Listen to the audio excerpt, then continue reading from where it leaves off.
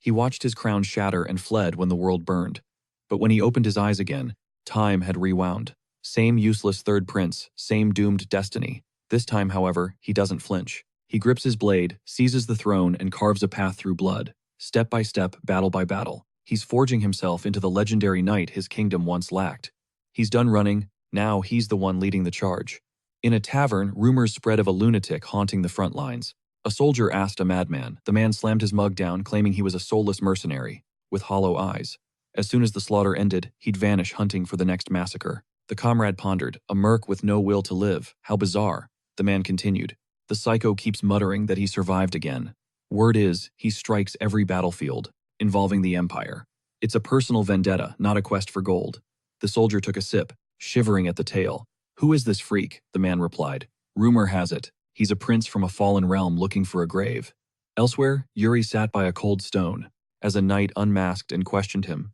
His only thought was finally ending his cursed life. The third prince of Briol, Yuri Briol, a name synonymous with the coward who ruined a kingdom, and the sinner who miraculously survived the purge 10 years ago. Suddenly, a casino erupted, bet it all.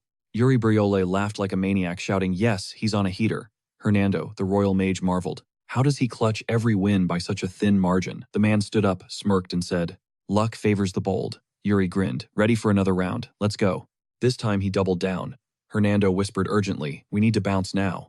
Stay longer, and we'll miss the summit. Suddenly a thug kicked their table over, snarling. Why they hadn't left while they were still breathing? You think we didn't catch you cheating? Absolute cap, Yuri snapped. Cheat. Do you know who I am? The thug scoffed. With that attitude, no noble. Maybe some fake king, Yuri chuckled. A king, huh? If I were royalty, you wouldn't be talking so much. Another man chimed in. What's his deal? He's baiting the empire and escalating the war. All these princes are the same trash. Useless sons like their fathers. What can these sword-swinging meatheads even do? Infuriated, Yuri smashed the table, roaring. The thugs froze in shock. Listen up, peasants. You idiots, I am the third prince Yuri Briol, and today you're all getting a one-way transfer. The men shrieked in terror at his name. Later, Yuri grumbled to himself. Why won't she just believe me? He stood on the street, explaining his father's emergency meeting. He'd already sent word through the comsphere, but Princess Catherine of Arna Granzine just stood there with her arms crossed in icy silence. Yuri pleaded, I'm just saying. Can't you give me a break for once? Catherine fired back. You think I'm not busy? Do you realize the effort it took to sneak out here incognito, just to see you? Yuri sighed, I get it, but my old man is MIA. I have to be low-key. I shouldn't even be here right now. Catherine smirked dangerously. Oh, so I'm just anyone to you? Yuri panicked. No, wait, Catherine scoffed at his lack of trust. Go tell someone you actually trust then. She stormed off, banning him from speaking to her. Yuri reached out, but she was gone. He stared at his pendant, feeling the weight of the mess. Making amends would be a nightmare this time. Meanwhile, a shadow watched them from the alley. From that day, the vibe turned toxic. Relations between Briol and the Empire reached a breaking point. Imperial provocations finally crossed the line, spiraling into a full-blown diplomatic disaster. Tension exploded into a scream. Invasion. The Empire has breached. Briol. Everyone evacuate. Yuri's eyes went wide. He bolted, throwing his jacket aside as the alarms wailed through the city. Clear the castle, he roared. Facing the rising smoke, Yuri realized the real war was here. Eras passed and blood spilled in an eternal war. Suddenly, a desperate scream pierced the air. Brother Joshua. Prince, you have to evacuate now, Yuri snapped back. What about the reinforcements? Are they coming? The House of Brioli stood as the ultimate titan, the continent's most legendary powerhouse. Yet, with Fiore Briole gone, the scales of war shifted toward the Empire's favor. Initially, he brushed it off as mere coincidence, desperately clinging to a dying hope. He was in total denial, but memories of blood-soaked battles forced a cold realization. Catherine sold them out. She was the only person he ever truly trusted with everything. The second his father vanished, the Empire launched their brutal assault. He prayed he was wrong. He risked everything to send Catherine a final message. The response he received was soul-crushing. A messenger bird touched down. As he unrolled the parchment, his world shattered into pieces. Just one word, sorry. Disappointment turned to dread as knights roared, get Prince Briol, get him. Kill him and the kingdom falls. Yuri gritted his teeth. These bastards just kept coming. He parried a lethal strike, tossing the soldier aside, but more blades swung from his blind side. After downing another foe, Yuri froze. The sound of heavy metal footsteps echoed behind him. Empire knights surrounded him like predators. As his sword was shattered away, he whispered, is this it? Yuri braced for the end, eyes shut. Blood sprayed everywhere. But when he looked, a knight stood guard. Laurent, he gasped, trembling. The dying knight begged for the prince's safety. Yuri screamed his name. "Don't stop," another shouted. "Run, your highness. If you die, Briol dies with you." "Run now," Yuri bolted into the shadows as the enemy screamed, "Don't let Briol escape." They reached a tattered shack. "He can't be far. Search every inch of this place." Cowering behind crates, Yuri realized his luck was running out. He needed a miracle to survive this. And his father, still no sign of him. The silence was deafening and ominous. He was likely dead. Suddenly, the door creaked open, a sliver of light cutting through the dark. His heart hammered. If he fell here, the Briol legacy would vanish forever. He prayed for a way out. He couldn't let the sacrifice of his fallen knights be in vain. Clenching his trembling fists, Yuri bowed his head as a knight approached with a strange plea. "Forgive me," the knight whispered. "The Empire will pay for their sins. Just go quickly." Soldiers were closing in. Yuri vanished into the tree line, his mind racing with one singular thought. Live, restore Briol, and burn the Empire to the ground. He swore an oath of vengeance. But that was just a boy's dream. Reality was a nightmare where everyone he loved died. What was all that blood for? He held his sword, not for glory but for self-punishment, waiting for someone strong enough to end his misery. Then a chilling voice cut the silence. "They say he's looking for a grave. Is that why you rush into death's jaws? Picking fights just to feel something? You're just looking for an easy way out. Self-obsessed to the end. Death is far too merciful for a failure like you," the man sneered. The stranger spoke with lethal intent. Yuri Briol, the third prince. Yuri's heart nearly stopped. Who was left that knew his name? The man unmasked himself, his eyes burning with hatred. Laurent Yuri's voice cracked. It was impossible. He had seen that man die years ago. Laurent gripped his blade. Briol burned because of the Flander family's cursed oath of honor. Our faith was a lie. Everything collapsed in a single night because of you, Yuri Briol. Yuri was a ghost, a dead man walking, finally facing the sins of his past. This was not a duel. It was a reckoning, a nightmare he could not escape. He thought death would bring peace, but the crushing weight of guilt followed him. A Briol never surrenders his honor. Then a voice pierced the void. "Yuri, wake up." Yuri's eyes snapped open. He lay in bed gasping as the past finally faded. "Fiore mentioned I'd been out cold for 3 days. Am I okay?" I muttered, jolting up. My mind immediately raced to my father, the man who should be dead. Bowing my head, I whispered, "So he's in hell too." It made perfect sense for me, but why was he here? But my father, Fiore, looked puzzled. I gripped his hand, thinking of a man who never stopped lecturing me about his unbreakable honor. He lived a pretty comfortable life. Suddenly, Fiore smacked my head, yelling, "What kind of crazy talk is coming out of your mouth?" Nursing my skull, I groaned, "Still hitting people in hell. Seriously," I demanded he apologize for that unprovoked strike right now. My eyes drifted to a vibrant leaf by the window. A chilling thought struck me as I gazed outside. Times. They aren't here. Asterisk. Outside, a maid beamed while the fountain glistened. It was too peaceful. I couldn't see any sign of the damned souls. Real hell should have eternal flames and agonizing screams. The devil should be mocking me, tearing my soul apart for my sins. Wait, if not hell, then where? My brothers suddenly appeared by my bedside. Is Yuri finally awake? Darkness claimed me again as they screamed my name, Yuri Briol. I was 13. Back at the very start. I figured it was a vivid fever dream, but I couldn't wake up. The world didn't end. The nightmare just kept looping. Forgotten memories played on repeat in my mind. Eventually, I had to accept the impossible reality standing before me. I had regressed to the spring of my 13th year. Fate had handed me a second chance, a redo at life. Eventually, the servants urged me to rise. I grunted a drowsy reply, only to be hit with a sharp wake-up call. Sword practice. My eyes snapped open. I scrambled to dress, calling out Ina, "Get in here quickly." I demanded my gear, specifically my bathing supplies. Ina just sighed, telling me to chill out for a second. With a gentle smile, she insisted on washing my face first. "Sit down, Your Highness," she teased softly. The image of Ina's blood-soaked body flashed in my mind. I hung my head, then turned to her. "Ina." "Yes, Prince," I looked her in the eyes. "Slap me. 3 times. Hard." She froze. "What is this treason?" "It's only treason if I don't order it," I countered. She hesitated. "You sure?" 100%. I, Yuri Briol, would never break my word again. Moments later, I was gripping a practice sword on the dusty field. Asterisk. Man, I forgot Ina had such a heavy hand. Asterisk. Soldiers walked by, but not a single soul offered me any damn ointment. Even Bernard ignored my swollen cheek. My stern instructor stood there, waiting for the first move. He was just going through the motions, not correcting my stance. When did he stop actually teaching me? I remembered Bernard telling Fiore, "He's brilliant on paper, but it's such a waste of potential. If the prince actually cared, he'd be our greatest asset." That was the turning point. That's when he gave up. Training became a mindless routine because we stopped seeing eye to eye. I knew exactly why. I'd gotten lazy and just stopped trying. I looked Bernard in the eye and finally spoke up. "Train me for real, starting today. I'm serious this time." Bernard studied me, his expression unreadable. He didn't know what changed, but he accepted the challenge. Bernard unleashed his mana. Fine. Let's see what you've got.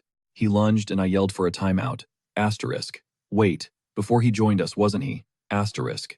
He was the legendary sword demon. Soon I was eating dirt. Asterisk. So this is how the demon trains. Brutal. Asterisk. If Bernard hadn't held back his mercenary instincts, I'd be dead. I squinted at the sun through trembling fingers. Asterisk. This is exhausting times, I thought times, but my stats are going to skyrocket if I keep this up. Asterisk. Not bad, Bernard muttered, stunned. I'd actually managed to parry every single one of his strikes. Asterisk. Where did he learn to move like that times, Your Highness? Ina sprinted onto the field, looking panicked. Drop the sword. The king has summoned you immediately. I turned, wiping sweat. The king, now, for what? Count Johannes is here with his son, she replied. My blood ran cold. Asterisk. Johannes's kid. Asterisk. The traitor who sold us out to the Empire in my past life. Got Bavaria, that absolute clown. I faced Ina. That moron. Where is he lurking right now? Soon the two families were gathered. The third prince looks sharp today, Johannes praised. Fiore just scoffed. Maybe he's finally on the right meds. If those pills work that well, I need some for my son, Johannes joked. Your boy is fine, Fiore replied. Gott meanwhile was looking at Cedric like he was a god. I shot Gott a look of pure disgust. Joshua nudged me. Hey Yuri, what's your problem? Got beef with him, Joshua smirked. I replied coldly, yeah. He stabbed me in the back. Just what is the great Yuri Briol planning? Frowning Yuri sensed that behind that ordinary mask lay a serpent. He's still obsessing over blending in with the crowd. Same old coward. Gott's scowl deepened as he glared up at Yuri. He'll stay put, Yuri stated. He just needs restraint. Privately, he knew every move was calculated for the boy's sake. Gott, I won't let this life end in disgrace like before. Looking back on it now, I remember our first clash, a total beatdown. That grudge was the spark that led him to eventually stab me in the back. Striding into the courtyard, Yuri called out, All right, Gott, let's see if those sword skills of yours are legit. Gott snatched the training rod, realizing Yuri wasn't a total amateur. Suddenly, Yuri's voice boomed. Silence. This kingdom has no room for spineless cowards. I'm not even a real knight yet, Gott shot back. Yuri roared. Aren't you sworn to protect this land? Well, yeah. Yuri swung his rod with lethal intent. Then prove it in a duel. Gott parried the strike, yelling, Cheap shot. Yuri just smirked, leaped back, and landed a brutal kick. Gott shrieked, the third prince. Yuri was demanding true nobility. He tossed his stick aside, leaving Gott baffled, giving up. Before Gott could blink, Yuri's boot connected again. The rod flew as Gott hit the dirt, howling in pain. Yuri instantly reclaimed the weapon, pinning it against Gott's throat. Listen up, Gott Bavoir. Yuri recalled how in his previous life this snake traded his father's pride for coin. He leaked secrets to the Empire. Your father is a legendary count and a paragon of knighthood, Yuri growled. Do you even deserve those titles? What's the point of your status? Gott stammered, but Yuri saw the guilt in his eyes. Survival was his only goal back then, but now he would be the unbreakable shield of Briol. Reaching down, Yuri offered a hand. Too much for your brain to handle. Way too much, Gott muttered. The boy was clueless. Yuri vowed he'd never tolerate a single knight falling into disgrace, himself included. Ask yourself this, why is your father a count who granted him that honor? Dig deep and find the truth. Yuri pulled him up, the tension thick. Think long and hard about what happened here today. I will, Gott whispered, retreating quickly. Joshua rushed over, eyes gleaming. Man, that was hype. Your combat is fire, Yuri smirked. Did you actually think I'd lose? Joshua nodded sheepishly. Honestly, yeah. Yuri gave him a deadpan look. Brother, do you realize what people call you? The biggest clown in the kingdom? And a total fraud, Joshua added. I'm done being that guy, Yuri replied.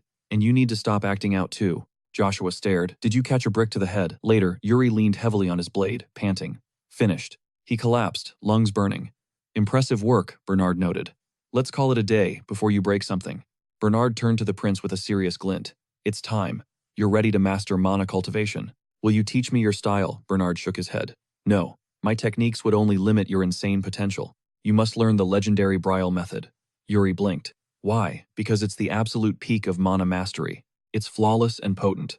Yuri knew it well. He'd mastered it in his first life. But Bernard sensed his hesitation. Looking for something else, just pondering, Yuri replied. Recommend a knight based on pure potential, not just current skill. He needed raw talent. Secretly, Yuri was eyeing a forbidden technique he'd never dared to touch in his past life. Bernard's grin widened. Potential, huh? If we're talking raw ceiling, Jared is your man. That guy. Strictly speaking of his ceiling, yes. Yuri's mind raced. He remembered Jared from before the rewind. They'd only crossed paths at the war's end. Jared was skilled, but how he survived that long was a total mystery. He recalled Jared's furious outbursts. Yuri wondered why, with potential that special, the world should have been his. Jared used to lament that he could have been a god if he'd actually tried. He just never sharpened his blade. When the war broke out, Yuri realized how nonsensical it all was. They were both just arrogant idiots back then. Yuri dusted himself off. Fine, let's go meet this legendary slacker. He pictured Jared's lazy face in his mind. Maybe this encounter would finally open his eyes. Later, he stepped onto the balcony where Russo greeted him. "Your Highness, what's up? Just checking the vibes," Yuri replied. Russo chuckled. "Everything is running smooth as silk. The recruits are grinding hard, though they're no match for you." Yuri scanned the training grounds deep in thought. They seemed fired up. "Where's Jared?" Yuri asked. Russo blinked. "The new kid? You mean the rookie over there?" "That's him." Yuri watched him, and finally got Bernard's point. Proper training requires a hunger to be the best. But Jared was doing the bare minimum, just enough to pass. "Keep this up," Yuri muttered, "and you'll be left in the dust. Sir Rosso, grab a wooden blade. He's joining the duel." Rosso nodded instantly, accepting the command. "Who's the target?" Yuri smirked. "That nosy brat." Soon a knight roared newbie front and center. "Don't die out there," Russo warned. Jared scowled as the prince approached. "Sir Jared," he started, "I've heard whispers of your legendary talent. Care to show me if the hype is actually real?" "As you wish," Jared replied coldly. Yuri lunged, blade whistling. "Then, I hope I don't disappoint you." Jared parried effortlessly. Russo watched, impressed. Asterisk. Just as I suspected. Zero wasted movement in his style. Asterisk. The prince. He's actually keeping up. Jared gritted his teeth, a realization hitting him. Asterisk. No, this is wrong. Asterisk. It felt bizarre. He blocked every strike, yet his mind raced. Asterisk. His rhythm. It's unnaturally perfect. Asterisk. Asterisk. Like he's syncing with my every move. Asterisk. Yuri smirked. Bored. It feels like we're just playing games. Ready to get serious, Jared caught a punch. The prince thought times. He blocked it, just as expected. Asterisk. Those reflexes are pure animal instinct. He lunged again, but Jared vanished, resetting instantly. Yuri clicked his tongue.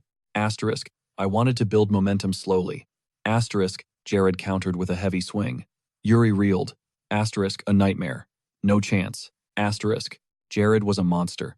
Despite his skill, Yuri locked eyes with him and unleashed a fierce flurry. Asterisk. I just need one solid hit times. He grazed Jared's side. Gotcha, he yelled as the knights gasped. Did he actually land that? Someone stammered. His Highness is cracked. The prince took a sharp breath. You're not holding back, right? Jared stared speechless. A cold chill ran down his spine. This is insane. He's the aggressor, yet I'm the one feeling backed into a corner. Jared lunged, but Yuri danced away. What a waste. Jared's knuckles turned white, gripping his hilt tight.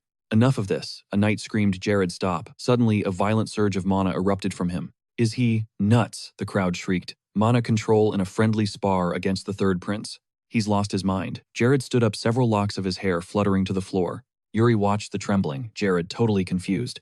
Panic erupted. Your Highness, move. He's gone rogue. Is he okay? Yuri waved them off. Relax. Is this your first time seeing a real spar? Someone pointed at his head. Yuri casually tied a rag around his wound. Sword up, Jared. Now it's getting fun, I'm not stopping. He charged, fists flying. Jared realized times. This prince is built different. Asterisk. Asterisk. Is he at his limit? No, he's shattering them. Times Jared's heart hammered violently against his ribs. Asterisk. My blood is literally boiling. Asterisk. It was a sensation he'd never felt, even against legendary opponents. This young prince was stirring something primal. Yuri's sword became a lethal blur of steel, relentlessly hunting for a gap. Oops, he laughed. Jared gripped his hilt, unleashed mana, and swung. Asterisk crack. Times Yuri's wooden blade shattered into splinters. The prince exhaled, a faint smile showing. Game over. Jared stared, paralyzed. I just realized something, the prince muttered.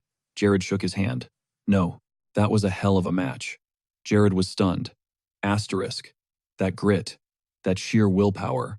Asterisk. Asterisk. I've never seen anything like it. How can a kid possess such spirit times? Yuri blinked, confused. What are you doing, Jared? Looked down. He was still death-gripping the prince's hand. He panicked. Planning to crush my hand, Yuri joked. Jared realized he'd drawn blood, yet remained frozen. Jared snatched his hand back, stammering an apology before bolting. Yuri chuckled. Just a slip-up. He collapsed on the grass, lungs burning. Behind him, the knights cheered. The prince was legendary. The captain entered the field. Rosso noticed immediately. Captain, when did you get back? The leader sighed heavily. Just now. His eyes locked onto the exhausted prince on the ground. Days later, Jared was in the garden when a voice stopped him. Shift's over, isn't it? He turned to see Prince Yuri looking thoughtful. Come on, we've got places to be. But I need to train, Jared protested. Yuri glanced back. Seems you've finally cleared your head. And you can thank me for that. You owe me one. Jared sighed. Fine. Yuri grinned. Perfect. He smirked. Asterisk. He's finally putting in the work, even if it's still not enough. Asterisk. Asterisk. But for now, this works. Asterisk. Jared asked where they were headed. Yuri just winked. Follow my lead. Jared urged caution, fearing the risk. But Yuri brushed it off, revealing they'd have extra backup for this raid. When Jared pressed for a name, Yuri cupped his hands and roared Hernando Briol's very own royal mage. Hernando spun around, confused by the commotion. Yuri didn't waste time demanding the mage's assistance for their secret mission. The mage initially declined, citing urgent business, but Yuri played his trump card, complete forgiveness of Hernando's gambling debts. That stopped Hernando cold. After a tense pause, he asked for confirmation, and Yuri promised to wipe the slate clean. Questioning Yuri's honesty, the mage crossed his arms. Yuri smirked, knowing he only ever flubbed the truth at the tables. Hernando quipped that he'd actually never seen the prince anywhere else. Yuri simply rolled his eyes at the old mage's sarcasm.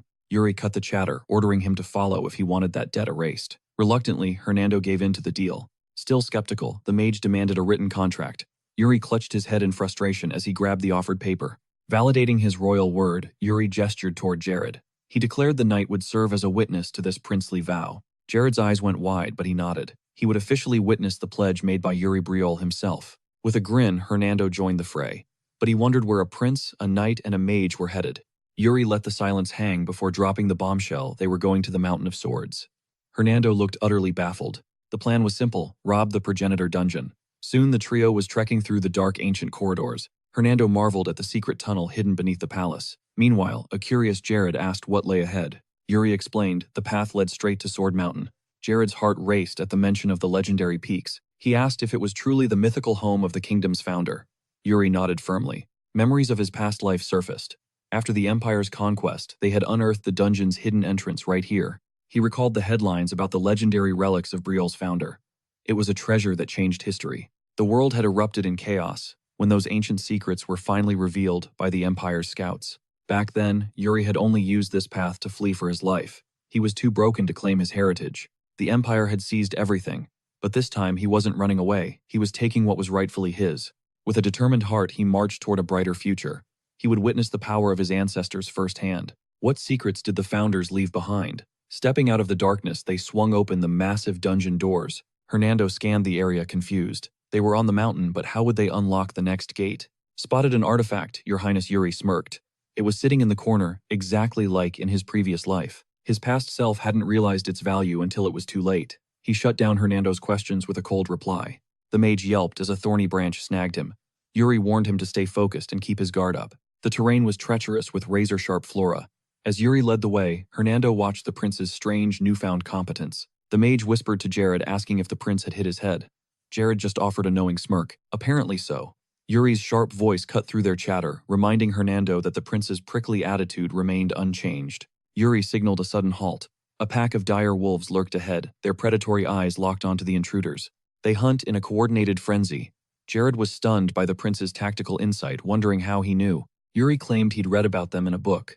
Hernando's jaw dropped, finding the idea of a studious Yuri hilarious. The prince suggested a stealthy bypass, but Hernando's clumsy foot snapped a dry branch with a deafening crack. The mage's nervous laugh didn't help.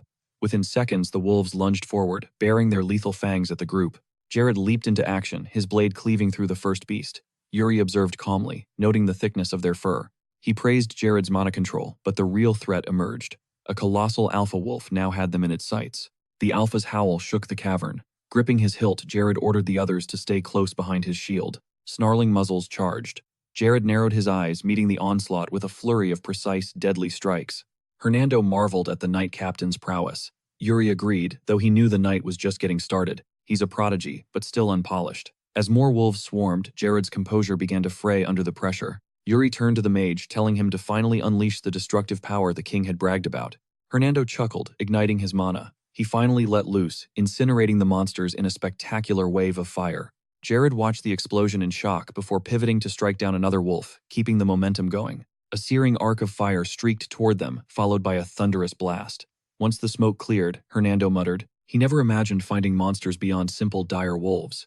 Jared scoffed, noting that's exactly why they were running late. But finally they stood at the summit of Sword Mountain. Scanning the peaks, Jared questioned, Your Highness, are they actually here? This place is a total wasteland, not a legendary treasure vault. Yuri turned his eyes, narrowing. He was certain the secret was close. There had to be something. Suddenly, he pointed toward the shadows, found it. As Yuri approached a glowing stone, Jared let out a panicked yelp.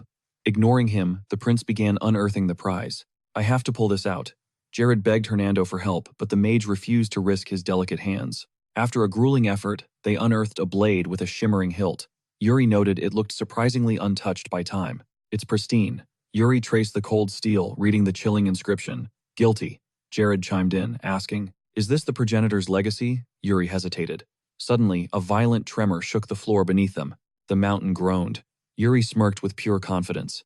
It looks like we're about to find out. Boulders shattered as the floor vanished, sending them plummeting. Yuri crashed hard, landing directly on top of Jared's body. Did he use mana to shield himself? Impressive.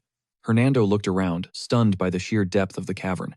We're way down. Yuri's face darkened. Tell me, did you only think of saving yourself while abandoning your prince? Hernando laughed nervously, claiming survival instinct took over. Suddenly, an eerie rhythmic scraping echoed from the darkness behind them. The sound made their blood freeze. Hernando pointed frantically into the gloom. Your Highness, look, Yuri didn't believe him. That won't work on me. Hernando shrieked. No, I'm serious, there's an actual ghost. Yuri turned, his heart stopping. A knight with glowing red eyes emerged. It was the legendary Death Knight. Yuri snarled, kicking Jared to his feet. Get up now. Jared scrambled up, shaking as he looked around in confusion. Spotting the undead warrior, Jared stepped forward. Stand back, Your Highness. I'll be the one to end this monstrosity. Yuri watched his knight's reaction, quick but reckless. A Death Knight is exactly what the name implies. A warrior reborn from the grave, wielding far more devastating power than they ever possessed while drawing breath. To their shock, Yuri stepped forward. It's fine, he isn't a threat. Jared blinked, asking how he could possibly know. My gut says the sentinel of our ancestral tomb wouldn't dare strike one of its own. Fight me, Yuri Briol. We share the same royal bloodline. It only makes sense, right? The Death Knight gripped his hilt. Careful, Your Highness, the others screamed in absolute terror. The blade flashed, stopping inches from Yuri's face before stabbing the floor. Hernando gasped, certain the prince was dead. The prince's head, it split. Yuri glared back, telling the mage to shut his mouth and show some respect. Only a few hairs were cut. The knight sheathed his blade, noting Yuri's familiar arrogance. Who? Yuri asked. Eric Briol, the phantom rasped. Jared gasped. That name. It can't be. Hernando froze. That's a name every citizen knows. The ultimate swordmaster, who conquered the entire continent with a single blade. The founding father and first king of Briol. Yuri's eyes narrowed. So he was the first to arrive here. Precisely. Without Briol blood, you won't have the strength to even budge this holy blade. So this is the invincible blade of the progenitor. The knight nodded. He had personally used it in battle. The knight looked at Yuri, confused. Why that look? Do you look down on this blade because of its history? No, I just feel like a thief taking another man's pride. The knight loomed closer. State your purpose, descendant. Yuri gripped the hilt firmly. I am Yuri Briol, third prince of this era. I've come to claim my birthright. As Eric's descendant, I demand the legacy be passed to me. The knight turned away, his long vigil finally ending. The hour has arrived. I shall complete my mission and grant you the power you seek. Yuri followed the undead knight deeper. Jared watched, his mind reeling. They were actually talking to a legendary specter. This wasn't the life he expected as a royal knight. Yuri snapped his fingers. Jared, what are you waiting for? Jared's eyes widened in total shock. Did the prince really just ask him to follow him into the unknown? He's coming. Jared gripped his head, convinced the madness of this place was finally rotting his brain. I'm coming. The Death Knight halted near the crystal, sinking into a seated position. Light flooded the chamber. I hope you're worthy of this, the knight rasped. Yuri's eyes sharpened as he scanned the area. Where is he hiding? Yuri muttered. A shadowy figure emerged. Ancestor, wait. No. This wasn't human. The phantom lunged its blade, whistling through the air in a deadly arc. Mana control, Yuri realized.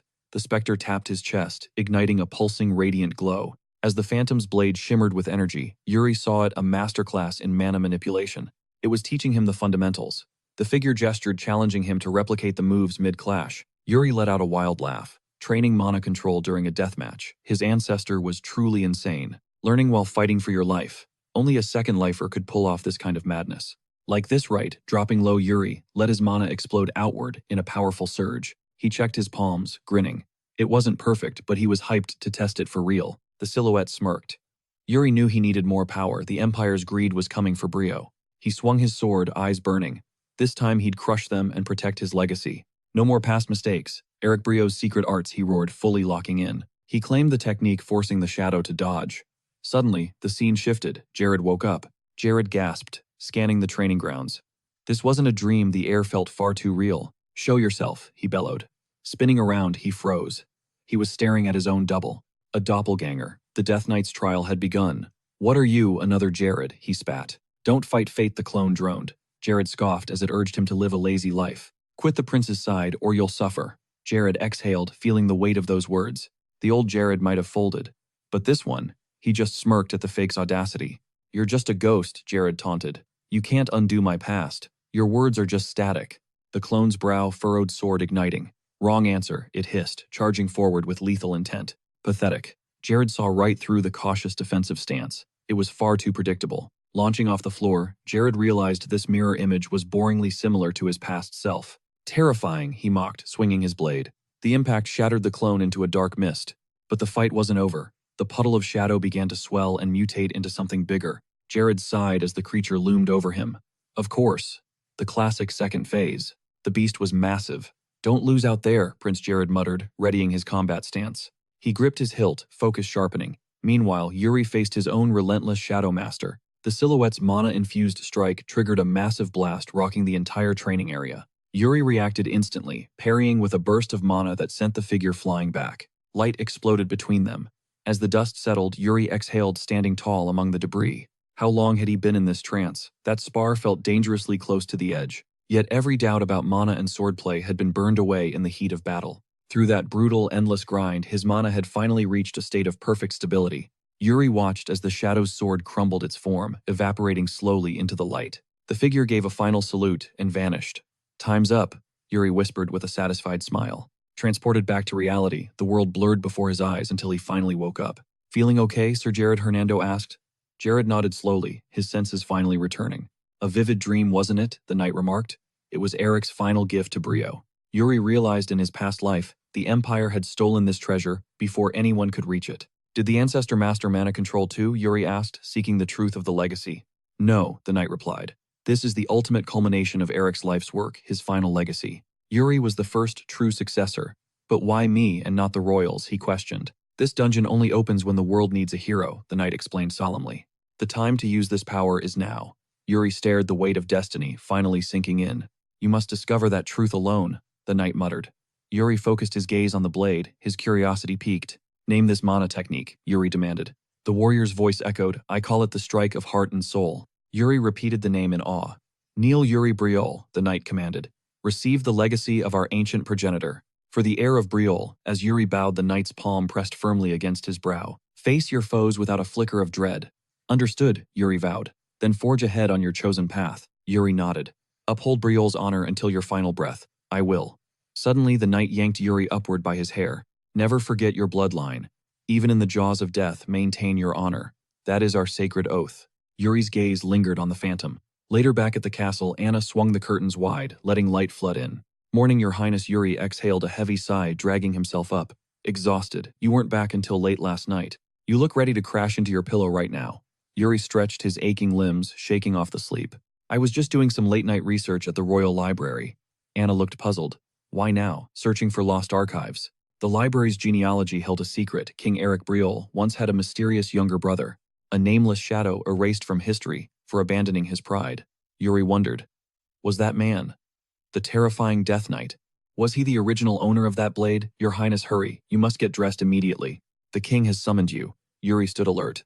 Any reason why? I'm not sure, Anna admitted, but the summons came right after Sir Hernando's visit. Yuri's brow furrowed.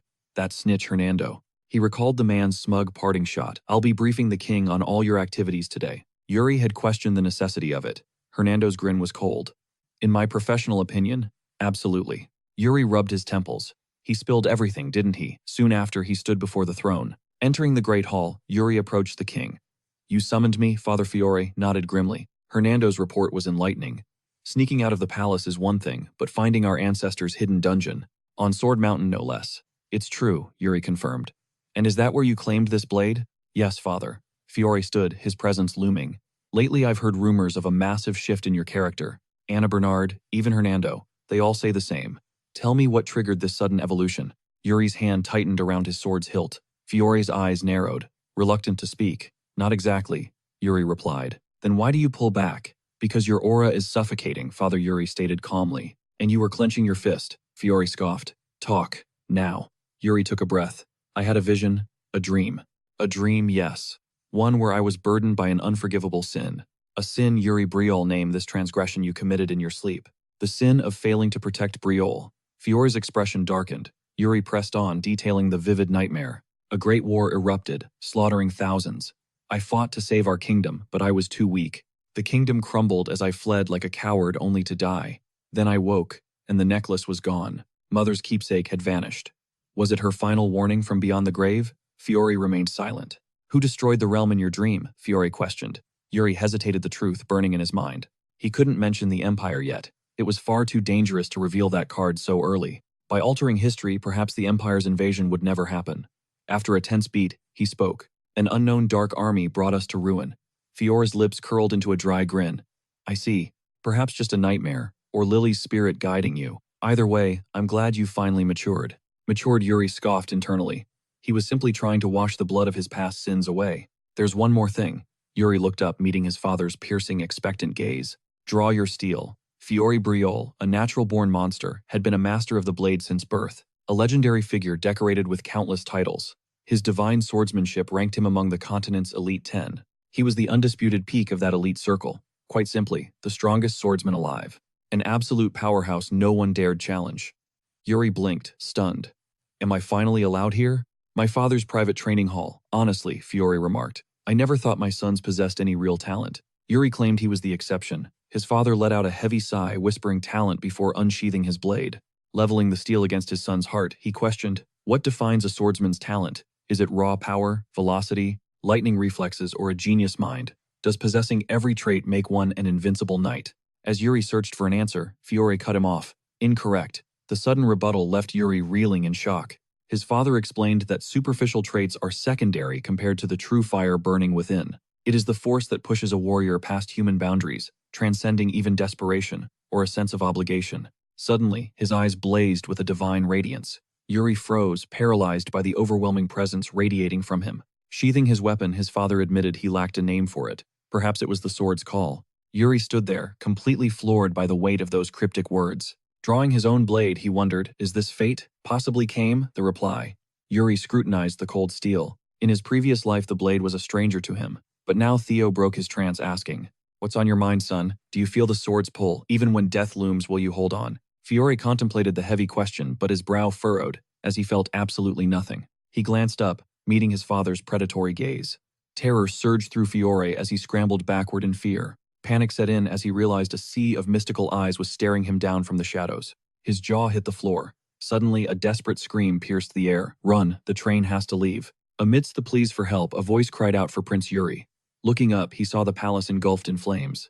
A brutal skirmish raged outside the gates where knights fought tooth and nail until the ground ran red.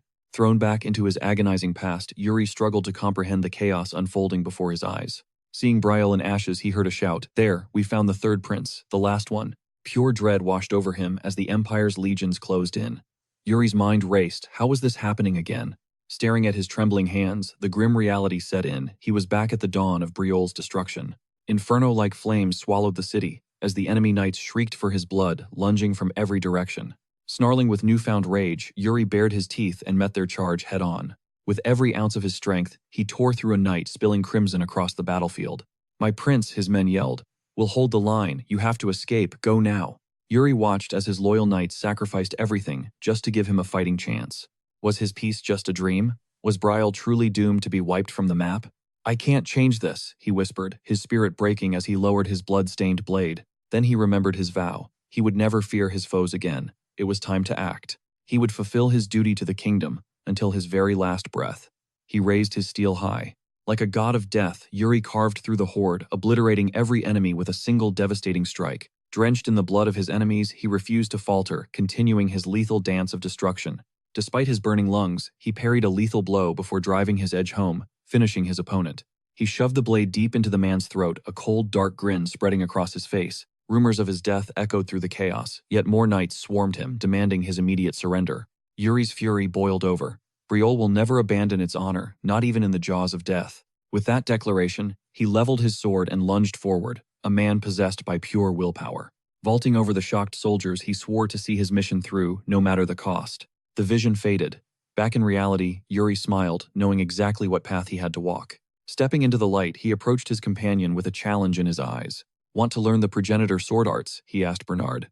The man's eyes widened with intense curiosity. Yuri warned him that the training would be hell-fitting for someone known as the Sword Demon. Bernard didn't flinch, claiming he had already anticipated the brutal road ahead of him. "Fair enough," Yuri countered, "but that won't save you today." With a metallic ring, he drew his blade. He claimed this legendary blade technique was purely about mana manipulation. Leveling his sword toward the horizon, a vibrant azure aura erupted, flooding the room with light. Bernard smirked, confirming the two were fundamentally one and the same. It was a total revelation that mana control existed solely to amplify one's swordsmanship. Yuri shut his eyes tight, processing the shock, warning that the path ahead was treacherous, especially since the technique was only half-mastered. Bernard pondered the situation, then fired back that it was actually perfect. Yuri's jaw hit the floor. Was this guy seriously for real? Bernard dipped his head, declaring that even an incomplete mastery was sufficient. In exchange, he'd remain stationed in Briolle. Pressing a hand to his heart, he insisted that even fragments of the method held profound ancient secrets. Yuri marveled at the man's sheer audacity, a faint knowing smirk finally tugging at his lips. He finally caved. "Fine. You're staying in Briolle as promised, right?" Bernard gave a firm, resolute nod. Pivoting sharply, Bernard shot him a challenge. "Want to see it in action?" Yuri didn't hesitate for a second. "I'll show you the whole truth." He unleashed a spell that shook Yuri's very soul. Then Bernard casually noted that he'd left out one tiny detail. Yuri stood there dazed as Bernard let out a sharp, mocking chuckle. He had intended to stay in Briolle from the start. Yuri froze, completely blindsided by the sudden revelation. Bernard added that the king expected them to be side by side for at least another 10 years. Yuri tried to demand an explanation, but Bernard cut him off. "Well, aren't you going to strike first? Fine, I'll make the first move." Suddenly, a violent magical pressure surged around his cold steel. He charged at the prince, who was now shaking with pure, unadulterated rage. Yuri's knuckles turned white on his hilt. "Why tell me this only now?" Exploding with fury, Yuri lunged forward with a devastating high-speed counterstrike. Steel screamed against steel as their blades collided. Later that night, Yuri collapsed onto his bed, exhausted. Staring into the darkness of the ceiling, he realized the entire timeline was finally shifting. Briolle wouldn't fall to ruin because of his past failures this time. Even without drastic intervention, the fact that Bernard was staying was proof enough. The future felt hazy, yet things were undeniably changing bit by bit.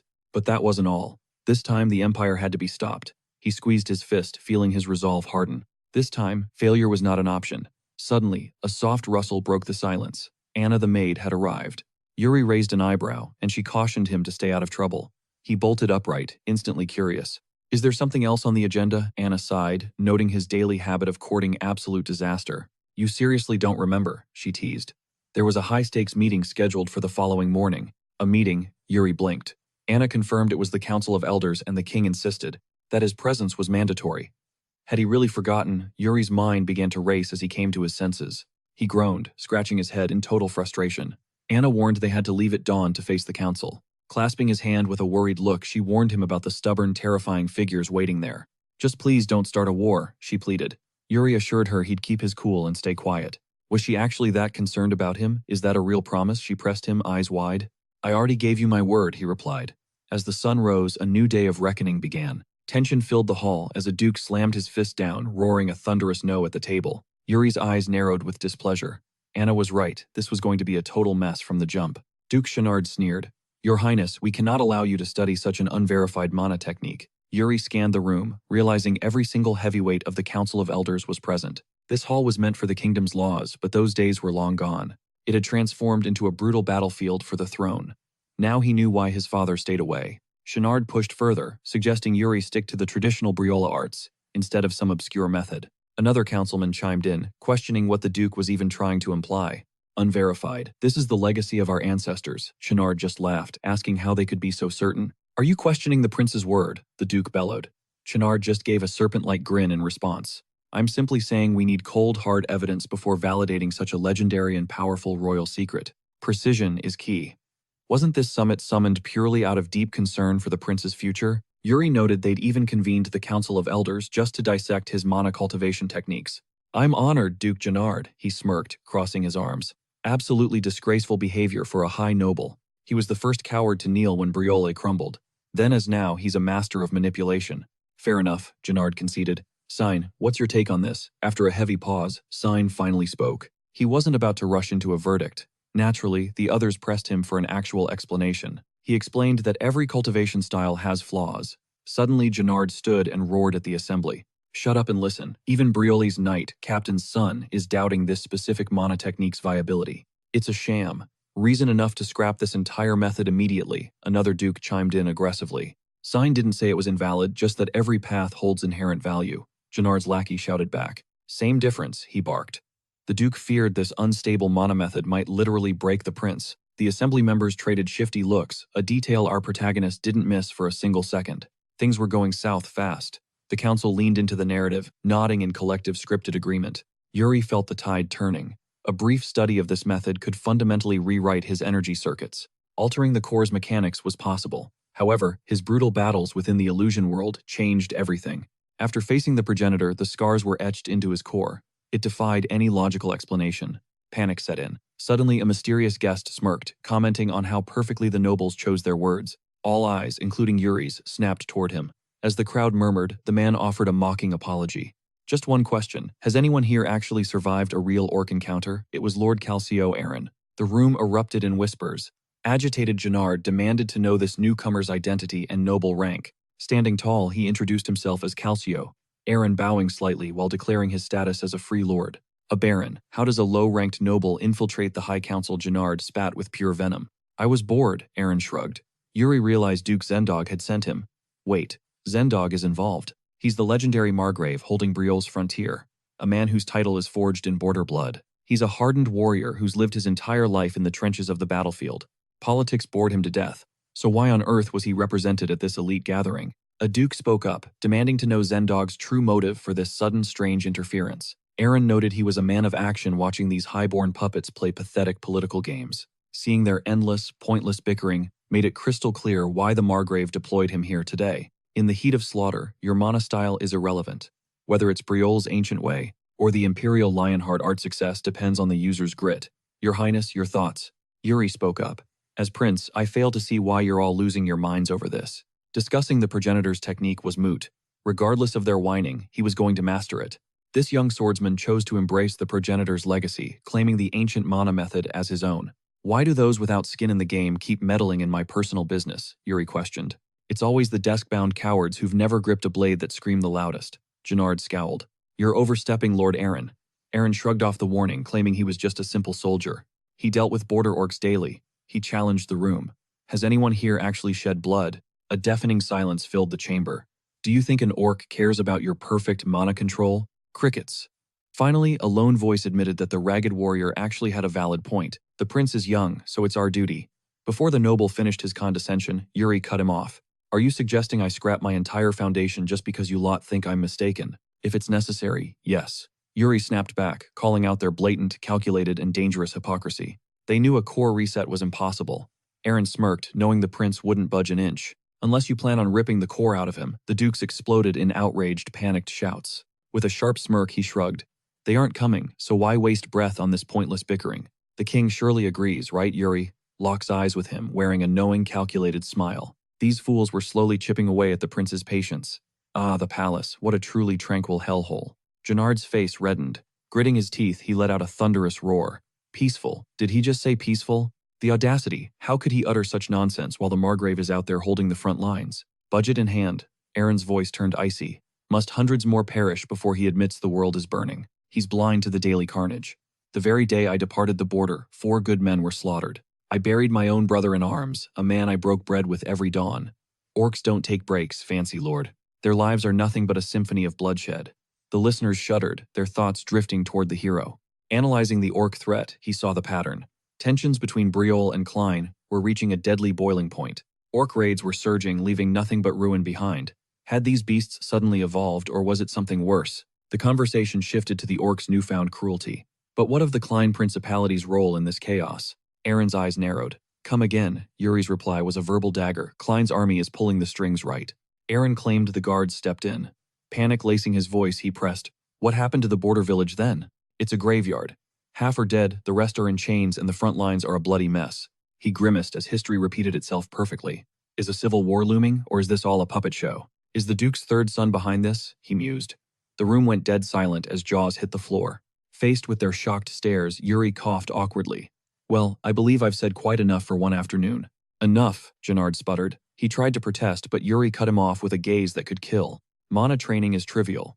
We need to focus on surviving the Klein invasion and the relentless orc hordes. Gennard's fury spiked. Stop meddling in the whims of a brat who clearly doesn't know his place. Blame it on puberty. As dusk fell, Aaron projected Sandok's face through a flickering mana crystal to debrief. So the third prince actually said that. Aaron nodded. The word is out, he's not the boy he used to be. Your thoughts, Sandok probed. Aaron replayed Yuri's warning about Klein's direct involvement in his head. He chuckled. Kid's got more spine than I thought. Sandok narrowed his eyes. Watch him, closely. Sandok ordered a total tale. Aaron shrugged, noting the prince still acted like any other typical royal brat. Want me to dig into his past? If you must, Sandok replied. Aaron stood ready to hunt for secrets. Consider it done. Sandok gave a curt nod before his image vanished into thin air. Aaron stared out at the stillness, disgusted by the prince's calm, while soldiers bled out in the mud. A movement caught his eye. A cloaked figure was slipping through the shadows. It was the third prince himself. He blinked, second-guessing his eyes. Impossible. But Yuri was indeed making a daring escape from the royal grounds. He looked at Hernando, reminiscing. Used to do this a lot as a kid. Kind of pathetic, right? Escaping was practically my cardio, he joked. Yuri raised an eyebrow. So, you're a professional runaway then? I was a real nightmare back then. Heads up, that girl over there is definitely clocking us. Thinks she knows us, and why the messy look? You're royalty. Just walk out the front door. For me, it's a walk. With you, it looks like we're plotting to overthrow the government. So what's the plan? Something scandalous. Yuri turned a flat look on his face. Not even close. If I were doing something scandalous, you're the last person I'd bring. Hernando's ego took a visible hit. Seriously though, where are we headed? Yuri smirked, his eyes gleaming. We're going to the casino. The shadiest underground den in the city. Hernando froze. Wait, didn't you say, no bad things today? Trust me, we're being good. Now lead the way. You know exactly where it is, don't you? I usually only end up there after a few too many drinks. Hernando started, but Yuri cut him off. Yuri stopped and locked eyes with him. Just remember, everything we do tonight is for Briol's future. Hernando blinked in disbelief. Don't even explain. How deep does this plan of yours actually go? The pieces were moving exactly as predicted. Every calculated risk was a gamble for the kingdom's survival. Every detail was meticulously calculated in his mind. With sharp resolve, he finally agreed to fulfill the Emperor's daunting request. The thrill of the gamble surged through him. His plan, to tear this casino apart using memories from his past life in Briol. Whispers of his name haunted the streets. He was the undisputed kingpin, a ruthless loan shark ruling the city's darkest corners. A titan of the merchant world, he dominated the continent's trade. Beside him stood the girl who famously decapitated a mob boss. She was the living nightmare of Briol. More than just a simple assassin, she was the one who ended his previous life. The current king of debt was a man named Goryo. Trembling with feigned respect, Goryo bowed low while clutching his chest. He acted shocked that a high-ranking noble would step into his world. Yuri's expression remained cold as he began to speak. Their masks had already slipped. Hernando's voice shook with pure terror, but Goryo only responded with a chilling, predatory smirk. The king's mage and the third prince themselves, Goryo chuckled. Even royalty has limits to their power in this place. But someone has to take the fall, right? Yuri snapped back, making it clear he wasn't there for petty games or gambling. Goryo's eyes gleamed with dark curiosity. He gestured toward the high-stakes tables, inviting them to sit for a much deadlier conversation. They settled into the velvet seats. Hernando leaned in close, his frantic whispering filled with absolute desperation and fear. He begged Yuri to walk away, but the prince silenced him instantly. Goryo joined them, his presence heavy and suffocating. I hear you're not here for the cards, Goryo mused. Does that mean you've come to beg for a massive loan? Yuri didn't flinch. He was there to secure capital for a high-risk investment. A wide, mocking grin spread across Goryo's face. A charity, Your Highness. Skipping the royal banks usually means you're hiding something big from your father, doesn't it? You have dangerous ambitions, Prince. Yuri cut him off sharply. Enough. It's not your place to interrogate your superiors. Yuri's eyes flashed with authority. Goryo bowed his head in a mock apology, trying to hide the malice in his smile. The prince brushed off the disrespect. He was only there for the gold. Let's skip the small talk and talk business. Goryo pressed for the motive behind the massive loan. Finally, Yuri decided it was time to reveal a piece of his hand. He intended to buy Mgranja a rare spice from Klein. He knew a massive surge in demand was about to hit. Hernando nearly choked in disbelief. Goryo let out a short, mocking laugh at the prince's seemingly foolish choice of investment. Mgranja is premium stuff, but is it worth a fortune? Goryo doubted. Yuri stared him down. Everything will happen as I say. The mage suddenly recalled rumors of a brutal war erupting in the Klein Principality, with chaos spreading across the borders. Orcs were ravaging the lands, making trade impossible. He couldn't understand why spice prices would ever rise during such a massacre. Yuri simply wanted to stockpile every ounce of Klein spice in advance. Goryo saw a terrifying look in the prince's eyes. He realized in that moment that Yuri Briole was nothing like the useless, pathetic prince from the royal rumors. It was clear the prince was acting on information far more dangerous than what he had just revealed to them. Time to settle the numbers. Yuri leaned forward. As an investor, not a prince, how much are you willing to bet? The tension in the room stayed thick for hours.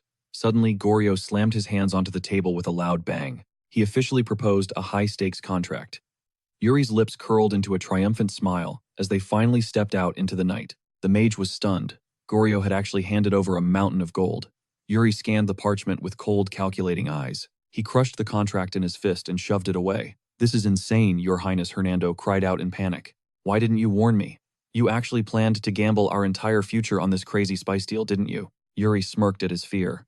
"If I told you the truth, you would have dragged me straight back to my father." Hernando made a disgruntled face before asking their next move. "To the trading floor." "Exactly," Yuri confirmed with a nod. He had a specific mission in mind. Magranja was a guaranteed gold mine, because the only alchemist with the recipe was in danger. Duke Klein's personal physician was destined to die in the coming war. Without him, the spice's price would skyrocket to heaven. He couldn't trust this secret to anyone. They eventually arrived at a desolate, crumbling shack where a single light flickered inside. The mage looked on in total confusion.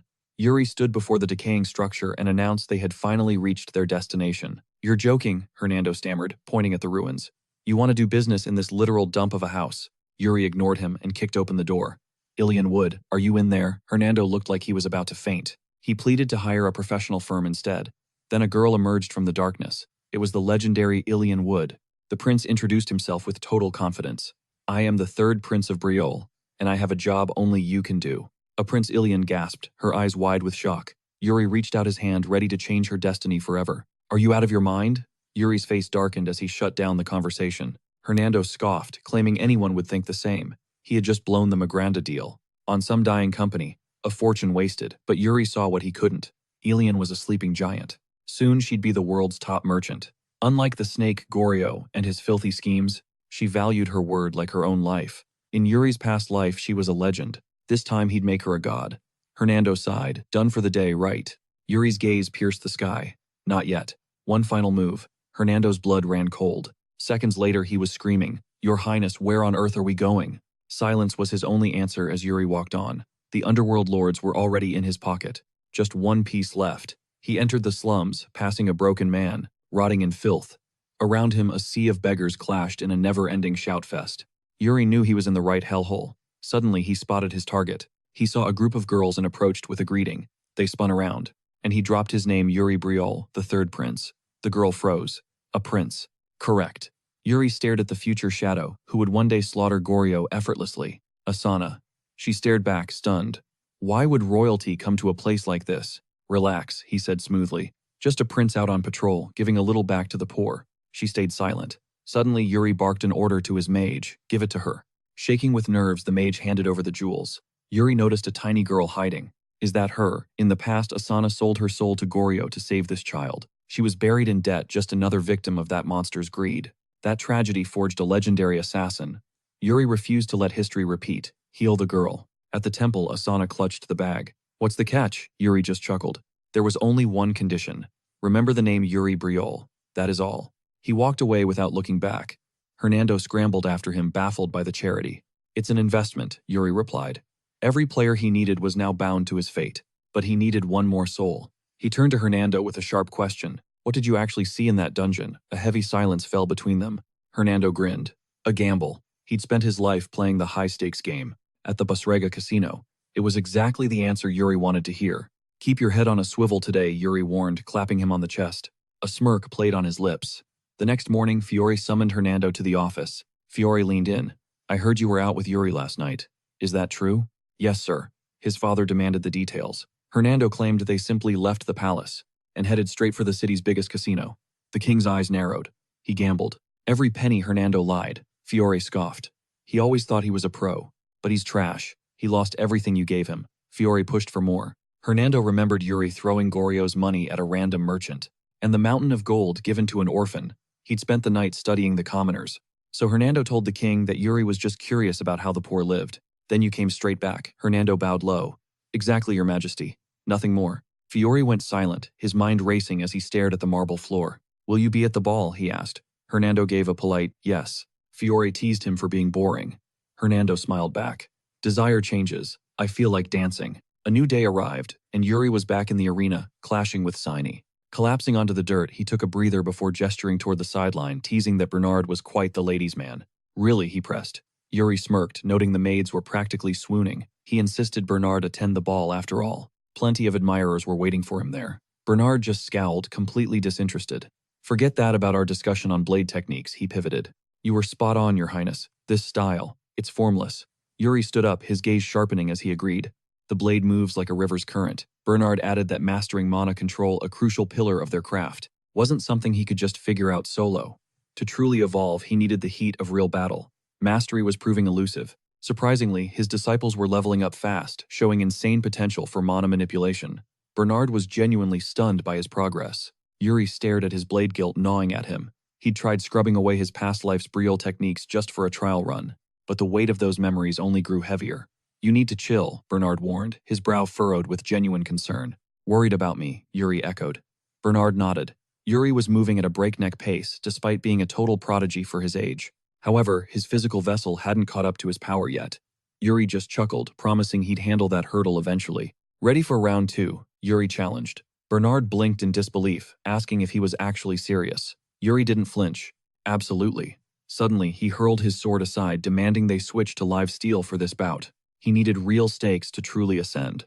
Bernard dropped his wooden trainer, his eyes hardening as he accepted the terms. Then came Yuri's wager he'd attend the ball if Bernard could land just one single strike. Bernard's focus tightened instantly. He shot it down instantly. Yuri pressed him, demanding to know why he claimed victory was inevitable when he never honored his word. He was the ultimate wall in any argument, leaving Yuri fuming. Narrowing her eyes, she barked a final command, "Just watch me." In an instant, raw mana surged through his blade. A violent aura erupted, drowning the room before a blinding supernova of light consumed everything. Determination flared as he moved to shatter those expectations. Their steel screamed in a fierce exchange, yet he couldn't land even a single blow. Time skipped forward to the Grand Imperial Ball. Gilded carriages flooded the palace gates, carrying a mysterious young duo toward the festivities. The man chuckled, noting how captivated she was by the opulence. Emerging from the carriage was none other than the Empire's second prince. George Ivana Granzian glanced at Katerina. After years of absence, the heavy atmosphere of the palace had her visibly on edge. A secret longing burned in her heart to see a certain someone. Moments later, Ina chirped, seeking approval for the prince's flamboyant new suit. He grimaced, complaining the look was total overkill.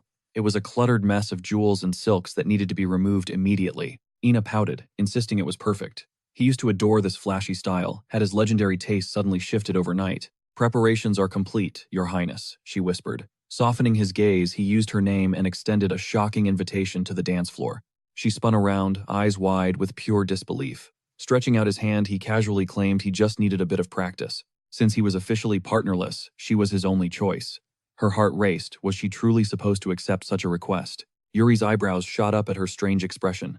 As their hands locked, she suspiciously accused him of planning to stomp on her toes. He scoffed, denying any childish pranks. In a heartbeat, the space between them vanished, leaving them locked in an incredibly intimate gaze. "Just match my pace," he murmured. A tidal wave of shyness crashed over her, paralyzing her mind as the world seemed to slow down. Ina piped up, teasing if his heart was fluttering. Since she was a dancing prodigy, he wondered just how many partners she'd actually had. She smirked, noting that despite her looks, she was actually a hot commodity who was quite popular in the social scene. It was her first time leading such a pint-sized partner. He told her to pipe down height. "Didn't matter when you had real skill." "By the way, Ina, you just crushed my foot," he deadpanned. She gasped, a fake apology, blaming a non-existent slip on the floor. Crunch. She did it again, flashing a mischievous grin. Ina claimed it was just another clumsy, totally accidental mistake. The orchestra struck a majestic chord, signaling the start of the gala. Couples swirled across the marble floor, in a sea of elegance. Fior remained perched on his throne, like a silent predator swirling a glass of crimson wine, while observing the unfolding chaos. He tracked Yuri's every move as the boy mingled with the elite. Yuri, however, was laser-focused on the horizon ahead. There he was, Duke St. Dog. The man radiated a lethal pressure that put every ordinary knight in the room to shame. Last time, only the lowly Baron Aaron showed. He was analyzing the Duke when his brother suddenly broke his concentration. Yuri questioned if his vision was failing, noting the sudden and frequent appearance of those spectacles lately. He brushed it off as nothing worth stressing over. Suddenly, a thunderous boom echoed through the grand hall. The massive doors groaned open. George marched in with pure main character energy, heading straight for the king's throne. After a firm handshake, the king welcomed him to their humble abode. George played the part perfectly, returning the royal gratitude. He introduced his younger sister to the court. When Yuri looked over, his heart stopped.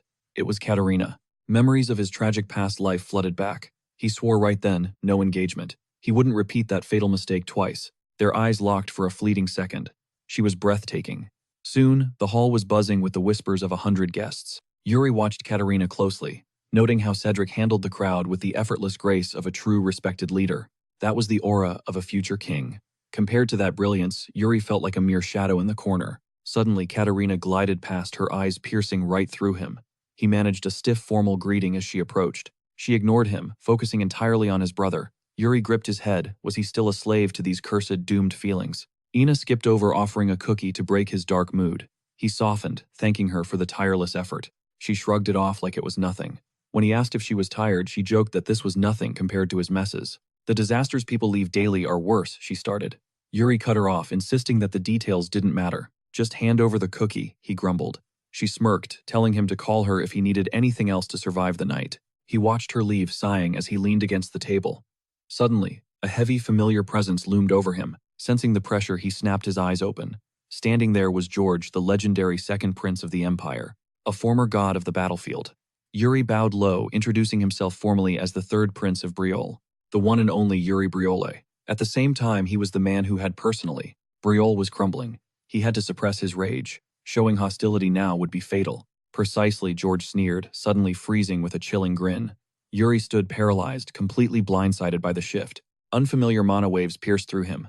George remarked, he was turning 13, truly the son of Fiore. What spectacular talent, he withdrew, leaving our protagonist fuming with white-knuckled rage. The pressure was lethal. Despite his age, his power was overwhelming. This guy was an absolute monster. Those siblings are cut from the same cloth. Passing by, he intentionally shoved Ina to the floor. Shattered glass and wine flooded the tiles. He sneered, claiming those vessels symbolized the imperial court itself. The damage was done. Ina trembled, pleading for mercy, but George just mocked her with a sigh. Yuri caught their exchange and went cold. He realized she had fallen right into his trap. George leveled his blade at her neck. Under imperial law, this blunder warranted immediate execution. Yuri saw through it. That psycho had targeted Ina just to get under his skin. Fiora stepped in, asking if he intended to ruin the royal gala. If he craved blood, then do it on your own soil. A heavy silence fell before George finally turned his gaze. He bowed, requesting understanding. After all, Briole and the Emperor shared a long history of respect. Fiore agreed, but questioned his sincerity. Tell me, do you still remember the events at Ghent? George smirked while Fiore pressed on. By executing a knight on Briole's soil, you stripped his honor. He was never held accountable. George simply replied that it was a necessary act of duty. To uphold the dignity of both nations, he recalled his father once executing an imperial knight. It wasn't by choice but necessity, so he suggested they settle the matter swiftly. Recalling the past made it clear the imperial family's very honor was at stake here. Bloodshed would be minimal. However, backing down now would be seen as defying the empire. Duties, ideals, and power aside, Briole never abandons its honor even in the face of death. That is the oath of Briole. Suddenly, Yuri shouted that she was his direct subordinate. Why hesitate like a coward? Her failures were his own. He cast his doubts aside instantly. He was still a prince regardless of his standing. If they had only considered his rank, everything would be different. He was a sinner once, and this life was his ultimate penance. He didn't choose this fate. He pleaded for her mercy, offering a duel in exchange. The hall erupted in mockery. George laughed hysterically until he suddenly went cold and agreed. Yuri the third prince, right Yuri, confirmed his title. George then asked another question. Can I just call you Yuri? Absolutely. The surrounding crowd was left utterly speechless. George turned, finding the prince's offer intriguing. Do you truly agree to these terms? Fiore scowled but conceded. It shall be as you wish.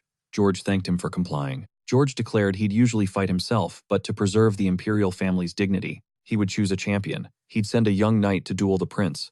Yuri bowed, thanking him for the mercy.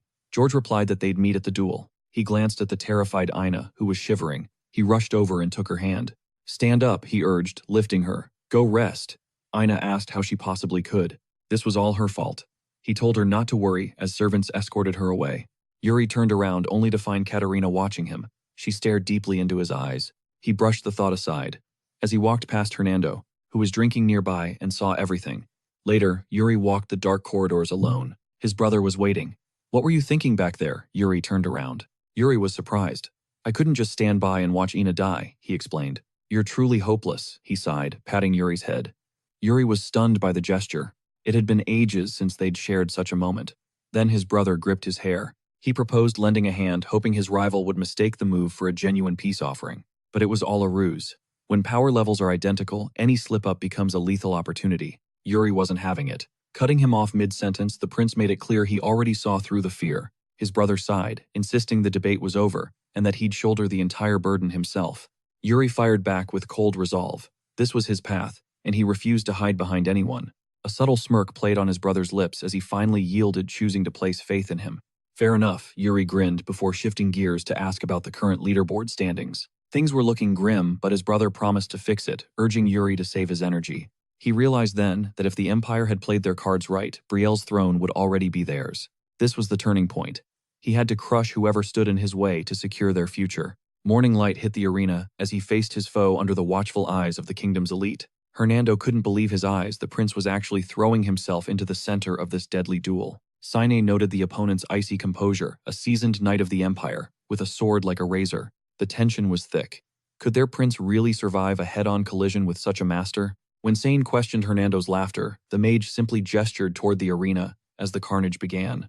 Unbothered, the protagonist let out a massive yawn and stretched his relaxed posture, radiating total confidence. The title of Great Mage is a myth, a peak that no mortal in the Mystic Tower has ever reached. It is a legendary rank reserved only for those who unlock the forbidden absolute secrets of the mystic arts. This is the study of fate, a path that grants total vision over the world's destiny. Only Hernando succeeded. Chosen by the world itself, he mastered the impossible, yet suddenly he was paralyzed by a chilling realization. What is with the face? The boy mocked. All that big talk, and he could not manage a single win. This was humiliating. For the first time since ascending his mystic path, the master of fate had lost. Was it just a fluke? He could usually read a person's entire life story with a single glance. But this child was a total void. Through the haze of his Sword Mountain illusion, a shadow emerged. Dark hair and piercing eyes, the unmistakable marks of Brielle's royal bloodline, stared back at him. That prideful glare belonged to the third prince. Desperate, he swung his blade one last time, refusing defeat. The illusion shattered. He collapsed, covered in blood and drowning in the crushing weight of total despair. In this new timeline, the chain of events triggered by a simple mistake felt like a dangerous conspiracy. He tried to ignore the suspicion, but the prince's erratic behavior during their patrol was impossible to overlook. Invoking fate investigation, he triggered a miracle he knew would change the course of history forever. The truth was terrifying. Prince Yuri possessed no fate. Hernando's lips curled into a mysterious dark grin. He brushed off the concerns, declaring Yuri harmless, just as the prince signaled his readiness for the clash. How long are you going to keep playing? George asked, questioning if the boy needed a moment. Yuri's confidence was unshakable. He was ready to end this, and his opponent mirrored that lethal determination. Fiore gave the signal. The duel was officially live. The atmosphere in the arena turned instantly electric. The knights tightened their grip.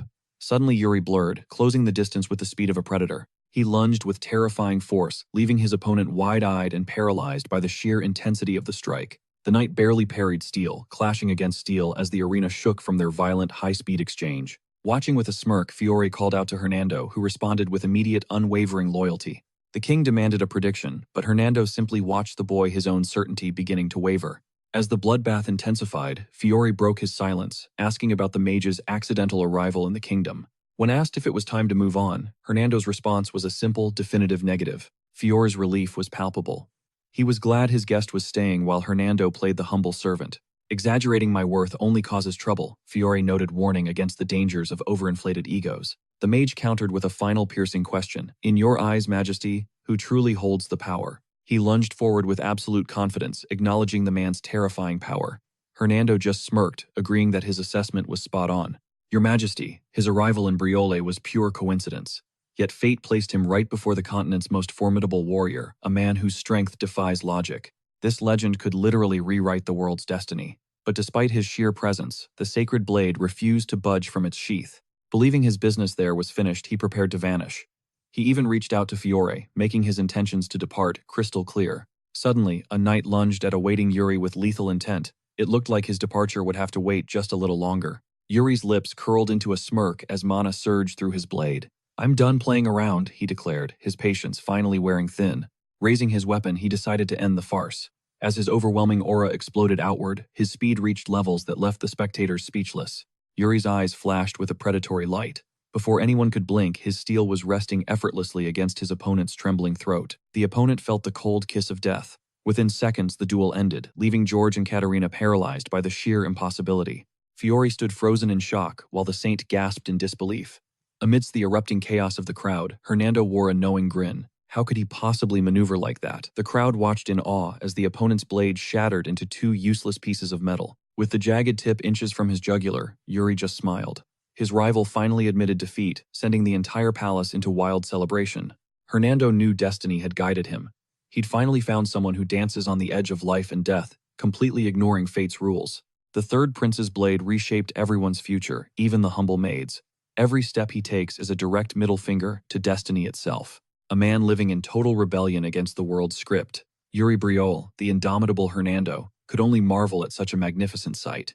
Your Highness, I'll watch you rewrite this world's future. Fast forward 5 years later, and a frantic maid is sprinting through the palace. She was beating herself up. Everything was perfect until she committed a massive career-ending blunder. Getting caught meant instant game over. Suddenly, a voice sliced through the air, asking if she was the new hire. Looking up, she saw the signature raven hair and the prestigious crest of House Briol glaring back at her. "What's your business here?" the prince demanded. Swallowing her panic, she took a shaky breath, trying to summon a coherent response. He repeated the question as she frantically recalled her training. Rule 1, if he looks totally bored and stoic, that's the king. Rule 2, the crown prince is always warm and welcoming. Rule 3, cunning eyes and silent footsteps usually mean. But suddenly, the prince's temper flared. "Are you ghosting me?" That's when it clicked. This was definitely the infamous third prince, and she blurted it out. She stuttered that she had business nearby. He blinked, confused. "Yeah, the third prince. What about it? Do you have no manners? Or am I just on your avoid at all costs list?" The maid trembled, fearing the worst. He declared he'd teach her a lesson she'd never forget. But then a familiar voice cut in, asking what he was doing. Both spun around in surprise. Standing there was a man with a sharp, confident gaze, his hand never far from his blade. Yuri stepped forward with a grin. "Are you really picking on her?" After that little encounter, time skipped forward. Yuri strolled through the royal gardens, munching on cookies. Suddenly, a memory of a past chat with his brother resurfaced. His brother had grilled him for teasing the staff. Yuri denied it loudly, but the maid just smiled and thanked him. He offered her a small gift as a thank you. In return, she handed him the most heavenly cookie imaginable. Dusting the crumbs off his hands, he contemplated his progress. He had finally reached the absolute peak of his current form. By channeling mana through his hands, he could finally swing his blade without shredding his muscles. He'd made incredible strides these past years. Half a decade had vanished since Roland ended his first life. Now, the peaceful days of this regression were fading fast. He felt it. The lords were likely debating the coming storm right now. Heated shouting echoed through the palace corridors. A frustrated voice roared, demanding to know if their words were being ignored. Yuri neared the chambers and knocked, but the yelling inside drowned him out completely. He stood there silently, waiting. One guard whispered that the nobles were probably too busy screaming at each other to notice a simple knock. Yuri's knuckles whitened. The servant suggested that maybe a louder knock would do the trick. That's when it happened. Before the servant could finish, Yuri smashed the door with monstrous force, reducing the heavy wood to mere splinters. He stepped inside as the room fell deathly silent from the explosion. "Sorry, I guess I knocked a bit too hard," he said coolly. Since nobody answered, he added. A knight dropped to his knees, trembling, stammering that this wasn't a knock, it was a crime. Yuri faced his father casually, asking to join the fun. Fiore gave a slight nod, and Yuri took his seat. The meeting resumed. A duke complained that their military was spread too thin to provide any support to the Allied front. So, they challenged, "Are you suggesting we just ghost the Empire's urgent request? Then another house will just send more men. That's reckless." While the nobles barked and bickered, Yuri saw right through their blatant greed. It all traced back to that specific moment. The call for reinforcements. The Empire drafted allies from every corner to purge the orcs in the east. But the trap snapped shut. Enraged orcs flooded across every border except for the Empire's. The betrayal became clear. Great knights were slaughtered, including the Lianas. But this time, Yuri wouldn't let history repeat. A duke barked that they weren't sending a single soul. Another spat back, asking if he really thought their knights were just lounging around doing nothing. Yuri's voice cut through the noise. Enough, he was going. He'd join the Allied front himself. To uphold the Briol legacy, true nobility had to act. Dior watched him wearing a cryptic smile. So that was his play. Later at the arena, Yuri buried himself in combat and grueling training. His brother approached, waving frantically. "Are you seriously heading to the front lines, Yuri?" "Yes," he stated firmly. His brother frowned. "But why royals don't need to bleed for this?" "It's our duty," Yuri countered. His brother went silent, finally sensing Yuri's unshakable conviction. I get it now, he whispered, clutching his chest. Just come back to us in one piece. I'll hold down the palace. As he hurried away, Bernard watched the touching exchange. Quite the bond, he mused. Yuri sighed, hoping his brother stayed out of trouble. Worried, Yuri asked. The swordsman shrugged. You'll be fine if you don't do anything reckless. Yuri grinned at his optimism, but Bernard's face darkened. Be careful. Orcs aren't just beasts. They're stronger and more savage than you realize, especially the ones carrying those war flags. The Orkvals. Pure, bloodthirsty monsters. Yuri didn't flinch. Don't sweat it. I've got this. I can handle it. Bernard hesitated. You have a plan. Suddenly, Ina burst through the doors. Your Highness, she gasped, struggling for air. A guest is here with your requested items. Yuri turned a smug grin playing on his lips. A plan. Oh, I definitely have one. A very special one. He locked eyes with Bernard, brimming with absolute certainty. Shortly after, Guillermo sat tensely at the table. He sipped his drink until Yuri entered. He stood instantly adjusting his suit. Greetings, Your Highness. Vice Master of the Ilian Guild reporting. Yuri sat down. How is Ilian? Guillermo sighed. She's traveling again, so I'm here instead. Still alone. Tell her to hire a carriage. She shouldn't be wandering the roads like that. You know her. She prefers the solo path. He placed a heavy chest on the table. Is this what you were hunting for? Yuri smirked. Guillermo laughed, shaking his head. We found everything you asked for. Yuri opened the lid, his eyes gleaming. Excellent work, Guillermo. There it was. The legendary sword of the four paths. Guillermo watched him curiously. Is that really worth the trouble, Prince? They look like fancy decorative daggers. Yuri gripped one blade. Looks can be deceiving. He channeled ancient magic into the artifact. Suddenly, Guillermo jumped back in shock. The sword. It's moving on its own. Yuri chuckled. Relax, you're safe. Mana manipulation is a useful trick, isn't it? I had no idea you were this powerful. Yuri crossed his arms, looking bored. Did you think I was just sitting around? Wait. Yuri's gaze suddenly shifted in surprise. It's nothing. Send my thanks to Ilian and keep me updated on our progress. At the branch office next time, Diego bowed low. Understood. I'll take my leave. As soon as the door clicked shut, Yuri leaned back. You can come out now. Asana dissolved from the shadows behind him. What's the word on Gorio? I gave him the warning you ordered. She pulled off her mask, left a note on his pillow. While he slept, Yuri smiled coldly. Perfect. He's still trying to steal from Ilian. Asana hesitated. Your Highness, are you truly going to join the Allied forces? Understood, he muttered, as she offered a cold warning. To him, she sounded completely indifferent. She blinked in confusion. Pack your bags, he smirked. Unless you plan on eating my dust. A thin smile touched her lips. Whatever the cost, this path beat her miserable past life. Perfect. Stay tuned, he said. Suddenly, she dissolved into the shadows, leaving nothing behind. Gone without a trace. Departure day arrived, finding Yuri tightening the straps of his battle-worn armor. Watch your back, Yuri, his brother cautioned. The young prince just flashed a confident grin. Relax, Yuri reassured him. I'm unstoppable, and I'll make the Briol name legendary across the land. He teased his brother to close the books for once, warning him not to ruin his eyesight. Chuckling, his brother nodded and pulled Yuri into a tight embrace. Come back in one piece. Count on it, Yuri promised. Suddenly, the deep blast of a war horn shattered the silence. Fiore took the stage, his voice booming as he officially kicked off the grand departure ceremony. Ascending the dais, Yuri asked if he was nervous. Not quite, Fiore replied. Now, turn around. Yuri gasped at the sea of steel behind him. Every single man you see, his father began, is a life now resting in your hands. Yuri closed his eyes, feeling the crushing weight. He swore they'd return home. He wouldn't let them march toward the same slaughter he once faced. Unlike his tragic past life, he'd protect them. You ready for this? Fiore asked. Yuri nodded firmly. Then prove it. Fiore barked suddenly, unleashing a tidal wave of suffocating raw power. Lethal intent. Yuri froze his body, paralyzed, as the cold shadow of death loomed over him. Dodging was useless. Desperate, Yuri channeled his aura into his blade and threw up a defense. Clang, he stopped the strike cold. Fiore smirked, impressed. His son hadn't buckled under the pressure. Yuri stared at his trembling hilt. This trial was his father's way of saying goodbye the warrior's way. No more talk was needed. Survival was the only option. Understood, Yuri shouted, turning to the troops. Thrusting his sword high, he roared, I am Yuri Briol. Put your faith in your prince. March 4th, the army erupted into a thunderous roar, steel clashing against shields in a deafening salute. Deep in the dungeons, a caged orc howled in rage. Hein Theodore stepped out of the shadows. 5 years later, and we finally meet again, Prince Yuri Hein whispered. Meanwhile, the squad halted for rest. Yuri downed some water, wiping his chin as he stood. We've covered some serious ground, he noted. Raymond position. The knight checked the parchment. We're currently crossing into the Sindor region, Your Highness. A few more miles to the border, then through Gid, before hitting the Balshad assembly point. Yuri nodded. They were making incredible time, pushing toward their destination faster than expected.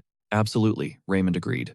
Suddenly, a voice called out, and Yuri turned to see a familiar face. The knight looked guilt-ridden. Laurent Flandre Yuri thought darkly. The moron who ended my last life. The Margrave's firstborn dropped to one knee. Meeting you is the greatest honor of my life. Roland, is it? Yuri blinked, caught off guard. The pleasure is all mine, I suppose. Pressing a hand to his heart, the knight admitted he'd been dying to tell Yuri something. Go on, Yuri prompted. The knight's eyes sparkled with pure, unadulterated admiration. I admire you. Wait, what? Yuri stammered. The knight explained he'd heard a story from his father 5 years ago. Since that day 5 years ago, Yuri had become his absolute idol, a hero in his eyes. Protecting that maid showed me what a real knight looks like. He beamed with pure joy. Yuri pulled him up internally, screaming. Right. I've heard things about you too. Good things. Let's work well together. Sir, yes, sir, the knight yelled. Raymond eventually stepped in to interrupt. We need to move, Prince Raymond urged. Yuri agreed, but then received a grim warning. Duke Xandor isn't exactly the welcome with open arms type. He's notoriously cold and inhospitable. Don't take his attitude personally. Shortly after, the massive spires of the palace loomed before them. Welcome, Third Prince soldiers stood in perfect formation. Yuri smirked. Talk about a warm welcome. Hema bowed deeply. He has arrived, Your Highness. At that moment, our protagonist gracefully dismounted from his horse. Thanking him for the warm welcome, Hema noted they were simply honoring someone so young. Despite his age, he was heading to the front lines. Had he ever faced an orc before? Closing his eyes, the prince admitted he hadn't. All his knowledge came from books and scrolls. Turning around, he added that since most soldiers were rookies, he'd have to train them personally. Hema smirked. Very good, Your Highness. He bowed again, sensing the prince's growing resolve. Would you accept a small token? Soon they stopped before a heavy door which the knight unlocked. Cracking the door open, Haim stepped into the darkness with a torch. It's waiting inside, Your Highness. As they entered, the heavy door slammed shut. The prince wondered what Jaime was up to. Jaime set the torch down, urging him not to be shocked. Suddenly the soldiers shrieked in terror. An orc Jaime called it a prisoner, explaining they needed to study its every instinct to survive. They had to learn everything for the upcoming slaughter. The prince asked if this was his gift. Jaime nodded. With a massive battle looming, what better way to prepare than a live specimen? Smiling, the prince thanked him. This was crazier than he imagined, a captive orc as a training tool. He noticed a knight's face twisted in disgust, and asked for the young man's name. He was Simon Reshu, son of Baron Wolf. The prince demanded to know what he was thinking. Simon argued this was too much. In his eyes, even a prisoner of war deserved some dignity. The prince scoffed at his idealism. Open the door, Jaime, he commanded, his voice cold as ice. Confirming Simon's name one last time, the prince prepared the young knight for a brutal wake-up call. Now you'll experience a real fight. Face the beast, the prince declared with a sharp glare. The orc limped out. Simon stood his ground, leveling his weapon at the seemingly broken creature. The beast wailed pathetically, banging its head against the stone floor. Simon watched, completely confused. This is ridiculous, Simon yelled. He refused to strike an enemy who had clearly lost his spirit. He turned his back, but the orc instantly snapped into action, delivering a devastating punch to Simon's head. His helmet shattered. Before anyone could react, the orc's massive hand clamped onto Simon's skull. The knights panicked, drawing their blades, but Hema stepped forward, signaling them to stand down. His tendons are cut, but he's still a killer, Jaime warned. 1 second of weakness is all they need. We have to save him, Your Highness, a knight screamed, desperate to intervene. Hema remained calm. The orc was too crippled to finish him yet, but the lesson was clear. The orc tightened his grip. Hostage situation, the prince mused. Hema called for a translator immediately. Corey stepped out from the shadows. The prince narrowed his eyes, surprised to see him there. Corey nodded. He covered his ears, preparing to relay the orc's brutal demands to the group. If they didn't drop their weapons, the orc would snap the knight's bones like twigs. Simon screamed. Hernando, handle this, the prince ordered. Hernando stepped up, mana swirling around his fingertips. He unleashed his energy, binding the orc's limbs in a magical grip. Now, strike, while he's restrained. The prince lunged forward, snatching Simon from the beast's clutches. The orc roared in pure frustration. This isn't just some random orc, is it? The prince asked, eyeing the monster's scarred skin. Jaime confirmed it. This runt was a seasoned killer who had devoured knights whole in the past. A knight shouted that the beast would kill them all, regardless of being a prisoner. The prince stepped in, telling them to stay cool. Your Highness, the knight stammered. He wasn't stopping them. He was warning them. Enemies are always waiting for a single opening. The foes they'd face were far more wicked. This was a survival lesson. Focus or die. Training resumed. The knights advanced their weapons, humming with lethal energy as they surrounded the beast. The orc hurled a torch, but Hernando instantly erected a shimmering barrier to block the flames. Raymond charged his blade, biting deep into the orc's shoulder. The monster collapsed, gasping for air. The beast lunged, its massive arms blurring in a lethal sweeping arc. Steel met flesh as the knight parried with cold precision. Simon's gaze locked onto the blade buried deep within the monster. A sharp clap echoed. Superb, the protagonist noted, though his eyes remained hollow. This was merely a warm-up. The foe was annihilated before it could even blink. Brutal as it was, this drill was their only hope. In a real war with the orc hordes, these skills were life-saving. Every soldier owed their life to Sir Jaime. Clutching his chest, Jaime's voice grew heavy. "Forget your chivalry and knightly honor for a moment," he warned. "Monsters like these don't deserve mercy." He gestured for them to follow, leading them deeper into the darkness. "These puppets are nothing compared to the real deal. The true horrors lie within the heart of the orc strongholds." Throwing the heavy doors wide, he spoke solemnly. "Bear witness to the true price of war and orcish cruelty." The protagonist's eyes narrowed as reality set in. Beside him, a knight gasped in pure horror. Gods. They're half-orcs. Chained and broken, the hybrids reached out with trembling hands. The protagonist realized the scale of this tragedy was staggering. Years of suffering had birthed these abominations. The orcs had used humans as nothing more than disposable playthings. These creatures were the living scars of orcish brutality. Sickened by the sight, Simon fled the room, barely containing his bile. "His hatred runs deep, doesn't it?" the protagonist mused. Jaime's gaze remained fixed. "Until my very last breath," he vowed. They retreated from the grim chamber, the protagonist's hand instinctively tightening around the hilt of his blade. He appeared eerily composed, as if chaos was his natural habitat. Every man carries a grudge against a sworn foe. For Jaime, it was the orcs who shattered his world. Rumors whispered he had discovered his own son's mangled corpse. That gruesome scene was etched into his soul forever, a haunting mirror to the protagonist's own dark past. The image of his falling kingdom never faded. At dawn's first light, he stood beyond the city walls, ready. Jaime stepped forward, requesting to join the march. He then gestured toward a man named Corey, standing nearby. "I recognize him from the dungeons," the protagonist noted. Jaime nodded. "This is Corey." A subtle smirk touched the hero's lips. "A man who speaks the tongue of the enemy is worth his weight in gold," he praised. Corey bowed low. "My lord." Corey opened his mouth to explain, but the protagonist raised a hand, silencing him instantly. "Save your breath," he commanded. "I already know." Corey's eyes widened in shock. Jaime stepped in, acknowledging the unspoken fear clouding the man's heart. "There's no need for anxiety."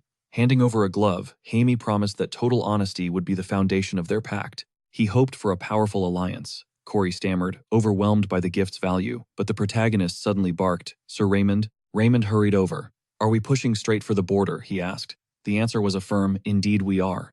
Monster swarms infest the perimeter, but they won't stop us. The protagonist closed his eyes, his voice turning ice cold. "No, you misunderstand. Those beasts are just as dangerous as the orcs. We aren't passing them, we're hunting them down." Suddenly, the caravan screeched to a halt as bandits swarmed the road. Their leader unsheathed his blade with a murderous grin. The bandit struck without mercy, cutting down merchants where they stood. Undeterred, the protagonist led his squad into the fray. He knew the truth was a ticking time bomb. If the men realized Corey was a half-orc, chaos would erupt. With Hernando keeping a watchful eye, the risk was manageable. He turned his focus back to the weathered map in his hands. He signaled for his lieutenant. "Jared, over here." The soldier galloped forward, eyes locking onto the marked terrain. "You're leading the scouts now," the protagonist declared. "Follow my coordinates and don't miss a single detail." "Scouting? But sir, that area is crawling with monster hordes." Jared's face paled at the suicidal nature of the mission. "They'll scatter the moment they see us coming," Jared argued. But the hero's gaze was unwavering. "Then we'll hunt them down. They're choking our trade routes. Are you questioning the order, or is your courage starting to fail you?" The rest of the men are jittery. Only a warrior of your caliber can handle the pressure of this vanguard duty. Despite his youth, his swordplay was divine.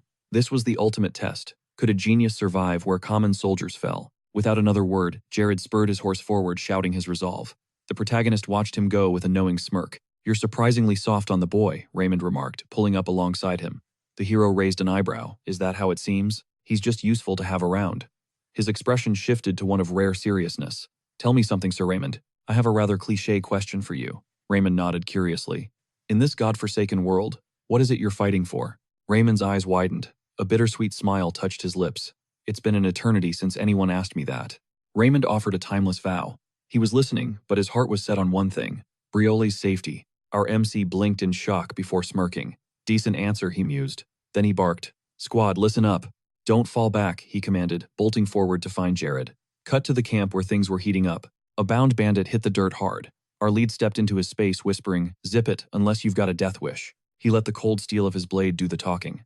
Simultaneously, Raymond scanned the horizon through his lens. "Highness, we've located the rat's nest," Raymond reported. Our MC just gave a satisfied nod. Good man. Seems this kid was on a solo patrol. He stammered that his boss sent him out alone. Yeah, totally, he quivered. He's just a low-level grunt with zero intel. But then a flash of light caught our hero's eye. He yanked a pendant off the kid's neck, inspecting the shine. Spill it. What's this piece of jewelry? Not mine, the boy squealed. Apparently the boss makes everyone wear them during guard duty. Sus right. Gripping his hilt, our lead sensed something off. This reeks of magic. What kind of curse is baked into this artifact? The bandit wailed, swearing ignorance. Our hero sighed. Typical. Guess I'll have to find the answers myself. Time to hunt the big fish. As twilight painted the sky in hues of orange and shadow, our MC was staked out in the brush, eyes glued to the camp. That's when Jared galloped up, breathless. Prince, we've cut off their escape routes just like you planned, he reported, pride in his voice. Scouts were already gauging the enemy's power. If you stir the hornet's nest, your highness. We'll sweep up the trash, right? Jared blinked, totally caught off guard. Wait, what do you mean? He vaulted onto his mount. Move out, if we're late, the fun's over. Jared could only stare in disbelief. Your highness, hold up, going solo is straight up suicide, Jared pleaded, trying to stop the madness.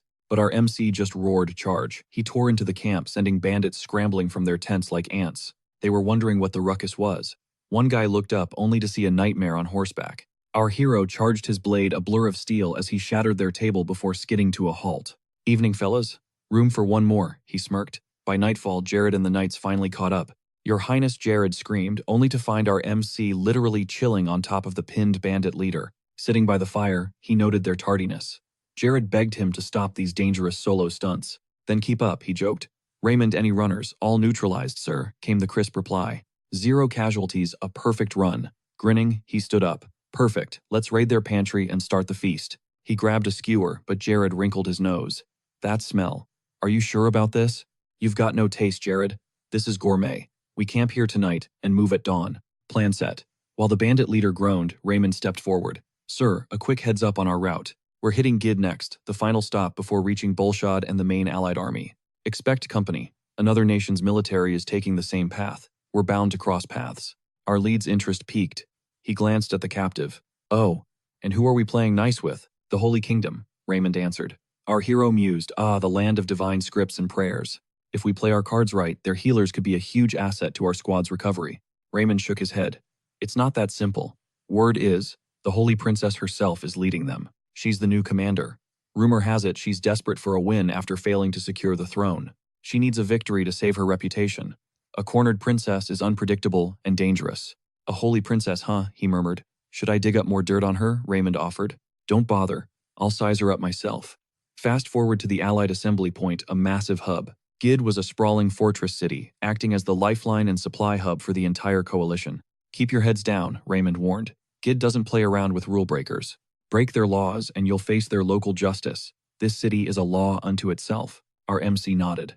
Make sure our boys are on their best behavior before we pass those gates. Understood, sir. With the city walls looming ahead, the squad took a final moment to prep. After ensuring his troops were battle-ready, the prince decided it was finally time to pay the Lord a visit. With a respectful grin, Philip reached out, declaring it a massive honor to host Prince Brioli. Yuri met his grasp. Yuri expressed his thanks for the warm welcome. Briol returned the gratitude for the backup, but Yuri just shrugged it off. Assisting the alliance was a given. After all, King Briol had built his legend as a young warrior by slaughtering orcs. Those monsters better start running now that he has arrived. Smirking, Yuri strolled over and made himself comfortable on the couch. He promised to go all out. Suddenly, a soldier interrupted, catching the Lord's attention with an urgent look. A quick whisper later, Philip turned back, announcing that the Princess of the Holy Kingdom had just graced them with her presence. Want an audience? Philip asked. Yuri nodded without hesitation. Moments later, Sybil Arsene stepped into the room. Standing to greet her, Philip welcomed the second princess. Sybil marched forward with a regal air, formally introducing herself. The Lord bowed, praising the honor of her visit. Then Sybil shifted her icy gaze toward Yuri and spoke. Is this man your servant? She asked. Yuri stared back, stunned. She demanded privacy to discuss official business with the Lord. She signaled for him to beat it. The Lord tried to intervene awkwardly, but the words died in his throat. Her knight barked, Know your place, the princess is talking. How dare you remain seated in her presence? You should show some respect, the knight hissed. But Yuri calmly dropped a bombshell. He was the third prince of Briol. Everyone froze. A painful, heavy silence filled the air as the knights looked on in pure shock. I am also leading the Briol army, Yuri added. The knight turned pale, stammering in terror while Yuri just facepalmed. My bad, Yuri sighed. I really should have picked out a better outfit for a royal meeting. He currently looked more like a drifter than royalty. The terrified knights hit the floor, begging for their lives after that massive blunder. "Please forgive our ignorance, Prince," they wailed. Later, Yuri couldn't help but ask, "Do I seriously look that sketchy?" Sybil set her teacup down with a light giggle. "Not quite," she teased, offering a soft apology for the misunderstanding. Yuri flashed a grin, suggesting a fresh start. "Let's try this again. I am Yuri Brioli, the third prince." She took his hand, finally acknowledging him. Then, without skipping a beat, Yuri casually asked for her age. Sybil revealed she was 20. Since Yuri was 18, he declared they were basically the same age, making them instant friends. "We can skip the royal titles then." "Nice to meet you, Sybil," he chirped. She just stared, completely caught off guard. "Perfect," he added. "Having a powerful ally before the Orc War is a huge win. We are good, right?" "Right, Sybil," he pressed. She nodded hesitantly, still trying to process his incredibly casual vibe. Yuri noted the lack of soldiers on his way in. Sybil confirmed she was just the vanguard. "The main army arrives tomorrow." "Hope they make it safely," Yuri remarked. Sybil frowned, boasting that the Holy Kingdom's strict discipline left no room for failure. "Are you doubting us?" she asked. Yuri shook his head, clarifying that his concern was the chaos brewing outside the walls. "Orcs have been straying from their territories lately. Don't be fooled by their bulk. Those monsters are masters of the ambush." Philip chimed in with a grim smile, agreeing that orcs were far more cunning and dangerous than they looked. Still, with the Holy Kingdom's elite on the move, things should be fine, but he warned her to stay sharp. Their eyes locked. Later, as they strolled through the city, Hernando curiously asked what Yuri thought of the Holy Kingdom's legendary knights. "Total dinosaurs?" Yuri joked. "The princess must be exhausted dealing with such stiff-necks." Hernando went quiet, thinking it over. "Find anything impressive about her," Hernando nudged. Yuri gave a mysterious smile. Maybe he teased. Pulling a pendant from his pocket, Yuri double-checked if this was the right place. Hernando nodded firmly. This was the spot. This sketchy shop was the only place that would stock such a rare item. Hernando stood by his previous claim. It was the perfect bait. One whiff of this pendant scent, and every orc in the vicinity would lose their minds. They would launch a suicidal assault on whoever held it. It was a potent artifact, though its power felt a bit overkill. Hernando cut him off, worrying the item was too fragile to actually survive the heat of a real battle. The shopkeeper glared at them for insulting the merchandise, so Hernando stepped in to smooth things over. He scanned the shelves, claiming they must be out of stock. Yuri sighed, acting disappointed that the chance was gone. Suddenly a loud shout rang out. "Your Highness," Hernando yelled, pointing frantically toward a nearby tavern. "I think our men are in there gambling," he cried. Yuri's eyes widened. "The Briol soldiers are doing what?" No way he was letting that slide. Yuri stormed toward the bar, muttering that a real army does not waste time on dice. Amidst the internal disgrace, Nando chimed in. "Precisely, Your Highness." Fennec cornered Sybil, asking if the meeting was a success. She gave a curt nod. "Rumors say Briol's third prince is shady." As the deputy captain, Fennec sneered. "A leader, please." "Briol's knightly reputation is ancient history," he scoffed. Sybil frowned. "Watch your tongue," she warned. But he pointed at the prince's ragged mercenary-like attire. "The guy acts like a thug. Once these orcs are dead, Briol loses a prince." He grinned maliciously until Sybil snapped. "Enough, stop this chatter." He gave a mocking bow. "Are the main forces secure?" she pressed. "Totally safe, princess. Don't sweat it," he replied. "I'll handle the patrol," he added. Sybil watched him go, letting out a heavy sigh. Later, Fennec stormed the tavern. "Who's this?" someone asked. "Just some Briol grunts," he spat. Fennec fumed. Commoners inside the city. The sheer lack of discipline was absolutely infuriating. "Are they gambling? Do they even know the military code?" his subordinate muttered behind him. "They're mirrors of their captain," Fennec snarled. "Unforgivable. I won't stand for this disrespect." He roared. "What is this? A playground." Even if it wasn't his unit, it disgusted him. He couldn't ignore this trashy behavior. Pointing a finger, he unleashed a wave of rage. "You think this is a joke?" Suddenly, a firm hand gripped his shoulder. The MC spoke. "Run that by me again, and you are." Fennec slapped the hand away, his lip curling. "Your Highness, this pathetic display shames your title and every soldier under your command. Shouldn't you be gripping a blade instead of cards? Or can you even fight?" The MC chuckled. "Knight was it? Tell me, do holy knights ever learn about hierarchy?" He demanded answers. Just then, Sybil swept in her presence, silencing the rising tension. "What's the commotion, Fennec Patrol now?" Rebuked, he bowed and retreated out of sight. After the knights cleared out, Sybil turned to the prince with a deep, apologetic sigh. "I'm sorry for his behavior." The MC offered a chill grin. "Don't sweat it. Managing hotheads is exhausting." At the door, she glanced back. "I'll repay this debt later." "Sure, later."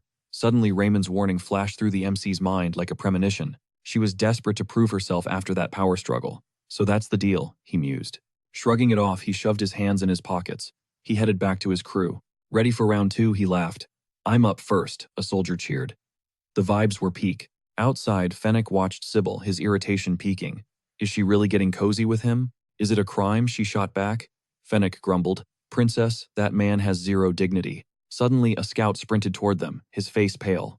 Princess Sir Fennec, urgent news. He scrambled off his horse, dropping to one knee. Forgive the interruption, but this is critical.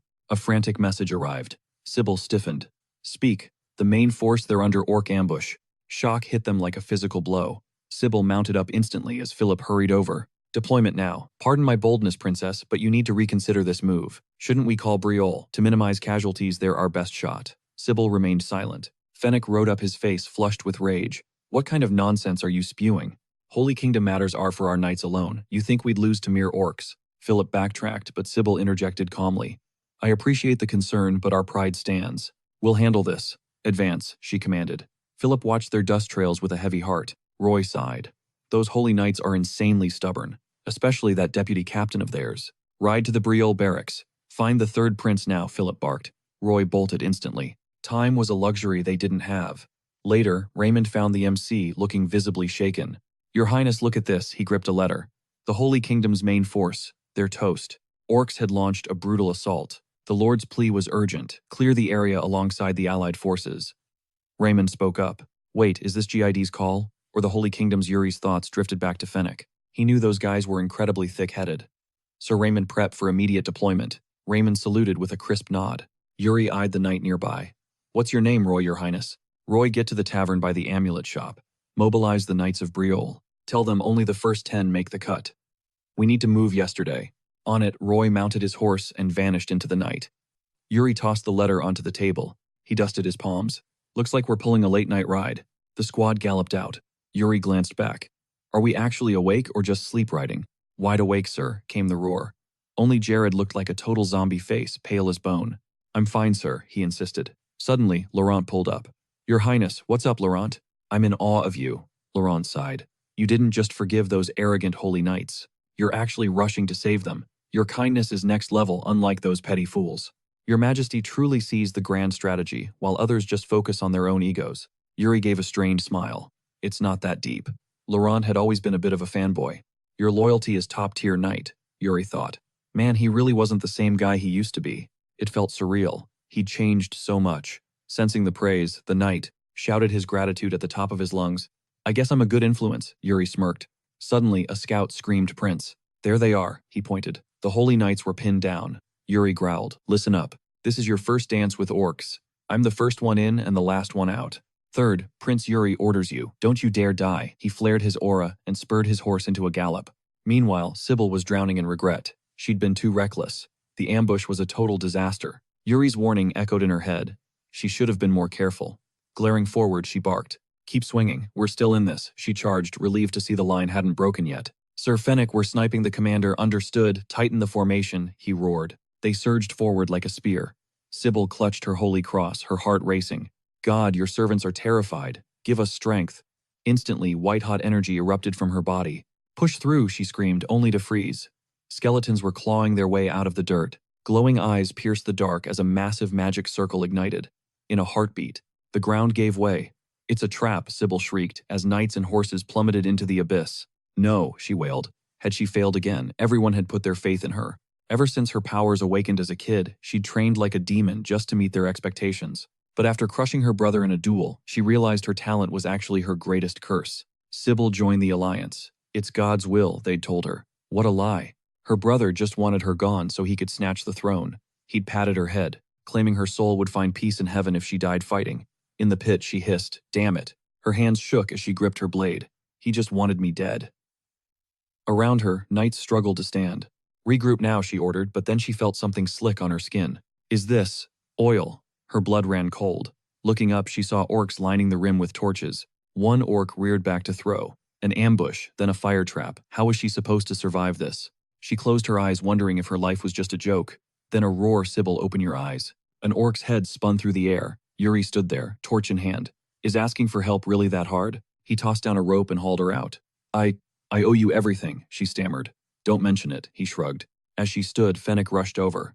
Your Highness Deputy Captain Fennec of the Holy Knights. Humbly greets the third prince. Forgive my disrespect at the bar. I'll never forget this moment. With a sharp smirk, he accepts the truce. Now the Holy Kingdom better keep Riel safe if things get ugly. Suddenly, a war horn pierces the air. Steel rings as he reflexively reaches for his blade. They're falling back. Their goal wasn't a massacre today. Don't let them go, the Holy Knights scream. Seal their escape, the soldiers roar. Amidst the chaos, Yuri stares intensely at the path ahead. It's Orkval. A towering mountain of an orc emerges, and Sybil instantly pales at Yuri's chilling reaction. What's wrong? She gasps. But Orkval is already aiming, launching an arrow surging with devastating mana. Yuri focuses his aura.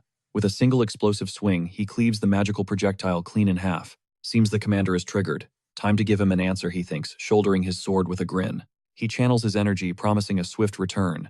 Sybil reaches out, her voice trembling behind him. Yuri, wait, you aren't going in alone, right? Before she can finish, he's already a blur of motion. Spears rain down as he charges the horde. His eyes track every incoming point with lethal cold precision. This feels familiar. 5 years ago, Bernard taught him the secrets of the heart and soul strike. Combat is a storm of variables. The environment, the ground beneath you, everything matters in a fight. Normal training just boosts your counterattack odds. But the heart and soul technique, that's next level. It grants instant spatial mastery, finding the one perfect opening amidst the absolute chaos of battle. It transforms instinct into flawless swordsmanship.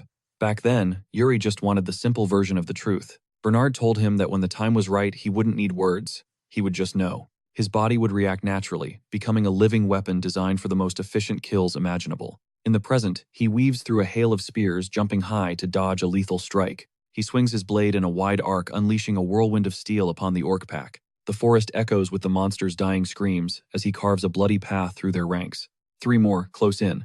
A head-on clash is risky, but his blood is finally starting to boil. He's missed this rush. Suddenly, the lines of fate appear on the orcs' bodies, the perfect kill paths. There it is, the ultimate counter.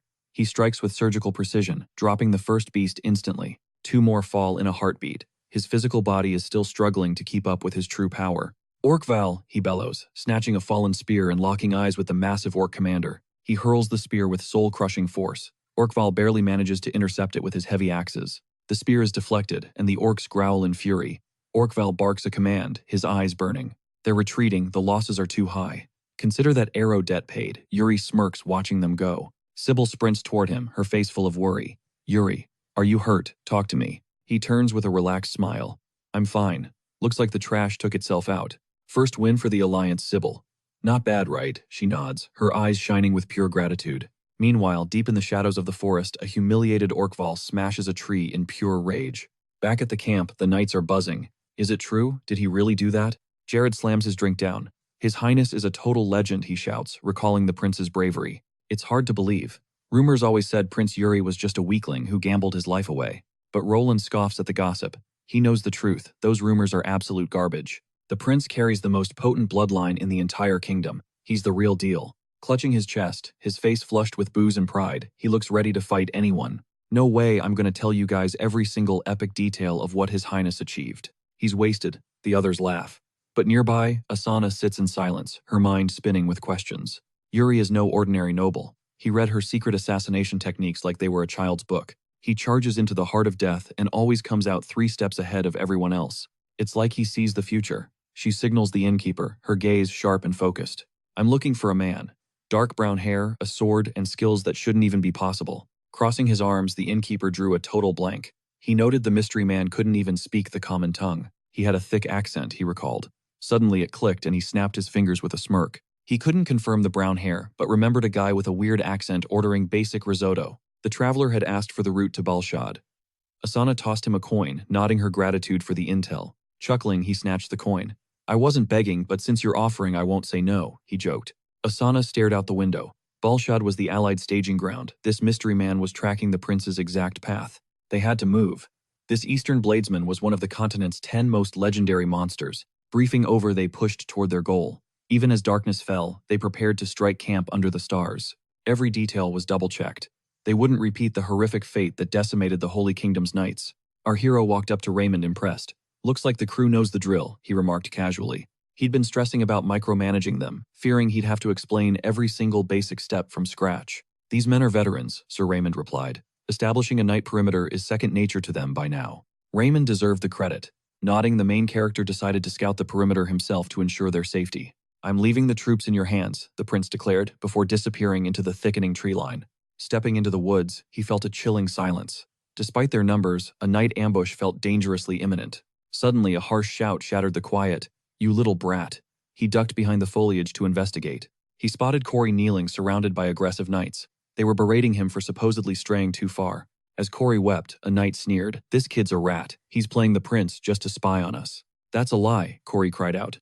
But the knight just snarled, grabbing him by the glove with sheer malice. "Like hell it is." The knight ripped off the glove. "I bet you swiped this expensive gear too." Corey begged for it back, insisting he wasn't a thief. The knight just smirked. "Then let's see how it breaks." Right then, the protagonist stepped out. "Mind telling me what's going on here?" His voice was ice cold. "While the army works, you're playing games," the knight stammered. "Your Highness, this brat is—" "I see exactly what's happening," he cut him off, his gaze sharp enough to draw blood. "Get lost, now." Terrified, the knights barked a "yes sir" and scrambled back to camp in a total panic. Squatting beside Corey, he checked for injuries. "I'm okay. Thank you for saving me, Your Highness," Corey whispered. The prince offered a gentle smile, sitting comfortably on the grass beside the trembling boy. "Want me to handle them for good?" Corey shook his head. "People just naturally flock to beauty, not this. Ugliness is rejected. Even if you shield me now, it won't change how the world truly sees me. Intervention just delays my goal." When asked about his dream, Corey confessed, "I just want to be accepted. I want to belong." Corey looked down, hopeless. The protagonist sighed. Living as an equal was a near impossible wish. He was useful as a translator for now, but once the war ended, his sanctuary would vanish completely. Ruffling Corey's hair, the prince asked, "You're training under Hernando, right?" Corey gave a small, hesitant nod. "Master magic. Unique skills are the only leverage you'll have to earn a place in human society." Under the rising moon, the prince sat in his tent, questioning their readiness for a potential midnight raid. "Supplies are secured under flame-retardant tarps," Raymond reported, ensuring their rations wouldn't go up in smoke. "We've also doubled the guards at the gates and barracks," Eric added, tightening their defense. Eric wondered if they were overdoing it. But the protagonist just pointed at the map, his expression grim. "We're in orc territory now. Expect fire arrows. They love using the same lethal tricks from before." Just as he recalled the Holy Kingdom's defeat, a soldier burst in screaming, "Your Highness, emergency. Orcs, we're under siege." The commanders vaulted over their seats and charged out into the chaos. The prince watched as flames licked the camp. His men were already locked in a desperate, bloody struggle. A barrel soared overhead, detonating in a blinding flash. "Wait, are those savages actually using gunpowder?" "That's no powder," Hernando hissed, sensing the mana surge. "This is high-level sorcery. They've gone too far. No time for talk." "Hernando, can you counter this?" The mage extended his hand, ready to unleash hell. "They are likely lobbing mana-infused explosives at us. To end this chaos, we simply need to neutralize those orc throwers immediately." The protagonist's roar echoed across the field, ordering Jared and Sir Raymond to regain composure and lead their scattered units. While they held the line, he would hunt for the mastermind behind these deadly fireworks. Turning to Hernando, he demanded an answer. "Where is that mana pulse coming from?" Hernando pointed forward into the fray. "Right there." With a sharp nod, the MC surged ahead. "I will be back soon." He sprinted into the heart of the battle, eyes narrowing as he locked onto his target through the smoke. There stood Orcfall, his gaze burning with defiant resolve. The MC closed the distance, leveling his blade directly at the monster's throat. The orc met the strike with a heavy axe, the impact ringing through the air. Exhaling sharply, the protagonist leaped back to reset. This beast is terrifyingly strong. His movements are sharp, refined by 1,000 battles. He is definitely no ordinary grunt. He refuses to back down, but I need more space. A second later, Orcfall lunged his massive axe, whistling toward the hero's head. Our hero danced through the carnage, narrowly evading every lethal swing. He caught the final blow against his steel, with a grimace. Countering while retreating, he realized the truth. This opponent was on an entirely different level than the others. This orc was leagues above the trash he had fought previously. "Fine then," he muttered. "It is time to show him real power." He charged with his weapon extended. As Orcfall swung again, the sheer force of the axe pulverizing the earth beneath them. Mana control. The MC froze as a terrifying surge of raw energy suddenly enveloped the orc's massive, hulking frame. He should have realized this the moment he saw them using magic. If their mages are skilled, their elite warriors must be too. "So you are an elite warrior." A dark smirk crossed his face before he roared a devastating command, "Soul Rip." Glowing lines etched across Orcfall's body. The monster lunged with a brutal palm strike, but the MC's cold expression did not waver. He drove his blade straight toward the enemy's throat. Desperate Orcfall caught the sharp edge with his bare hand to stop the blow. The sword vibrated violently in his grip. The idiot concentrated mana in his neck to minimize the damage. He is actually smart. Howling something incoherent, the orc slid his hand along the blade. The MC pivoted, swinging his steel with everything he had left. Several fingers were severed instantly, but Orkfall countered with a desperate strike, carving a bloody furrow into the protagonist's shoulder. Wiping the blood away, he smiled. It seems weak attacks are useless against you. That means the games are officially over. He funneled every ounce of mana into his blade. Let us settle this at full strength. He braced himself for one final clash. Orkfall mirrored his stance. A heartbeat later, two titanic energies collided, sending a shockwave rippling across the entire battlefield. A blinding explosion tossed them both back. As the dust settled, the MC approached the kneeling orc, whose axe lay shattered. It is over. He plunged his sword through the monster's eye and stood triumphantly atop the fallen beast's massive chest. Stepping aside, he realized the warrior was still breathing. An elite like this knows too much. We cannot kill him just yet. Soldiers rushed to his side, shouting for his highness. They had finally managed to secure the camp's perimeter. The MC ignored the praise, demanding an update on the camp. A knight saluted, hand pressed firmly against his blood-stained armor. The enemy is nearly wiped out, sir. Excellent, he replied. Round up every survivor. We are taking them all prisoner today, including this one. The study of these monsters starts now. With the battle won, they began the long march back to camp. Hernando immediately began treating the wound, nagging that the shoulder is the body's most vulnerable point and needs constant care. Yuri told him to stop his whining. She knew the MC's pride was likely hurting more than his actual shoulder right now. So even the great hero can be beaten by an orc, she smirked, clearly enjoying the chance to bruise his ego. Hernando finally finished relieved. The wound was not deep. The MC stretched his shoulder, letting out a satisfied grunt of approval. Just as he prepared to get to work, the mage stopped him. Wait, your highness. He ordered the soldiers to bring something forward. The trio watched in total confusion as a luxurious ornate chair was hauled out. Why would they need a throne here? The mage insisted he conduct the interrogation in style. He wiped his nose proudly, looking very satisfied with his grand idea. A commander must always look the part. One of the soldiers was a carpenter, so we had him build this for you. A satisfied grin spread across the MC's face. Well, since the work is done, I might as well enjoy the comfort. He sank into the soft seat, nodding in approval. Not bad at all. Now it is time for some long overdue answers. He cleared his throat, regaining his regal composure. Bring the prisoners in. Let the interrogation begin one by one. The session started brutally for the orcs. The first prisoner was unceremoniously shoved toward a bowl of searing, dancing flames. He screamed in pure agony as the soldiers threw him down. The other orcs watched their previous bravado turning into sheer terror. You only get one chance to speak. Who ordered this night? Ambush. Yuri's voice was ice as an orc roared back furiously. Realizing he'd just accidentally insulted royalty, the translator panicked frantically, trying to reassure his highness that everything was fine. He gave Jared the signal to finish it. Jared snatched the orc like a rag doll and dragged him toward the roaring flames. He plunged the creature's head into the searing embers, holding it there ruthlessly. Paralyzed with fear, the other orcs watched him suffer. They were just waiting for someone to snap.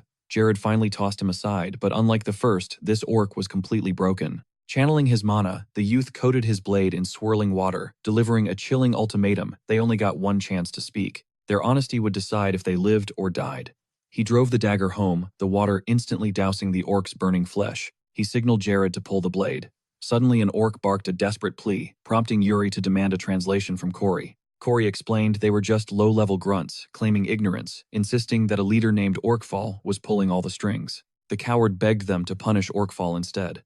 Immediately, the orc standing right behind him started sweating bullets in pure panic. Bingo, he'd found Orkfall. The youth let out a dark, satisfied chuckle, amused that the leader had such pathetic survival instincts. Rising, he loomed over Orkfall with a chilling question. Was this Okwa's command? The mere mention of that name made the beast flinch. Shocked whispers rippled through the soldiers. Okwa, the legendary orc king, was the entire reason this massive alliance had been forged. This was the monster who had slaughtered countless knights in his past life. He had to be eliminated no matter the cost. The translator confirmed Orkfall would talk if his life was guaranteed. The youth gave his word. Total cooperation meant he'd survive. Orkfall grunted another demand. Corey looked at his highness, explaining that the beast was actually demanding a formal binding oath. Scowling, he demanded to know why that mattered. Corey explained that breaking a sworn oath would permanently destroy his warrior's honor. Yuri's lips curled into a smirk. It was clear this brute had survived countless bloodbaths. Imagine an orc obsessed with raw power, actually demanding a pact like that. Fine, the oath would be made. But Jared immediately voiced his sharp protest. Jared demanded to know the orc's plans once released. Yuri waved him off, signaling for calm before turning back to the translator. So, was this Okwa's doing? The man nodded, confirming that from everything he knew, that was exactly the case. The tribal chief issued the command, acting directly under Okwa's authority. And what of the coalition forces he pressed? How could they track our movement? Corey explained that Okwa possessed his own shadowy network for gathering high-level intelligence. The specifics remained a mystery. Jared stepped forward asking for a moment. So this Okwa, he's the mastermind behind everything. He tracked our path and orchestrated this entire ambush. A grim nod followed. It was the only logical conclusion. He was definitely behind the massacre at the Holy Kingdom. Now, only one crucial question remained in the air. Just how powerful is this Okwa? Orkfall's face twitched before he let out a jagged mocking burst of laughter. That laugh sent chills down Corey's spine. Apparently 10 Orkfalls wouldn't even be enough to scratch the man. He swore Okwa was the most bloodthirsty monster to ever walk the earth. Yuri reached into his pocket and spoke. Perhaps Yuri mused, but you forget something. Humans are far more devious and lethal than you can possibly realize. He revealed a glowing crystal, sending the orc into a blind rage. What's wrong? Having second thoughts, Yuri taunted mockingly. He was actually planning to honor the deal. Suddenly, Orkfall snapped his bindings with a violent burst of raw strength. Steel flashed as soldiers drew their blades, but the orc lunged at Yuri with a deafening primal scream. Guards swarmed him instantly, a wall of spears pinning the beast down. Yuri sighed. You really are a fool. You preach honor while acting like a common animal. With a cold glare, Yuri turned his back and walked away. End him, he commanded. Hours later, under the shroud of midnight, Germain the priest of Briol remained hard at work. He desperately channeled his magic to close gaping wounds. As another pained cry echoed, he didn't hesitate for a second. He rushed to the next soul. Hernando stepped into the chaos, pointing toward a critical patient who needed immediate attention. I'll handle this one, Hernando shouted. Germain thanked him just as Corey arrived, clutching containers of fresh water. The priest gave a quick word of praise before chanting, imbuing the liquid with a shimmering, divine, healing radiance. Corey gasped. It looked like normal water, but a powerful, soothing energy was now pulsating from the bucket. Use this to wash the wounds, Germain instructed. It's holy water now, it'll purge the rot. Corey dipped a cloth. As the priest hurried away to the next dying soldier, Corey watched in awe. The magic was truly a miracle. Agony vanished from the soldiers' faces, replaced by peace. Corey stared at the cloth, whispering, so this is magic. At last, dawn broke, ending the nightmarish ordeal. Stepping out into the cool morning air, Hernando breathed a relief. He smiled, glad they had managed to save the victims. The priest turned, offering a sincere word of gratitude. He then looked at Corey, praising his hard work. Flustered, the boy yanked his hood down to hide his blushing. I barely did anything, he stammered. But Germain just shook his head. We were incredibly fortunate, the priest remarked. The casualties could have been much worse. They'd managed to kill the flames before the entire camp turned to ash. I fear the road ahead will be even darker, the priest whispered, praying. Hernando stepped closer to reassure him. There's always a glimmer of hope, even in hell.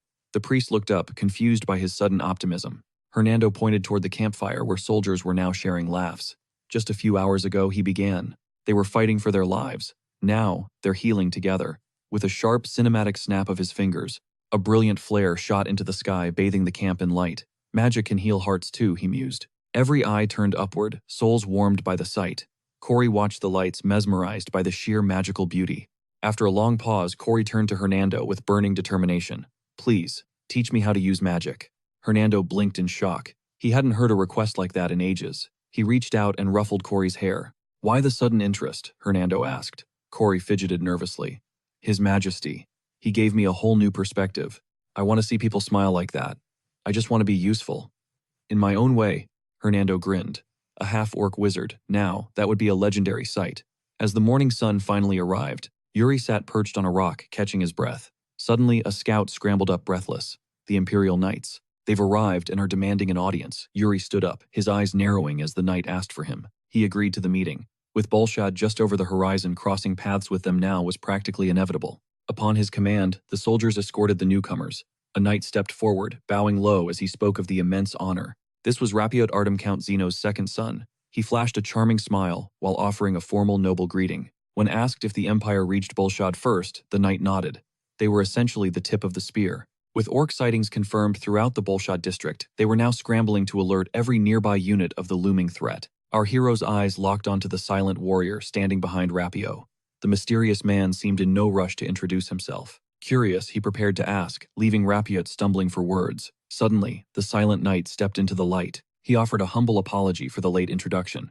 Regrettably, he possessed no noble titles to his name anymore. As the helmet came off, Yuri's breath hitched. Fate had reunited them in the most unexpected way possible. Standing there was Graham Hartfall, a living ghost from a past Yuri refused to erase from his memory. Once a legendary knight, Graham was now stripped of rank. In Yuri's previous life, he had begged this man for mercy. He once pleaded for his life. Now he welcomed Graham warmly, insisting the fallen knight drop the overly formal attitude.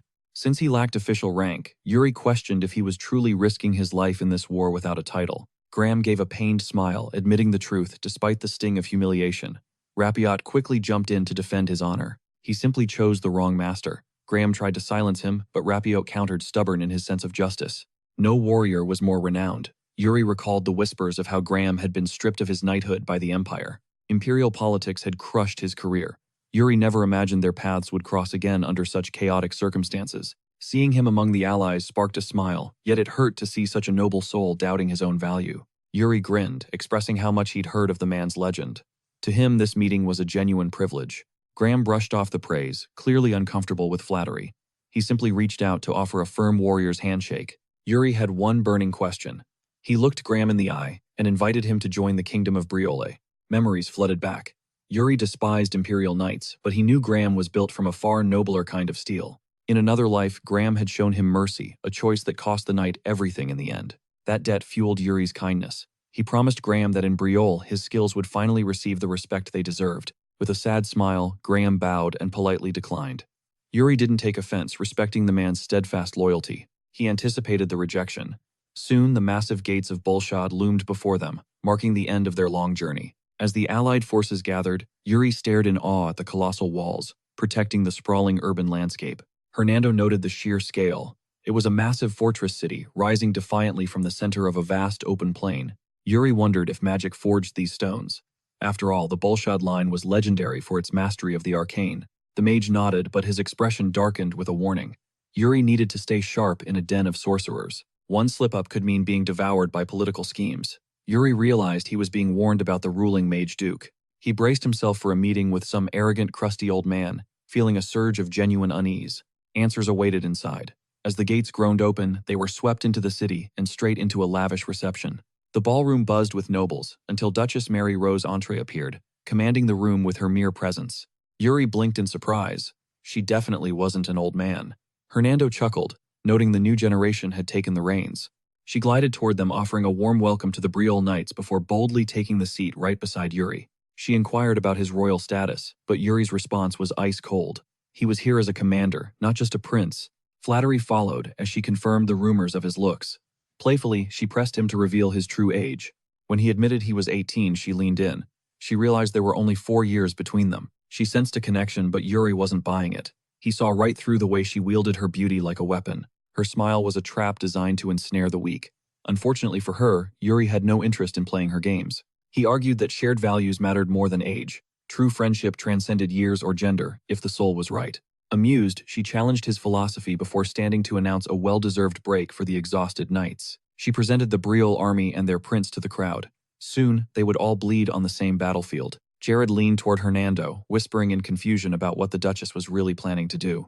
A chuckle escaped his lips as he explained her motive. She simply lived for the thrill of making new allies. Jared questioned if Brucin, that tiny backwater nation on the Empire's edge, was actually present. Yuri nodded, confirming their arrival. He added that the harsh coastal life bred fierce sailors. Being forged by the ocean made them resilient and unyielding. Suddenly, a man clutching a wine bottle stepped forward, introducing himself as Jonathan Eagle, the commander of Brucin's forces. Jonathan offered a pour, and Yuri obliged with cold grace, claiming he'd be indebted for the gesture. As the liquid filled his glass, Yuri's eyes narrowed. This wasn't what he expected. Was this even real wine? He smirked, mocking the exquisite liqueur, as far too refined for a rustic village like Brucin. The atmosphere instantly turned icy. Jonathan's warmth vanished. He spat back that he was glad the prince finally recognized their true nature. Prowan, a hot-headed soldier, barked in outrage. He realized Yuri was blatantly trash-talking their humble origins. Prowan nearly lunged, but a comrade held him back. Yuri looked down on them with disdain. Jonathan signaled for silence. With a sharp wave, the commander demanded calm. He then stared down the prince, asking if his words were a mockery. Yuri countered with a chilling question. And if they are, do you expect an apology? Jonathan merely smiled through the tension. He figured Yuri had two motives. Either the third prince was truly as arrogant as the rumors claimed, or he was testing their worthiness. Did they actually deserve to stand as his allies in this alliance? Fuming, Prowan ordered his captain to move. He was ready to teach this noble a painful lesson in respect. He was itching for a fight, but Yuri rose his presence, commanding the room's attention instantly. Unreliable allies are a death sentence on the battlefield, Yuri declared. So, are you ready to prove your worth? Jonathan agreed. A knight's value is written in steel. Sensing the hype, the Duchess clapped, stealing the spotlight. She eagerly offered to lead them to the training grounds. The group filed out, anticipation thick in the air. Both knights took their stances ready for war. Yuri, the Duchess, and Jonathan watched from the sidelines. Mary Rose teased Yuri about instigating the duel. Regardless of his intent, she was living for the high-stakes entertainment. Yuri shot her a knowing smirk. Was she seriously playing the innocent bystander after orchestrating this entire drama? She retorted that Yuri was the one who expertly seized the opening she provided. A classic power move. Internalizing his thoughts, Yuri knew gauging Bruson's combat prowess was essential for the battles ahead. But there was more. One of these men was destined to hold a title reserved only for the continent's ultimate elites. A top 10 legend, just like his father. Identifying that future monster now would give Yuri a massive strategic edge. On the field, the duelists squared off. Prowen and Laurent locked eyes as they prepared to clash. After a tense handshake, Prowen sneered that his courtesy ended there. He didn't expect Laurent to put up much struggle. Laurent met the insult with silence. The crowd held its collective breath, waiting for the first strike. After a heartbeat, Laurent calmly stated he hoped to gain some insight from their exchange. Yuri focused on the ranking. Across the vast continent, the top 10 were gods among men, the absolute peak of martial prowess and power. Their names alone carried enough weight to shift the tides of national conflicts and end wars in an instant. Securing their loyalty now would be a game-changer. After all, true brotherhood is often forged through the heat of battle. Prowen taunted Laurent, admitting he'd heard the rumors. The so-called genius who dominated every tournament he entered. Was he just a pampered noble who won soft ceremonial games? Prowen intended to expose the truth behind the hype. He lunged forward, mocking Laurent's style as nothing more than a predictable high-society dance. Laurent blurred effortlessly, evading the strike and repositioning behind Prowen. The Bruson knight realized he was in trouble. Prowen thought Laurent's textbook movements were too perfect and thus totally predictable. He prepared to end the farce. With a victory smirk, he swung with full force. But Laurent dipped low, delivering a lightning-fast counterstrike. Clang, the sound of steel echoed. Jonathan bolted upright in shock, while Yuri watched with calculated interest. Laurent secured the win, completely outplaying Prowen. Yuri noticed Laurent had been holding back his true power all along. He'd baited Prowen by feigning an opening in his guard. He lured his opponent into a reckless strike toward his shoulder. With a flick of his wrists, Laurent parried the blow, shifted his weight, and neutralized the incoming force. In that same motion, he launched a devastating counter. The Bruson warrior's skill was impressive, but Laurent was different. Any lesser knight would have been crushed by Prowen's speed. Yet Laurent had predicted every move before it even happened. Prowen exploited a fatal gap in his rival's guard to launch a strike. As the knight retreated his blade, Prowen smirked, knowing he'd lured him into a trap. Accepting the loss with grace, Laurent beamed. That session was pure adrenaline, and he'd savored every single second of their intense clash. They locked hands in a firm grip. While Bruson's warriors erupted in cheers, Jonathan admitted that Briel's reputation for elite knights wasn't just empty hype. Yuri shrugged off the compliments like they were nothing. He noted that Bruson's man had guts and held his own impressively throughout the entire bout. The board now showed 1-0. Jonathan wasn't about to let a single setback send him packing. He was just getting started with the competition. Next up was Jose. With a confident nod, he hoisted his massive hunk of steel onto his shoulder like it weighed absolutely nothing at all. Even the main character felt the pressure from Jose's physique, and the Duchess was visibly thirsty for those muscles. Jose stepped into the ring, radiating power. Jonathan hyped him up, calling Jose their division's ultimate powerhouse. Apparently the guy was aiming for the #1 spot in all of Bruson. Yuri grinned mischievously, pointing Jared toward the pit. Stunned and confused, Jared's heart plummeted as he stuttered out a nervous question about the choice. Yuri didn't budge on the order. Letting out a heavy, weary sigh, Jared buckled his helmet and braced himself for the inevitable beatdown ahead. Backed by his cheering comrades, Jose was a literal titan, actually having to stoop down just to reach Jared's hand for the initial greeting. Jose mentioned he was hyped to see what Jared could do. Still reeling from the height difference, Jared managed to mumble his own name back. Anxiety gnawed at Jared's soul. Up close, Jose looked like a demon who had clawed his way through 1,000 bloody life-or-death battlefields. Sensing the intense stare, Jose let out a low, gravelly chuckle. He figured Jared was just another combatant analyzing his target before the kill. Jose swung first, causing Jared to flinch instinctively. Suddenly, the sky was blotted out by the terrifying shadow of the massive warrior looming over him. With a blade poised to crush him, Jared's brain screamed at him to parry. The sheer scale of the incoming attack left him completely dazed. He realized blocking that monster strike was suicide. Diving at the very last millisecond, he barely avoided the impact, nearly tumbling over his own feet. The heavy steel cratered the earth. Before he could even breathe, Jose lunged again, forcing Jared into a desperate and frantic retreat to survive. The edge whistled past his nose, shearing off strands of hair. Jose warned him that losing focus for even a second meant an instant defeat. Terror gripped Jared as a relentless storm of strikes rained down. Somehow, he managed to deflect the onslaught by the absolute skin of his teeth. Stopping that final crushing impact nearly broke his arms. The main character noted that Jose's raw strength was practically on par with a wild orc. It wasn't just brute force, his blade work was flawlessly refined. Every step and shift in his posture was calculated perfection for a warrior his size. This guy was clearly destined for the legendary top 10. Mid-thought, Jose lunged forward and snatched Jared like he was a mere ragdoll. Jared was sent flying, hitting the dirt face first. The duel was over. Coughing up dust, Jared struggled back to his feet to show respect. Jose extended a massive hand with a friendly grin.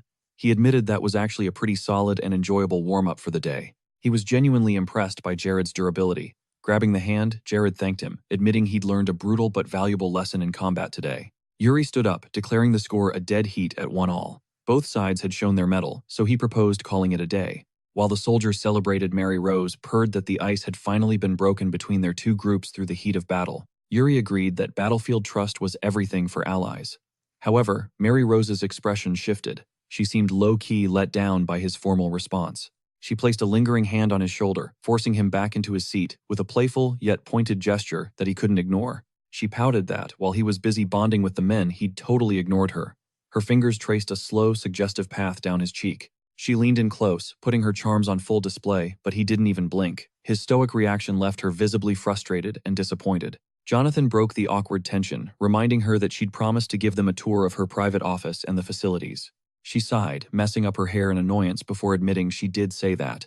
Jonathan pressed her to lead the way immediately, without delay. Everyone was curious to see her inner sanctum. With a half-hearted shrug, she turned to Yuri and invited him to join the group. Yuri practically bolted, making up a lame excuse about checking on his knights before disappearing into the crowd to escape her clutches. Fuming with rage, her face turned a bright crimson. Jonathan lost it, laughing while she screamed about how incredibly annoying Yuri's behavior was. Soon, the Allied forces converged on Balshad. Once word broke that the Imperial Army's big boss had arrived, the atmosphere turned electric with tension. Every warrior began sizing up their so-called allies, looking for any sign of weakness or hidden strength within the massive gathered ranks. Well, everyone except the Briol squad. While our hero was grinding through his training, Hernando walked up with a concerned look on his face. He asked if they should really be practicing while other captains were already busy forming cliques and plotting secret strategies for the war. The protagonist just smirked at the suggestion. All that political posturing and grouping up, it was nothing more than a pathetic and shallow circus. The elite from each nation were just stroking their own egos. Their pride was so massive that talking was a total waste of breath. In their minds, they were all the main characters. Hernando recalled their arrogant behavior and realized the main character was hitting the nail on the head. He finally agreed with the sentiment. At the end of the day, the only way to earn respect from these guys was a raw display of power. He pivoted toward the knight, challenging him to a duel. Laurent drew closer, declaring it a massive honor to cross blades. Leveling his steel, he commanded him never to retreat. Laurent smirked, dropping into a combat stance.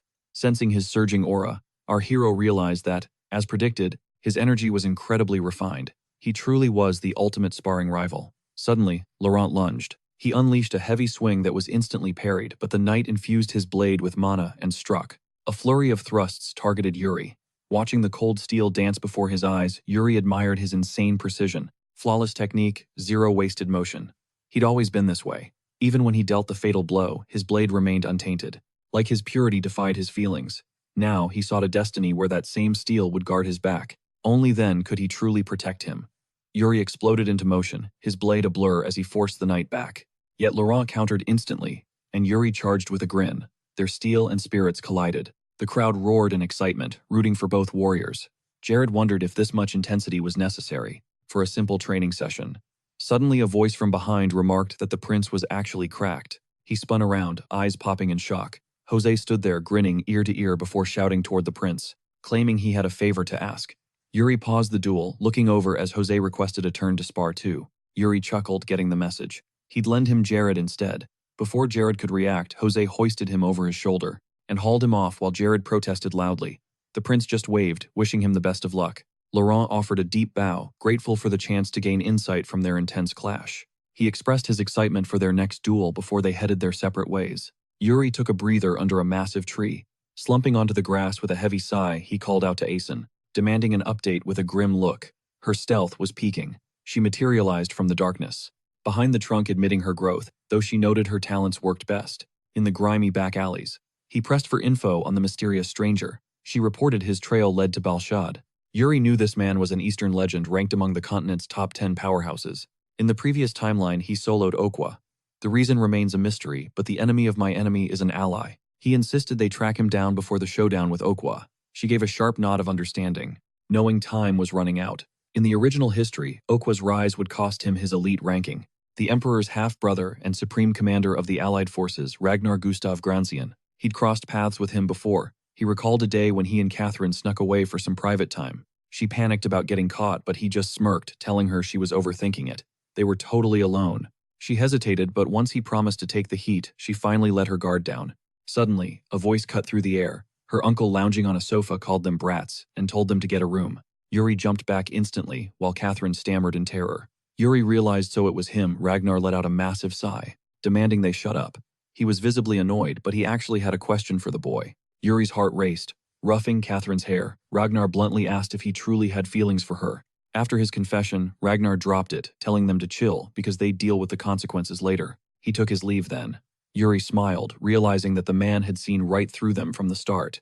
A total pro. Cut to the present, everyone was packed into the war room awaiting the Supreme Commander. Someone whispered that meeting him was rare, but having him here was a massive win. It was the perfect chance to suck up to royalty. Yuri noted that even in the heat of war, these guys never stopped playing politics. Suddenly, Ragnar's voice boomed right behind him, making him jump. The commander strode past with a smirk, mocking them for looking so relaxed and happy. Taking his throne, he warned that a single moment of laziness would lead to absolute ruin. He made it clear he despised weaklings. Instantly, a suffocating killing intent flooded the entire chamber. Yuri recognized it, the legendary lion's heart of the prince. What an insane display of power. Ragnar growled that if anyone dared to desert, he'd execute them himself. To him, they were all just knights. Prowess and deeds would dictate their rewards. Any questions, the voice boomed across the silent ranks. The knights traded hesitant glances, swallowed by a tense silence. But Yuri, reading the room perfectly, stepped forward. Ragnar respected the bold, those who radiated absolute confidence, even without god-tier skills. Yuri questioned how the Empire gauges orc power. Ragnar smirked, intrigued. And who are you exactly? Introducing himself with a matching grin, Yuri knew calmness and power were the ultimate combination. Ragnar's interest piqued instantly. He'd heard Jorg's high praise, and finally met the legend in person. Rising Ragnar praised the sharp inquiry. Currently, a monster named Okwa had emerged claiming his own throne. After devouring 3 rival tribes, Ragnar loomed over Yuri, his hand gripping his shoulder with heavy authority. Gesturing to the map, he warned that the enemy's power was skyrocketing at a lethal, terrifying pace. The orc vanguard is camped near Bolshad. In 2 days, the allied forces face their first bloodbath. Will you spearhead the vanguard? Ragnar challenged. Yuri met his gaze in dead silence. Tension choked the room until Yuri exhaled, accepting the offer. This was the moment he desired. Leading the vanguard was a supreme honor. Later, by the flickering campfire, Yuri's thoughts drifted deep. Spotting the Duchess, he questioned her motives. She took a seat, eyes reflecting the dancing flames. You snatched the spot everyone craved, she teased. Yet you don't exactly look like a beast. Her curiosity was piquing. Yuri felt her intense gaze, realizing she was deeply intrigued by his mystery. She smiled playfully. I can't help it. You've been playing hard to get this entire time. Bolshad's survival hangs in the balance. She couldn't blindly trust a stranger while everyone's lives were staked. Drop the axe and give me the truth, she demanded. A real answer would earn his reward. A promise of aid on the front lines. How Yuri countered. She smirked. Did you seriously forget? Flames licked her fingertips as she flexed her magical prowess. She was a true powerhouse mage. I'm way more clutch than Hernando, she boasted. Yuri stared into the embers, his voice turning icy. Blood will be spilled, he muttered, rising. The vanguard is where the Reaper strikes first and hardest. It's the most exposed graveyard. The men laughing and eating today won't see tomorrow's sunset. Their deaths are on his hands now. It's not sentiment, it's the weight of a true leader's soul. Shocked, she bolted up. His conviction hit her like a physical blow, stirring something deep within. Still, his eyes were on his men, not her. A small sting of jealousy pricked her heart. Offering her hand, she vowed to watch his back. Yuri gripped it firmly, offering a rare thanks. I'm holding you to that. Days passed and the war horns finally screamed. The grand clash began. Ragnar and Mary Rose held the rear.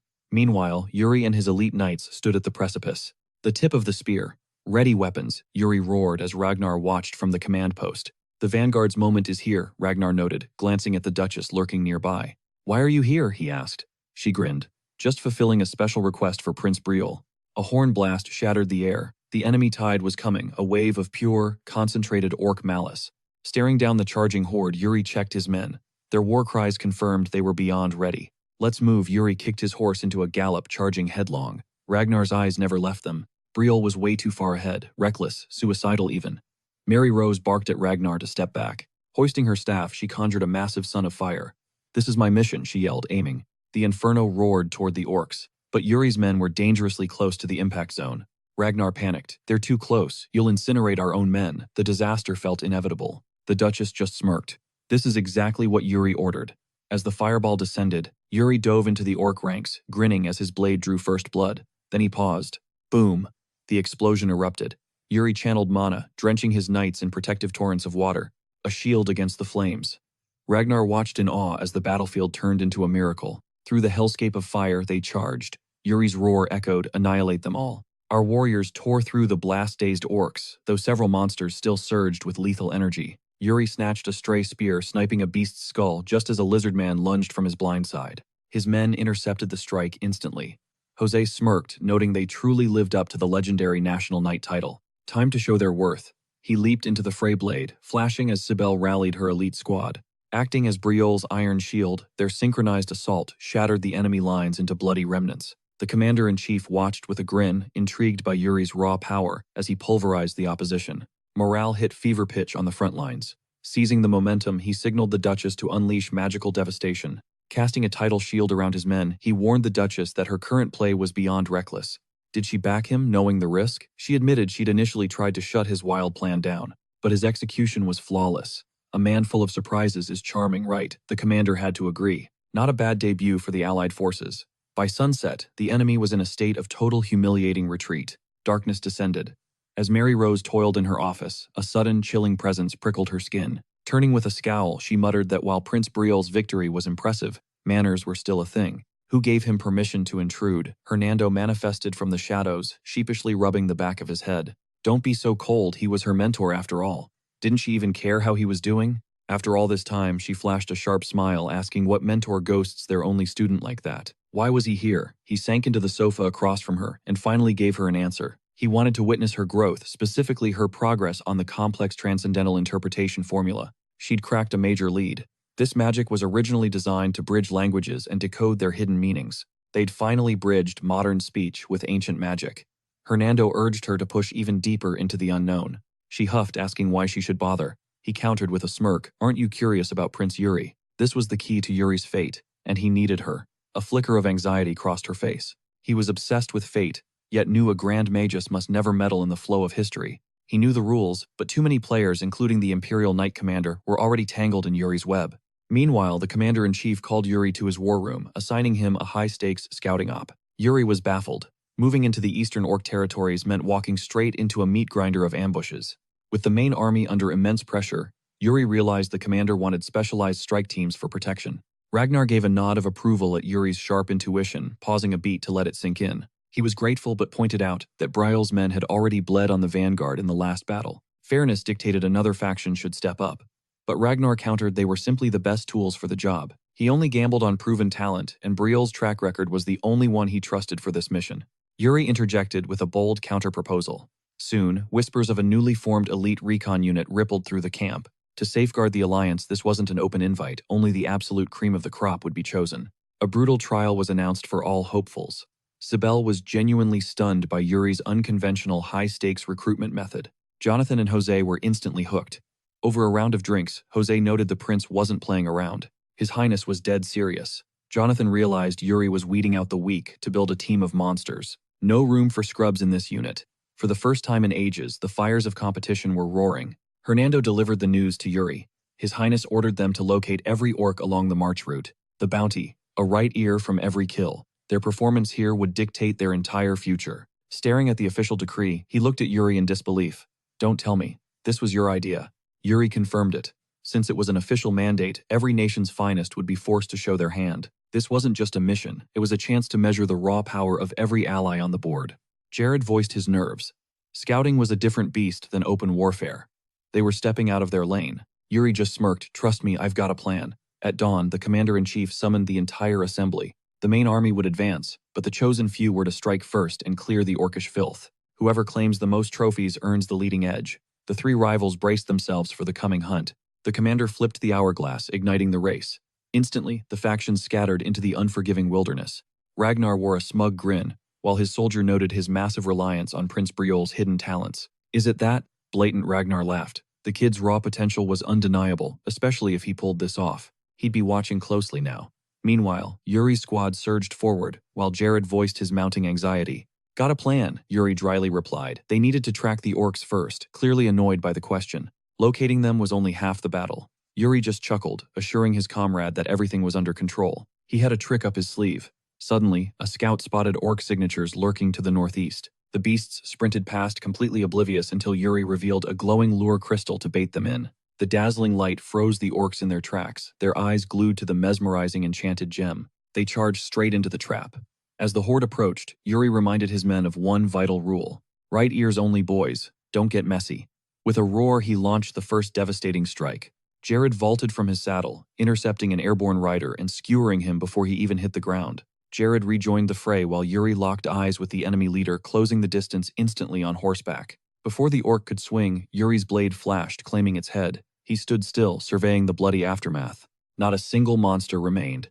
Yuri's secret weapons were working perfectly, starting with that enchanted crystal necklace. Recovered from bandits, it was just the beginning. Jared hauled over a heavy sack, confirming 10 kills. Victory seemed certain at this pace, but Yuri pulled a dagger and smirked. 10 was nowhere near enough.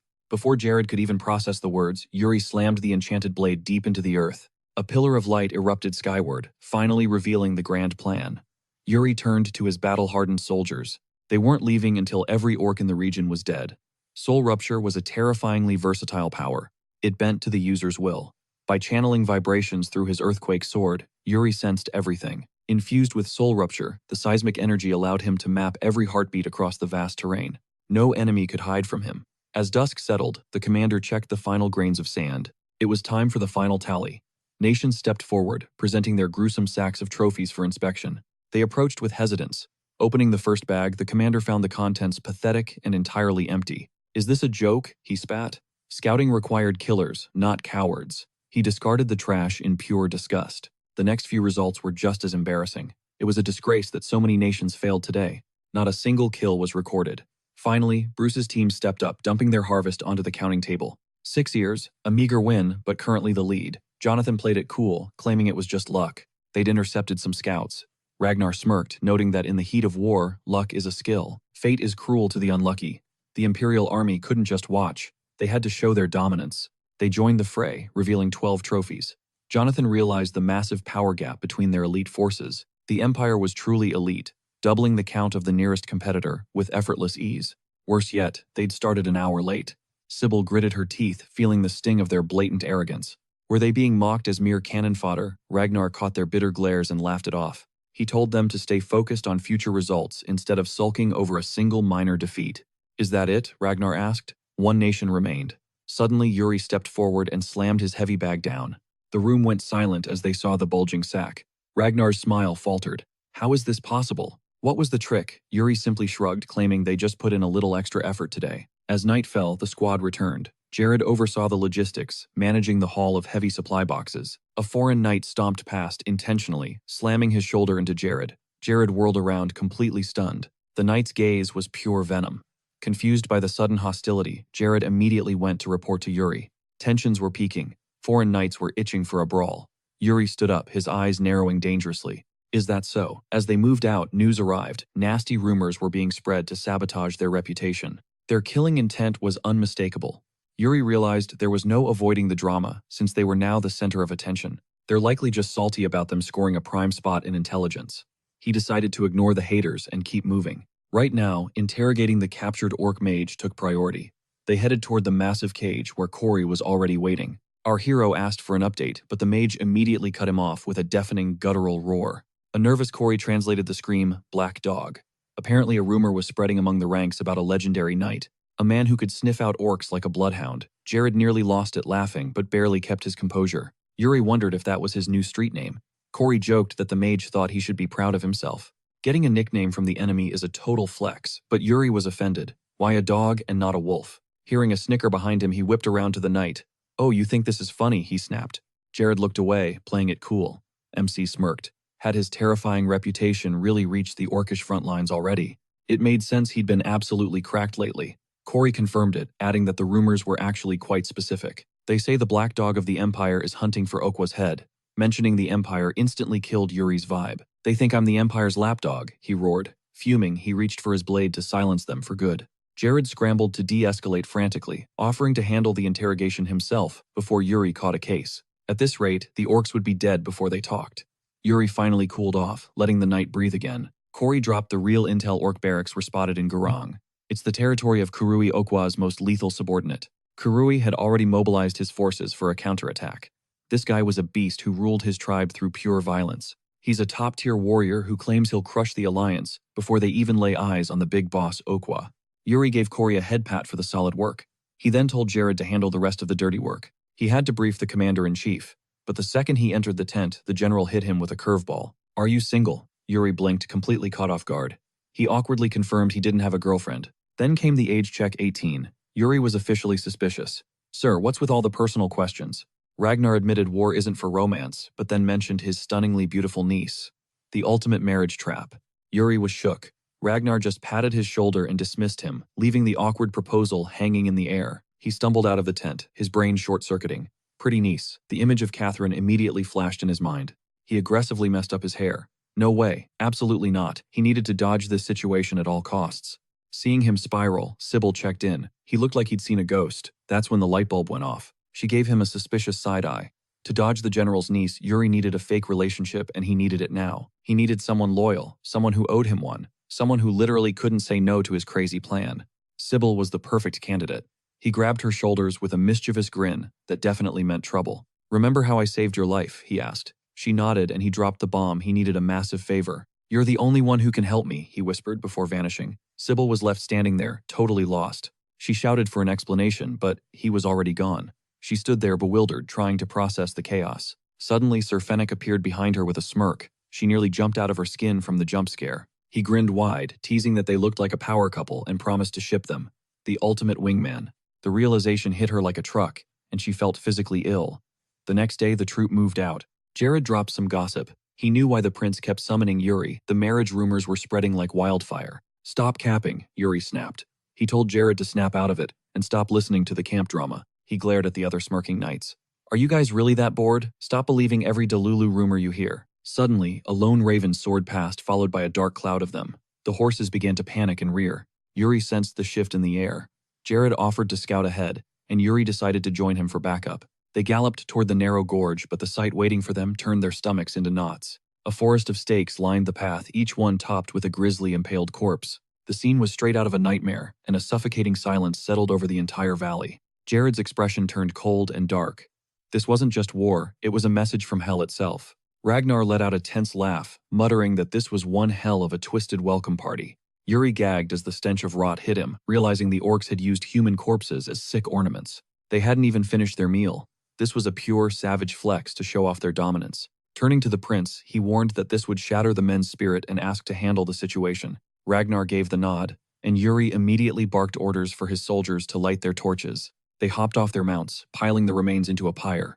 One soldier's face went pale at the sight. As the man spiraled into horror, Yuri told him to shut his brain off and just keep moving. Spotting Guinness and Duke nearby, he shouted for them to stay close, but they promised a quick return. While scavenging for arrows, one of them paused, sensing something was dead wrong about the terrain. The arrows weren't piercing the bodies. They were embedded in the dirt as if someone had missed on purpose. He looked up just as a squad of orcs appeared on the ridge, an archer already letting one fly.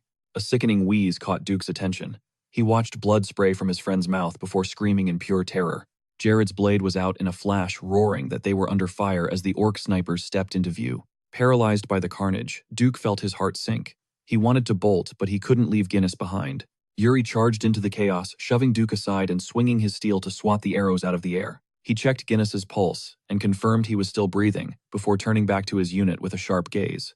He commanded them to escort the wounded to the Holy Kingdom, telling them to use his name for priority entry. As they dragged Guinness to safety, Yuri's eyes burned with pure hatred. The orcs had successfully baited them. It was their arrogant vibe that ticked him off. They were retreating as if they'd already delivered their warning. They were basically saying they could kill them whenever they wanted. Gritting his teeth, Yuri accepted the challenge. There was no way he was letting this slide. He marched back to camp and briefed the commander on the ambush. The commander sighed, admitting the situation was grim. They had no choice but to wipe the orcs out completely. When asked for a plan, Yuri just smirked and threw the question back at the old man. He just needed his archers to pin down the cowards while he and the knights seized the high ground. Minutes later, the heat of battle returned. An orc scout suddenly sensed a shift in the wind and looked out. A volley of arrows whistled past the creature's head. It shrieked in panic as the knights began their counter-assault. Ragnar roared for them to hold the line, knowing that if a single orc escaped, they were all dead meat. With that, the knights began scaling the vertical cliff. Yuri moved with terrifying speed, scaling the rock like a predator. A knight shouted to the prince that he was moving too fast, heading straight into the belly of the beast. They needed to pace themselves, but the man was already gasping for air, his lungs burning from the climb. Yuri realized he'd have to carry the weight. These young soldiers had zero stamina compared to him. He knew the students were only buying them a small window. If they didn't hurry, the mission would fail. Suddenly, a shadow loomed over them. "Your Highness, look out! A massive boulder!" a knight screamed. A giant rock was hurtling down from the summit. Thinking fast, Yuri's magical aura flared to life. He summoned a ring of daggers, slamming them into the cliffside to create a makeshift anchor for his men. By arranging them in a perfect circle, he fashioned a ladder to reach the top and intercept the falling death. Eyes locked on the prize, he dangled by one hand, swinging himself upward from one blade to the next. Drenched in sweat, he bellowed down to check on his knights, breathing a sigh of relief when they confirmed they were okay. With a final explosive surge of strength, he launched himself over the ledge and landed on the summit. Pushing himself up, he dusted off his hands and sarcastically thanked the orcs for the warm reception. He was instantly surrounded by dozens of snarling monsters, their numbers growing by the second. The orcs let out blood-curdling growls, but Yuri just stood there with a cold, confident smirk. "So it was you bastards," he muttered. As the lead orc lunged, Yuri vanished into a blur of motion. He tore through their ranks, painting the snow crimson as he slit throats with surgical precision. He didn't stop dancing through the carnage until every single monster lay dead in the dirt. Yuri hissed, thinking the fool expected to only lose an arm. How does total despair taste now? Even holding back the impact was crushing. With a chilling smirk, Yuri cut through the chaos effortlessly. He carved through the monstrosities like a whirlwind of blades until a sudden chill signaled approaching danger. An orc lunged from the shadow's spear aimed at his spine. Yuri's blade flashed, parrying the strike. Gripping his sword through pure exhaustion, he growled at the knights, demanding to know their arrival time. His muscles screamed in protest, but the knights' roars echoed. Finally, a gauntleted hand gripped the cliff. Dragging their weary bodies upward, the knights gasped for air before immediately diving into the orcish horde. Protecting their lord Yuri fueled his resolve. "No breaks," he thundered. "We strike until they fall." The assault was relentless. With war cries shaking the earth, the knights swarmed the monsters with fury. As reinforcements swelled the ranks, the monsters broke. High above, Ragnar observed the carnage with cold calculation. Victory was written in his eyes. Hours later, the blood-soaked regiment finally retreated to their camp. By the flickering campfire, Yuri confirmed the success. With the ambushers neutralized, their main army crossed safely. The gorge was conquered without a single casualty. Ahead lay their next nightmare, the impenetrable Kurui fortress. Yuri praised their valiance, but the knight's expression shifted. "The princess has a message for you, Highness." "Sybil," he blinked. Her letter revealed her heartache. She hated that he shouldered these heavy burdens alone. She offered divine support through her priests. Then the knight smirked, asking if things were getting serious. "A mere guess," Yuri snapped, freezing the air. "You're mistaken. Now, unless there's actual news to report, get lost." As Yuri's temper flared, the knight bowed deeply, excusing himself to let the prince recover. Studying the map, Yuri hoped for sleep, but a sudden presence materialized. Asana stood in the shadows. "How long have you been lurking?" he asked. Her answer stopped his heart. "I've located the pagan." "Perfect timing," Yuri grinned. "Where is he?" She pointed a slender finger toward the jagged mountain peaks. "Orc territory," Yuri's brow furrowed. "Has that heretic actually sold his soul to those green-skinned monsters?" "Doubtful," she whispered. Danger prevented a closer look, but it appeared the power dynamic was reversed. "The pagan is currently a prisoner. I know you're curious, Highness, but please stay extremely cautious. His capture feels calculated. Had our allies intervened sooner, he likely would have turned on them instead. So he chose to be their captive," she mused. "Should I return for a deeper investigation?" "Negative," Yuri countered. "Leave it. I'll handle this meeting personally and see what he's playing at. He's hunting the Okwa just like us. Since our paths align, perhaps I can reel him in." At dawn's first strike, Yuri ordered slip into the orc lines. "Move like a silent ghost. Observe and wait for my signal." But Asana remained motionless, her eyes fixed on the cold ground. Yuri sensed her hesitation. "What's wrong?" She looked up, insisting on joining him for this lethal encounter. "That man is a monster," she pleaded. "Let me be your shield." Yuri stared at her, stunned. "Asana," he said firmly, standing tall. "I value you, but I am no helpless prince. I guard myself." She retreated into her hood, the silence stretching long, before she finally whispered her quiet submission. Relieved, Yuri softened his tone.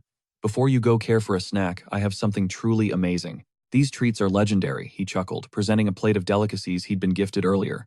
But as he reached for the table, she vanished. Blink and you miss her, he muttered, alone. Nearby knights huddled around the embers. One began boasting about a fabled encounter with a death knight. He claimed he'd charged into certain death, offering his own soul just to keep the prince safe. Only a true warrior could survive, he crowed. His comrades cheered, absolutely captivated by the heroic lie. Yuri smirked, remembering the coward shaking on the ground, until he literally kicked him out of the way. He kept eating unfazed. Is Jared full of it? A knight whispered. Yuri nodded. Total nonsense. The men were hyped, oblivious to the truth. How did he even face such a terrifying beast? How did you stare down that monster, they asked. Jared puffed his chest, describing the undead's horrific aura. It's solid steel and pure malice. It parries just like a master swordsman. But the true nightmare is a foe without a physical body. Spectral entities that defy every blade. Useless efforts.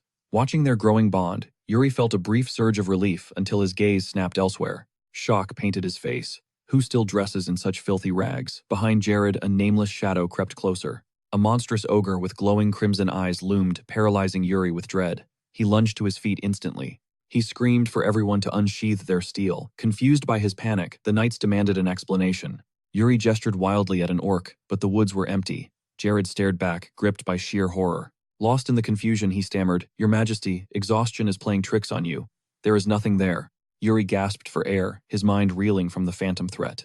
Suddenly, Jared collapsed, and Yuri shrieked. Is he blind? The beast was literally right there. To Yuri, the monster remained terrifyingly visible. Then it blinked out of existence. Yuri bolted after the phantom, while the knights shouted in confusion. He yelled that he was hunting that orc. Clearly only he could track this invisible supernatural scout. Igniting his mana, he swung his blade at the horror. Letting this thing escape was not an option.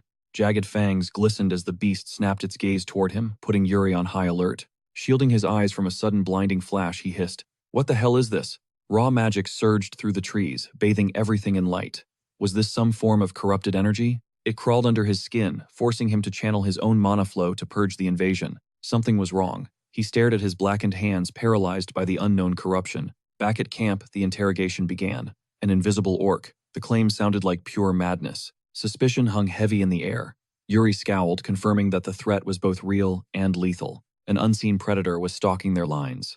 This dire news led him straight to his trusted subordinate. He rushed to the house of Briol, but clearly his timing was trash. He slumped into a chair. Ignoring the poker game, he laughed. Hernando suggested the orc was cloaked by high-level sorcery. Only Yuri's sharp instincts had pierced the veil. But if it strikes during the next clash, they are doomed. Could he take it down? Perhaps a Marie Rose-style fireball would do the trick. It was possible. Near the bullshots, such raw magic is hard to stop.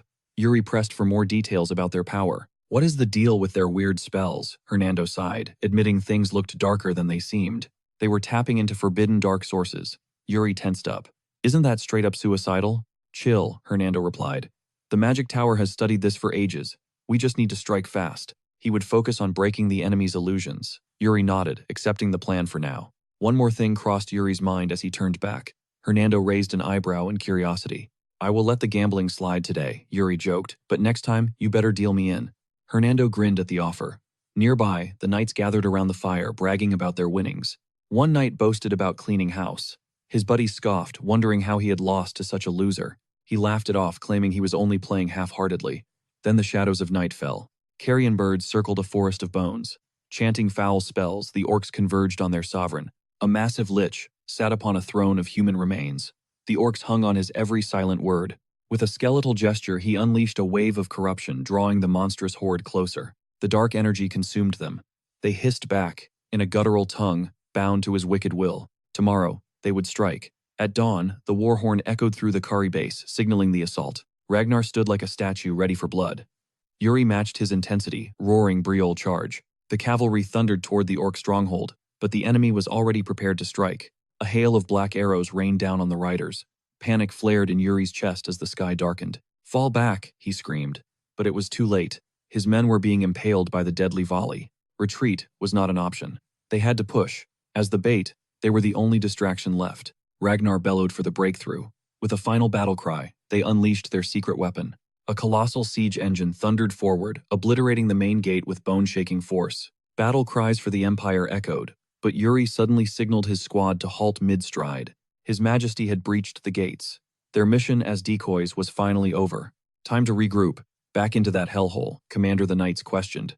With the front gate under siege, Jose knew the orcs' rear was completely exposed. A pincer attack would crush them instantly. Yuri smirked. I like your style. No rams, though. And these back walls were built like iron fortresses. Rams. We don't need them, Yuri chuckled. Jose gripped his blade, mana swirling violently. Cloaked in pure energy, he advanced solo. Yuri watched, absolutely mesmerized by the pressure. Glowing like a god, he unleashed a slash. A literal tidal wave of mana erupted. Total obliteration. The wall exploded into 1,000 jagged shards of stone and debris. As the smoke cleared, furious orcish bellows filled the air. Impressive work, Jose Yuri praised. The gates fell. Soldiers flooded in, tearing through enemy lines like a harvesting blade. Yuri roared, igniting their spirits. Brielle, take them down. He raised his gore-stained steel. His men surged forward. Exterminate every single one of these beasts, he bellowed. Allied forces breached the heart of the fort, crashing into orcs already braced for impact. In a blur, Yuri shattered the oncoming spearheads, neutralizing the monster's lethal reach instantly. A knight streaked past. For the pride of Brielle, victory was their only option now. Relax, Jared, Yuri noted. You're hyped up. That's not like you at all. Jared went quiet before charging back in. Yuri's eyes narrowed on Laurent, coming to a stop. Beams of radiance scorched the orcs as Jared carved through his foes with effortless lethality. His blade dripped crimson. For the prince, he screamed, fist raised high in defiance. All for his highness, Jose chuckled. Brielle sure is stealing the show today. We won't be outdone, the knights roared, butchering every beast in their path. The local orcs lay dead. Yuri surveyed the carnage. Good. We're making progress. Enemy lines were crumbling. The tide of battle was finally shifting in their favor. But something felt off. Where were the main units? They should have hit the camp. Suddenly, fresh orc banners emerged. These weren't grunts, they were elite warriors hungry for blood. Watch out, the elite struck, picking off knights with terrifying surgical precision. As allies fell, Jared's voice shook. How? Where did this army even come from? The monsters pressed the attack. Suddenly a massive shadow loomed over Jared, weapon mid-swing. It was a trap. Snap out of it, Jared. Yuri's voice cut through the chaos. Protecting his friend Yuri, unleashed a blinding flash, disorienting the beast. Your Highness, Jared gasped. Got a death wish, Yuri snapped. Wake up, Jared's rage flared as he gritted his teeth. Shaking off the shock, Jared roared back at the beast, diving back into the fray. A quick nod between them, and the orc fell. But the slaughter was far from over. My apologies, Jared muttered. Don't let up, Yuri warned, sensing a darker presence nearby. A monstrous aura radiated from the hut where knights were being torn apart like paper. A skeletal orc monstrosity emerged, drenched in gore. Jose saw their line begin to crumble. Push them back, he roared. He wouldn't let Brielle's crew show them up. Yuri sensed the malice. You feel that? We're going in. On me. They breached the structure. You think the main force is dealing with this thing, Jared whispered. Pray we aren't too late to find survivors, Yuri replied grimly. Suddenly, a knight's body plummeted from the shadows, crashing down right between them. He slammed into the stone wall, tossed aside like a rag doll by a massive orc. The beast lunged its massive frame, obliterating the earth as it soared. Jared froze, unable to process the monster's sheer speed. Yuri spat a curse, realization hitting like a brick. They had let the terrifying nightmare slip through their fingers at the worst moment. The creature tore through the ranks, seeking to erase the knights. Panicked screams filled the air before the soldiers were completely annihilated. The orc's axe dripped with the lifeblood of fallen warriors. It pivoted slowly, a mountain of gore rising once more to face them. Corpses of destroyed knights littered the mud. Yuri turned to Jared, his voice a sharp, desperate command. Everyone fall back right now. His aura was peaking into an unstable storm he couldn't control. Sword gripped tight, he charged the Titan alone to end the carnage. Your Highness, Jared's plea was desperate. But Jose shook his head. The prince was already too lost in the heat of the battle. What do you mean? Jared pressed. Jose didn't blink. I'm joining the prince. Within seconds, Yuri collided with the terrifying demon. Steel met scale in a deafening crash as their forces collided. Yuri locked eyes with the monster, a fierce, confident grin spreading. A blinding pillar of light erupted toward the beast. Yuri knew the stakes. One clean hit from that monster meant instant death. The pressure was suffocating. Suddenly, Jose slid into the fray with a smirk. Looks like you're in a bit of trouble, kid. I'm not too proud to turn down backup, Yuri retorted. Side by side, the two legends prepared for a final dance of death. In that moment, Yuri saw it, the ferocious look of a mother pushed to the edge, with everything left to protect. Those were the eyes of a survivor drowning out internal terror. Young as it was, this beast already understood the brutality of war. The monster bared its fangs in a twisted grin, pointing a jagged finger toward them. The hunt was officially on. Jose and Yuri traded a silent, knowing nod. They launched their assault together, flanking the beast to trap it in a pincer. Jose lunged from the left, his blade screaming through the air. Sparks flew as the monster intercepted his strike with brutal force. A brilliant explosion of energy threw Jose back. This wasn't just a beast. It was a screaming force of nature defending its life. Capitalizing on the chaos, Yuri materialized behind the Titan. He moved like a shadow, aiming for a lethal, soul-shattering strike. The blade whistled toward its skull, but the monster blurred. It twisted sharply, its massive hand crushing Yuri in a vice grip. "Your Highness," the knights shrieked in horror. With zero effort, the beast hurled Yuri across the battlefield like a broken ragdoll. Skidding through the dirt, Yuri wiped blood from his lip and smirked. It was all clear now, despite the massive trouble they faced. "Our knights will wipe out your pathetic orc legions," Yuri taunted. "Let's see how long you last against the both of us." Jose's grin matched Yuri's. Mana surged through their veins as they launched a dual assault, fueled by pure destructive magical power. The orc shrugged off the magical barrage as if it were a breeze.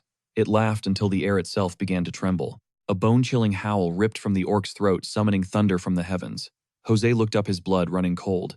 Yuri's heart hammered against his ribs. A sinister neon blue mana began to swirl around the orc, twisting the very atmosphere.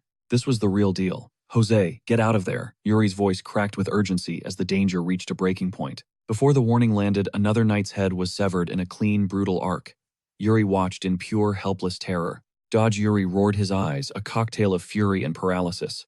He knew deep down they were completely outclassed. Jose raised his sword in a desperate guard, gasping in agony. Just then, Yuri descended like a vengeful god from the shadows. Intervening to save Jose's life, Yuri met the orc's gaze. He struck with everything he had, forcing the monster to yield. Creating some distance, Yuri breathed out, "Jose, talk to me, I'm still in this." Jose yelled back, reassuming his combat stance. They stood breathless, staring at the mountain of muscle they couldn't seem to topple. It was an impossible, terrifying wall. "That black smoke changed everything," Jose hissed. Yuri agreed. The creature's physical stats had just jumped into another dimension. It was a chillingly familiar sensation. It felt exactly like the lingering foul malice of that shaman ghost from before. He needed to dispel the black magic, but the darkness was spreading fast. Shadowy tendrils began to envelop them, one by one. A soldier watched in paralyzed horror as the monster's eyes ignited with a hellish, incinerating flame. Death was staring them down. Yuri couldn't fathom what was happening. Suddenly, lightning tore the heavens apart, and the orcs surged back into the fray. Something strange was happening. Eerie molecules began to leak from their bodies as the lead monster stomped the ground. The beast zeroed in on a trembling soldier. It lunged its jagged blade, whistling toward the man's throat as he screamed. Yuri spotted the opening. "Jose, lead them to me," he barked. Jose didn't hesitate for a second. "Consider it done." Yuri threw himself in front of the doomed soldier, intercepting the blow. He rose, his eyes burning with a lethal fury. Steel shrieked against steel, sending sparks flying like dying stars. The monster howled in agony as Yuri finally found his opening. With a savage arc, Yuri carved the creature into bloody remnants. Crimson sprayed everywhere as he shielded his face from the gore. Shadows swirled as a mangled orc loomed over him, paralyzing the boy with pure dread. Something was wrong. Was this forbidden regeneration or dark sorcery before he could even think? A second beast lunged forward. It raised a clawed hand and began chanting a sinister incantation. Abyssal energy surged around him, and Yuri realized he was trapped in a living nightmare. A phantom voice hissed, "Don't resist." This aura was far more malevolent than anything he'd felt. It was definitely black magic. The voice taunted him, asking why only he deserved to survive. Ghostly figures appeared as the voice pleaded for His Highness to be saved at any cost. Why did he abandon them? The kingdom's ruin was his fault, and his survival was a disgrace. He was a stain on the Brielle name, a coward who traded his honor for a life of hiding. "You are a failure, Yuri Brielle. This is your fate." Yuri listened, remaining eerily calm. What a load of trash, he spat. As magic spiraled around him, he stood his ground defiantly. Predetermined fate, he gripped his blade alongside his friends. "Do you even know what era this is? Stop babbling about destiny." With one lightning movement, he forced the massive ogre to freeze. A blinding beam of light exploded past them. Yuri weathered the shockwave and launched himself skyward.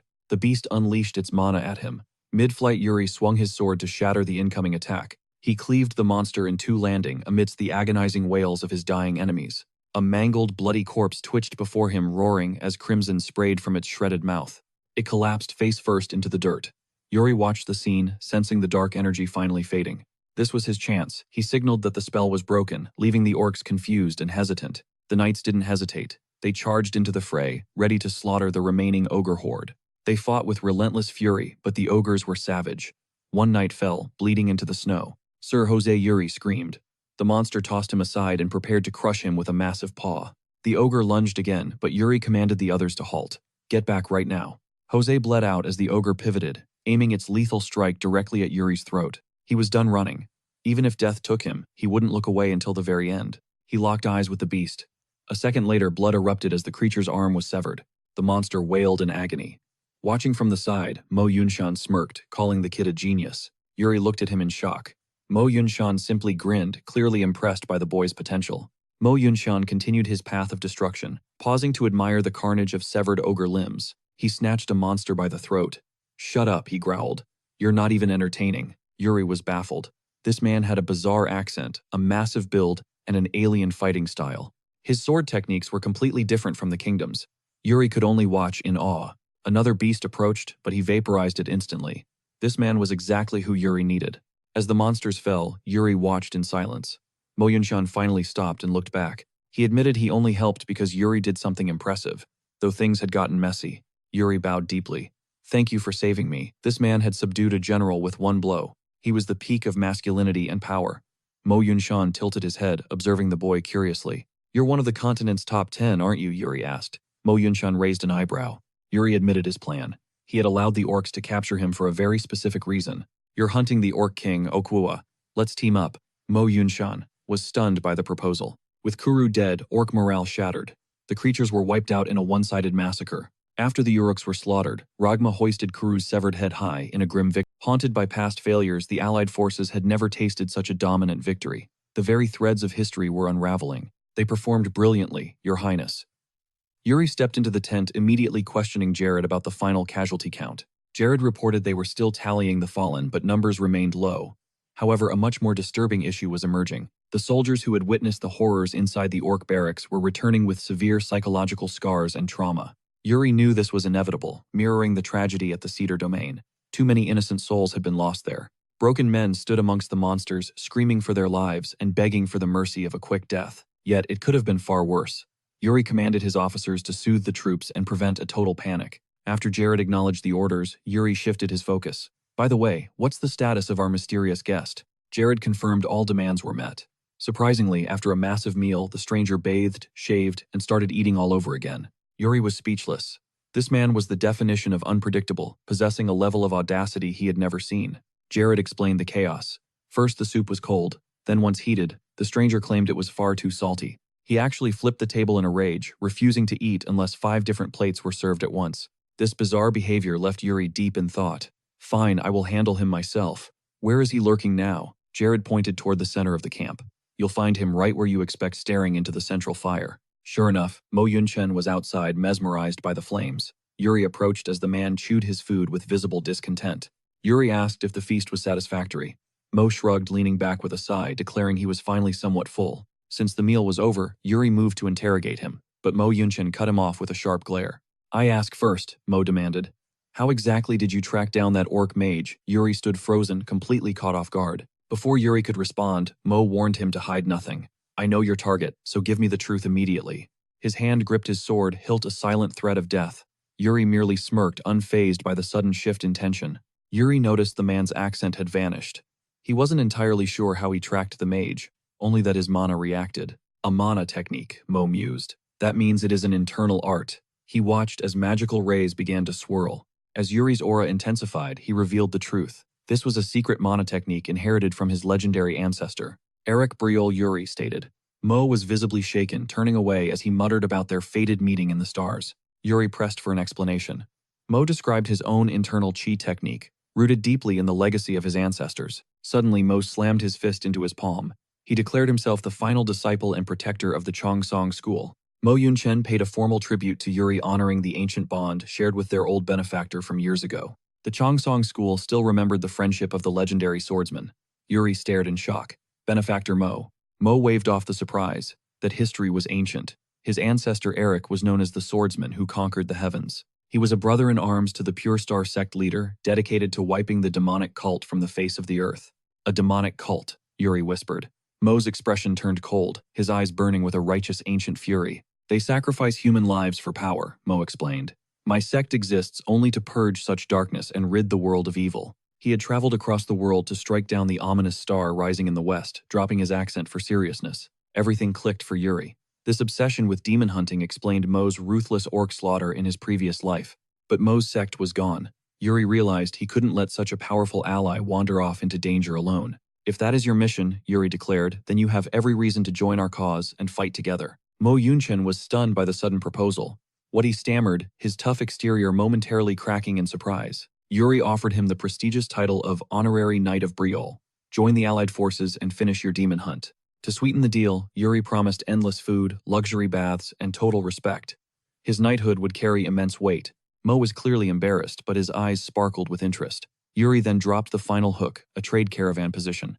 The prospect of wealth and status delighted him. Mo cleared his throat, trying to maintain his dignity while hiding his joy. Since you insist, Mo agreed, I shall accept. But I have one non-negotiable condition for our partnership. I like your spirit, Mo grinned. From this day forward, you shall address me as your mentor, Mo Yunchen. Yuri was speechless as Mo declared him the newest disciple of the Chongsong sect. His world was turning upside down. Disciple Yuri stammered in confusion. Mo simply smirked. That's right, and being a disciple is going to cost you. Normally, he'd never offer twice. Yuri declined his loyalty, belonged to one man, the legendary sword demon. Mo Yunshan barked a laugh, suggesting Yuri simply serve two masters at once. The man scoffed at Yuri's luck, demanding to meet the allied commander immediately. Yuri stared in disbelief, but Mo Yunshan shrugged. He'd promised to help reach the goal. The focus shifted to the orcs. Inside the command tent, grim news of human sacrifice emerged. Ragnar's face darkened. Sacrificing lives for magic. Mo Yunshan nodded. It was their dark fuel. These bloody rituals proved the orcs were drowning in forbidden arts. In the last clash, their power spiked unnaturally. Magic was the key. If they mastered it, disaster awaited. Ragnar sensed a trap. Mo Yunshan smirked, revealing his original twisted plan. He'd intended to infiltrate as a fake victim, but their interference had botched everything. Yuri addressed the general, presenting the stranger as a lethal weapon for the alliance. Total orc annihilation was the mission. But suddenly, an icy chill gripped Yuri's soul. After a tense silence, the commander nodded. They would hunt the source of this magic. He placed the stranger in Yuri's hands. Yuri exhaled his gamble, finally paying off. He'd successfully recruited a powerhouse. Suddenly, Ragnar turned, eyes flashing with concern. Word had arrived of a crisis in the Briol army. Ragnar sighed, feeling the weight. The captured half-orcs were Graham's problem now, but their fate remained a bloody question mark. Ragnar's trust felt like a blessing and a curse. He'd just dumped the filthiest job on Yuri. Will we let Briol outshine us? A voice bellowed, sparking a fire among the knights. The camp erupted in debate. Why the shouting? One knight snapped at another. Use them as translators, or kill them for their crimes. The survivors' scars ran deep. The victims' screams echoed against cold military logic. Terror hung heavy in the air. Yuri stepped forward, his voice cutting through the noise with a single sharp question. Can you trust these monsters in the heat of battle? A knight sneered, claiming they were tamed. Yuri's eyes turned cold. Really? Would you bet your life on their loyalty when steel clashes? The knight choked on his words. Yuri pressed on. The battlefield is built on absolute trust. Without it, you're just waiting to be stabbed in the back. Silence smothered the camp. Yuri's gaze locked onto a trembling girl. Tell them, he whispered. Tell them what you saw. She spoke of demons and despair. Her crippled sister, unable to run, was butchered for sport. The memory was a nightmare of blood. They didn't just kill her, they unraveled her. Like pulling wings off a fly, they laughed at her agony. She was just a toy. They aren't human, she shrieked through a mask of tears. Yuri asked for her name. Jane of Cedar, she sobbed, looking up. Are you really the Prince of Briol? I am. Her plea was simple, vengeance. Yuri's answer was a vow, consider it done. He turned to Graham. No longer a soldier, but a prince demanding blood for his people. These monsters left wounds that would never heal. Mercy for such evil was an insult. Exterminate them all, Yuri commanded. Graham bowed. The prince's word was now law. By royal decree, the half-orcs faced the blade. At dawn, a horn blasted. The orcs were here. Fear rippled through the ranks as the enemy's banners crested the horizon. What was their play? Ragnar frowned. Have they come to surrender or talk? Your Majesty, they demand entry to deliver a message. Ragnar's jaw tightened. Open the gates. An orc sauntered in a mocking smirk, plastered across its hideous face. Yuri and Ragnar burned holes through the beast. The orcs just chuckled, unfazed by the steel. Yuri leaned in. What's the move, Highness? Ragnar clutched his head in frustration. Why do you think I'm the one in charge? Yuri smiled. It was Ragnar's tactical genius. Ragnar shrugged, calling it common sense. Yuri questioned the political motives behind it, but Ragnar just shook his head, clueless. Whether the truth was known or not didn't matter. His relationship with the Emperor was already at a breaking point. As a prince, commanding the allied forces leading them seemed logical, but imperial politics were never that simple. Even when victory felt certain, the emperor's shadow loomed over every move. His schemes were everywhere, lurking in the dark. Success meant legendary status across the continent. A path paved with golden glory and absolute support awaited him. Only if he won. Yuri remembered the past, how Ragnar took the fall for the failed invasion in another life. After that crushing defeat, Ragnar was forced to resign in total disgrace, stripped of his dignity. That was the Emperor's endgame, seizing total power. The entire allied force was a setup designed to fail from day one. He was tossed aside. A trap, Yuri asked. Ragnar silently slid a secret document toward him for inspection. Yuri's eyes widened in shock. The Emperor had signed a secret pact with the Okwa Pure Madness. The man was a lunatic. Was this war rigged from the very beginning? Yuri's mind raced with dark possibilities. What a low blow. Rage boiled inside him. Ragnar noted that others only saw the conflict as mere theater. The Okwa, using that letter, was a total ruse. The Allied forces were never meant to survive this onslaught. So what now? Yuri stared at the evidence and whispered, "Your Majesty, may I suggest a counter-strategy?" "Speak," Ragnar smirked. Yuri snatched the paper, threw it down, and crushed it under his boot defiantly. Fake or not, this scheme didn't change one thing. They had to come back as conquerors no matter what. The grind just got a little tougher, that's all. Ragnar burst into a sudden boisterous laugh at the audacity. "Spot on," he roared. He stood up, leaning over the table with a sharp, determined gaze. "Whatever the Emperor is plotting, the goal remains the same. Absolute victory is our only option now. We need to deal with the messengers." "Your Highness, can I handle this?" Yuri asked with chilling calm. Ragnar nodded, entrusting him with the task. Outside, the orcs were already causing a loud, guttural ruckus. Their roars filled the air as they spotted Yuri approaching, pointing their jagged fingers in open defiance. "Shut it," Yuri snapped. His blade blurred through the air, sending monster heads flying in a single instant. One swing, multiple kills. The corpses hit the dirt simultaneously. The watching knights stood frozen in absolute shock. 3 orcs downed in a single flash. They never knew Prince Briol possessed such monstrous strength. Even Ragnar looked impressed. 18 years old and already this deadly, he'd clearly evolved into something far more dangerous than before. Is he being too ruthless? They say he swore an oath of vengeance after slaying those foul beasts. Staring through the gates, he vowed to make them bleed. As dusk fell, a heavy silence followed the carnage. Ragnar gazed into the horizon with absolute certainty. "Bring Eisen to me," he commanded his subordinate sharply. Eisen stepped forward, bowing low. "Brief me on everything concerning the dark arts," Ragnar demanded without hesitation. "It is a forbidden taboo now," Eisen explained. "Scarcely any masters remain, and it is quite simple to counter." Ragnar leaned in closer. "What is the absolute pinnacle of this dark forbidden power?" "Ancient whispers speak of resurrecting the dead, though most experts dismiss it as mere superstition today." Ragnar mentioned reports of the Okwa performing dark rituals. The tension in the room spiked instantly. They use human sacrifices to buff their ranks. Having faced it once, they knew the orcs were evolving rapidly. The orcs are getting more dangerous. Eisen theorized they might have uncovered lost ancient spellbooks of shadow. Ragnar's brow furrowed. "You mean grimoires of forgotten, forbidden magic?" Many lands remain shrouded in mystery, like the ghost nation of Adalwine, where shadows truly dwell in silence. It is the cradle of dark arts, guarded still by the legendary Death Knight Gert even now. If Okwa is truly dabbling in this darkness, what is his ultimate goal? Ragnar pressed for answers. "It is just a hunch, but he might be trying to summon something truly horrific," Eisen warned. "Summoning, so he is sacrificing his own fodder just to buy time for the ritual." "Precisely. With that book, he is likely scouring the Old Kingdom ruins for a specific hidden dungeon entrance." Ragnar sensed something sinister lurking below. At dawn, the sun rose on a new day of battle. As Yuri's army marched out, an officer approached. "Your Highness, an urgent message just arrived for you." "So the Bolshad supply line is dead," he pressed his voice tight. It was a cold reality they couldn't escape.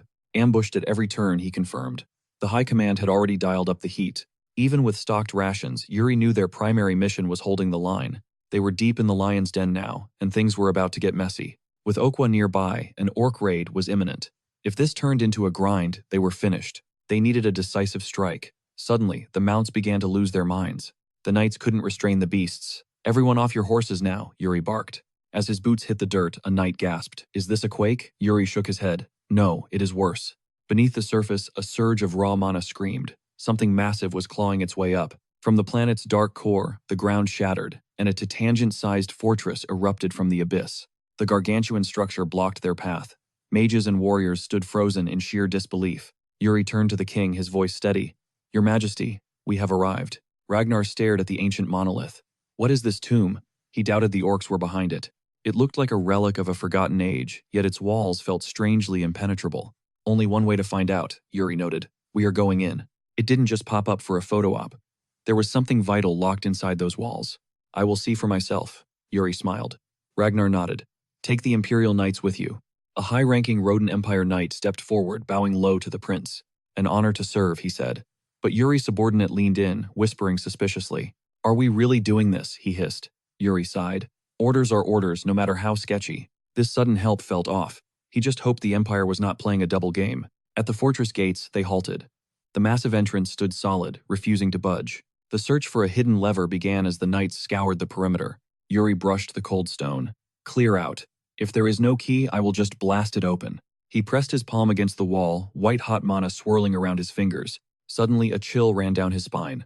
What did you do? The knights shouted in panic. I didn't do anything, Yuri yelled back. The massive doors were swinging open on their own. It felt like the ruins were inviting them in. Silent and wary, they stepped into the maw. The darkness was absolute. Jared, a light. Sorry, sir, I did not pack any torches. Yuri groaned. Did no one bring a light? Then he felt a strange resonance. The ruins were reacting to his specific mana flow. If the internal systems worked the same way, then, his jaw dropped before he could finish. Have you visited this place before? A knight asked. Never, Yuri breathed. Suddenly, rows of spectral torches flickered to life, bathing the hall in blue fire. Stay sharp, Yuri commanded. We move as one. No distractions. They pushed forward, and the sound of a dry snap echoed through the hall. Yuri's boot had crushed a rib. The floor was carpeted in ancient skeletons and orc skulls. The atmosphere turned suffocating. One brave soul stepped ahead to scout the gloom. Path is dead, Your Highness, he called, knocking on a sealed door beside a corpse. Human and orc bones lay mingled together. Someone had fought a desperate last stand here. The door won't take my mana, a knight reported. It was a complete dead end. Then we backtrack, Yuri decided. We must have missed a switch somewhere. Stay frosty, danger could be anywhere, Yuri started, but he was cut short by a sudden movement. A skeletal hand shot out, gripping his arm. The knight shrieked, What the hell is that? Chaos erupted as a blinding pillar of light engulfed Yuri and the undead remain. Shielding his eyes, a ghostly whisper echoed in his mind. Remember, this is your salvation. The skeleton lunged forward, its hollow chant echoing as Yuri was pulled into a void. He gazed around the strange dimension, spotting a young boy shouting for his mentor's attention. The child claimed he was just reading, and Yuri froze as he noticed a chilling detail. The skeleton's armor. These were his memories etched into reality by high-tier ancient magic. What did this ghost want to show him? The master then called for the lesson to begin. Are you prepared? The man barked. The boy looked away, sparking his teacher's sudden fury. Don't you dare change the subject, he snapped. The boy grumbled that reading was just boring. Then how will you ever hunt? Yuri felt a sharp pang of nostalgia at the words. It was just like his own master. Suddenly, the teacher revealed the legendary orc hunter mark. A crimson stone ignited in his palm, its blinding glow signaling the path to true power. The puzzle pieces finally clicked for Yuri.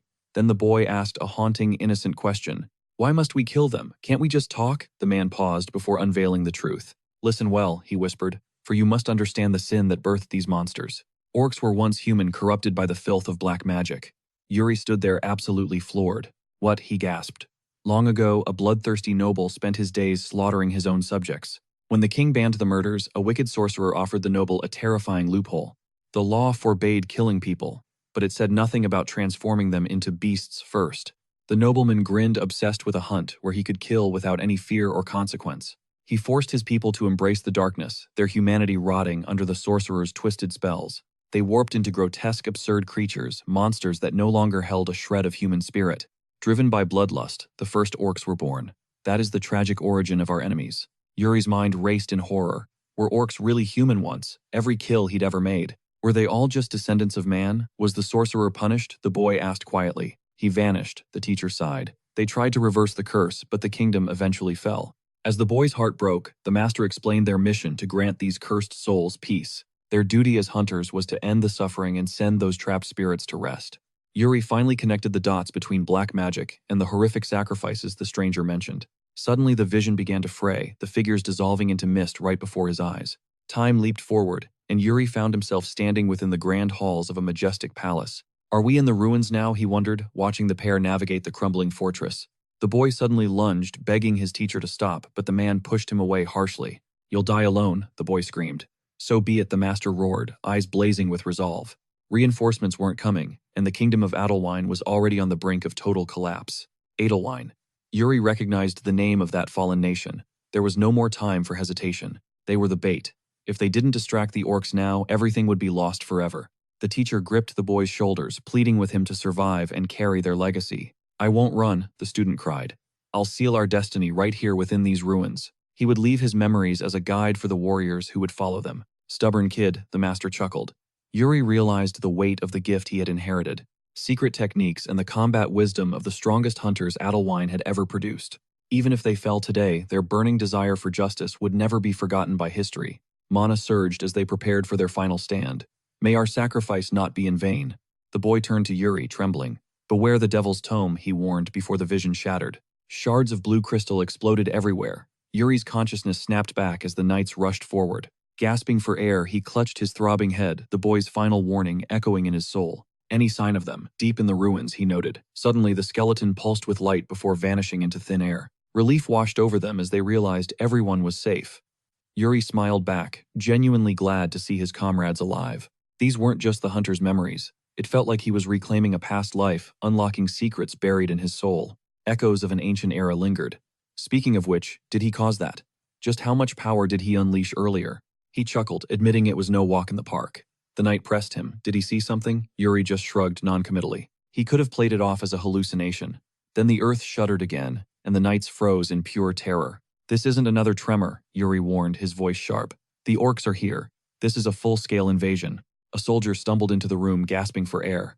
The orc onslaught had begun. Jared cursed. The timing couldn't be worse. How did they track them? Was this a setup? MC snapped at him to stay focused as he felt the atmosphere shift. He revealed this place was once an orc hunter stronghold. Naturally, their ancient enemies would want to erase it from existence. The ground rhythmically throbbed. They were riding Komodo dragons, a specialized scout unit closing in fast. 10 orcs give or take. Laurent urged an immediate retreat to the main army, but Yuri told them to follow his lead. It was time for a bloody reception. Rodan questioned the lack of a retreat, but the MC had zero intention of running. He leaned over the remains, placing his blade within the skeleton's bony grip. With a knowing smirk, he finally turned back. The secret to slaying orcs was finally clear. Meanwhile, the monsters moved through the brush, closing in on their prey. Suddenly, blinding flashes erupted from the foliage. The orcs screeched in confusion, completely blindsided by the sudden trap. Crimson energy surged across the clearing, tearing through their ranks. The monsters howled in agony as the power battered them. Yuri roared, "Strike now." The knights burst from the shadows, tearing into the orc squad with lethal precision. As the last orc fell, the MC surveyed the carnage. His tactical gamble had paid off perfectly. He hadn't expected the hunter's mark left in these ruins to be this potent. The sheer power was absolutely insane. Sensing numbers through vibrations and using ancient traps. Was this why the memories were shown to him?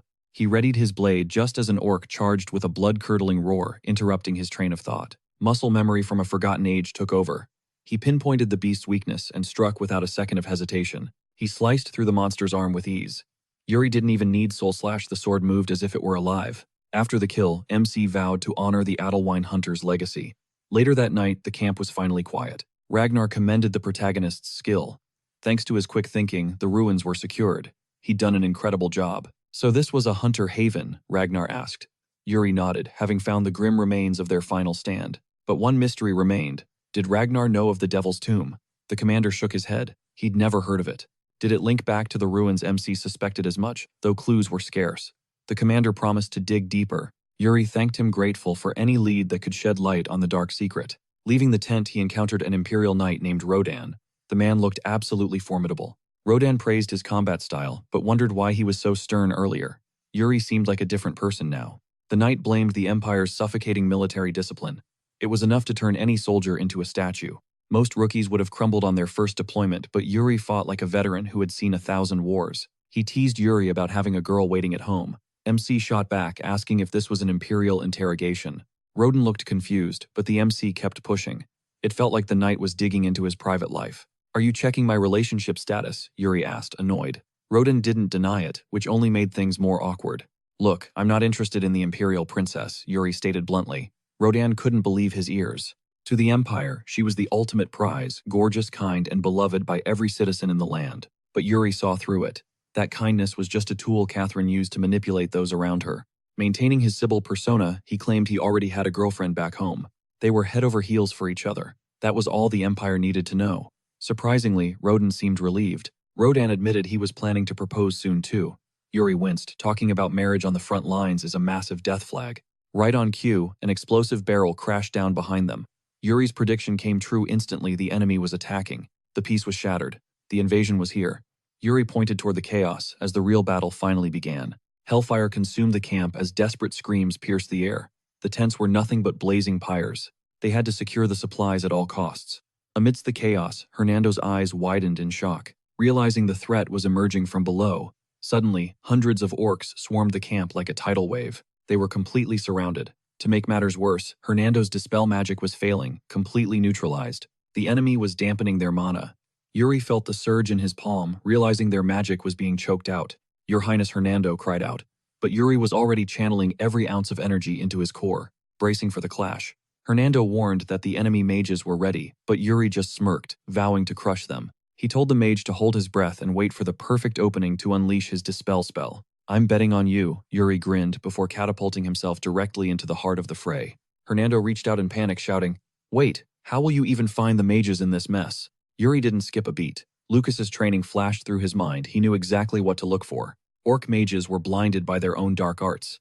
Their clumsy, irregular movements would give them away. It was all down to memory now. Suddenly, his eyes locked onto a target. "Gotcha," he hissed. Squaring his shoulders, he launched his blade like a guided missile, piercing the mage as the orcs wailed. He lunged at the dying monster, delivering a final bone-crushing blow before reclaiming his blood-stained steel. He slung the sword over his shoulder, satisfied with the kill, yet finding himself boxed in by monsters. The horde closed in, ready to tear him apart. "They really think they've caught me, Hernando," he muttered.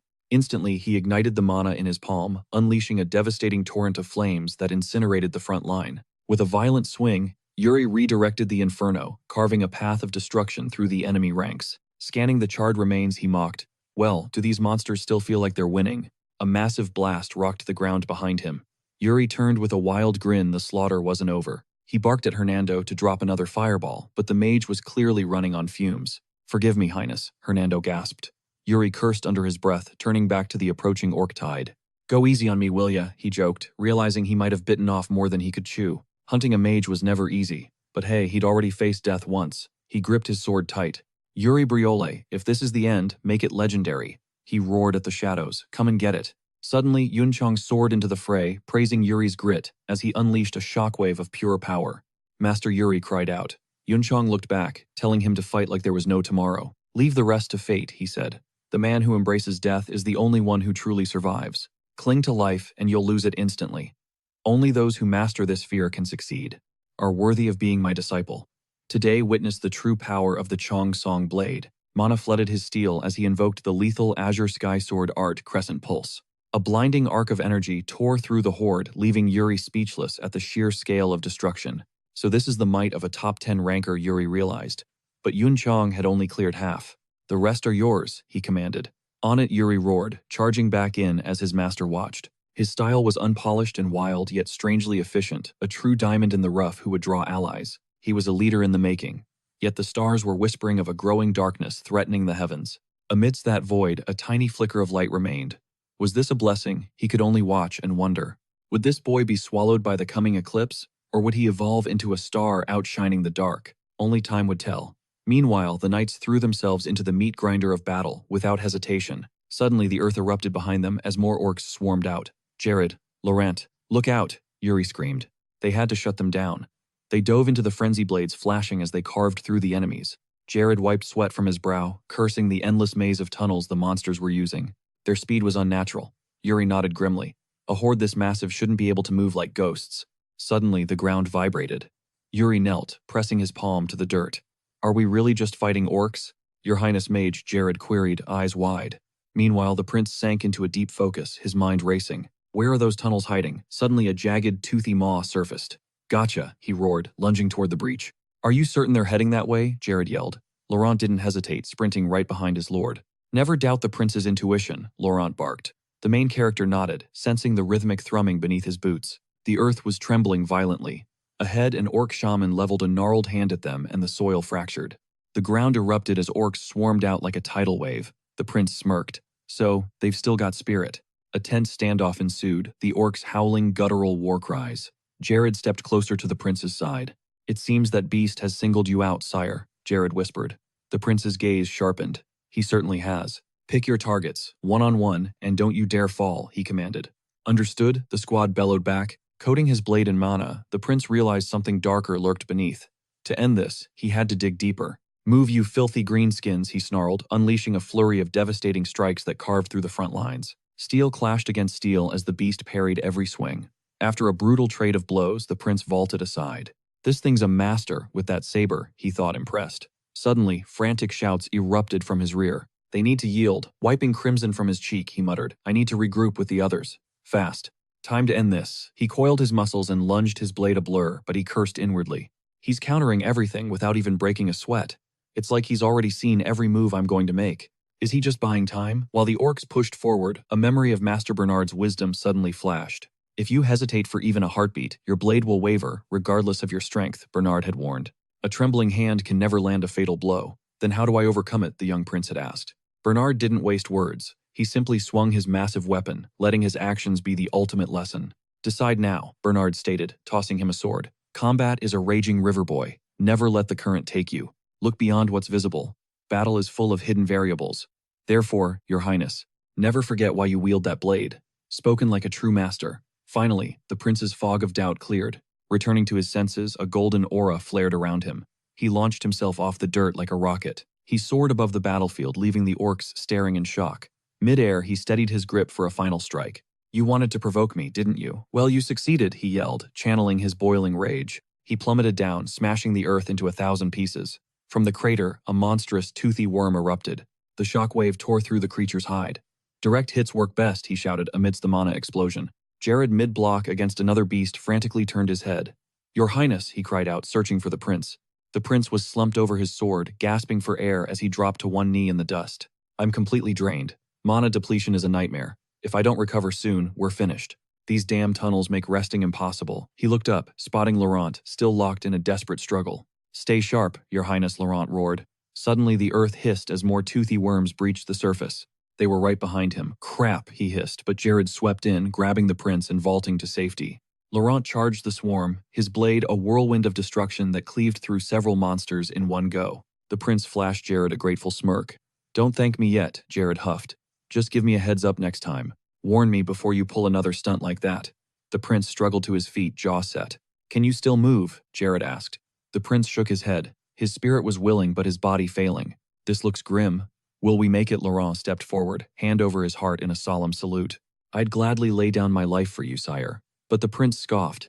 Who said anything about dying? We fight. Though his legs trembled, his gaze was steel.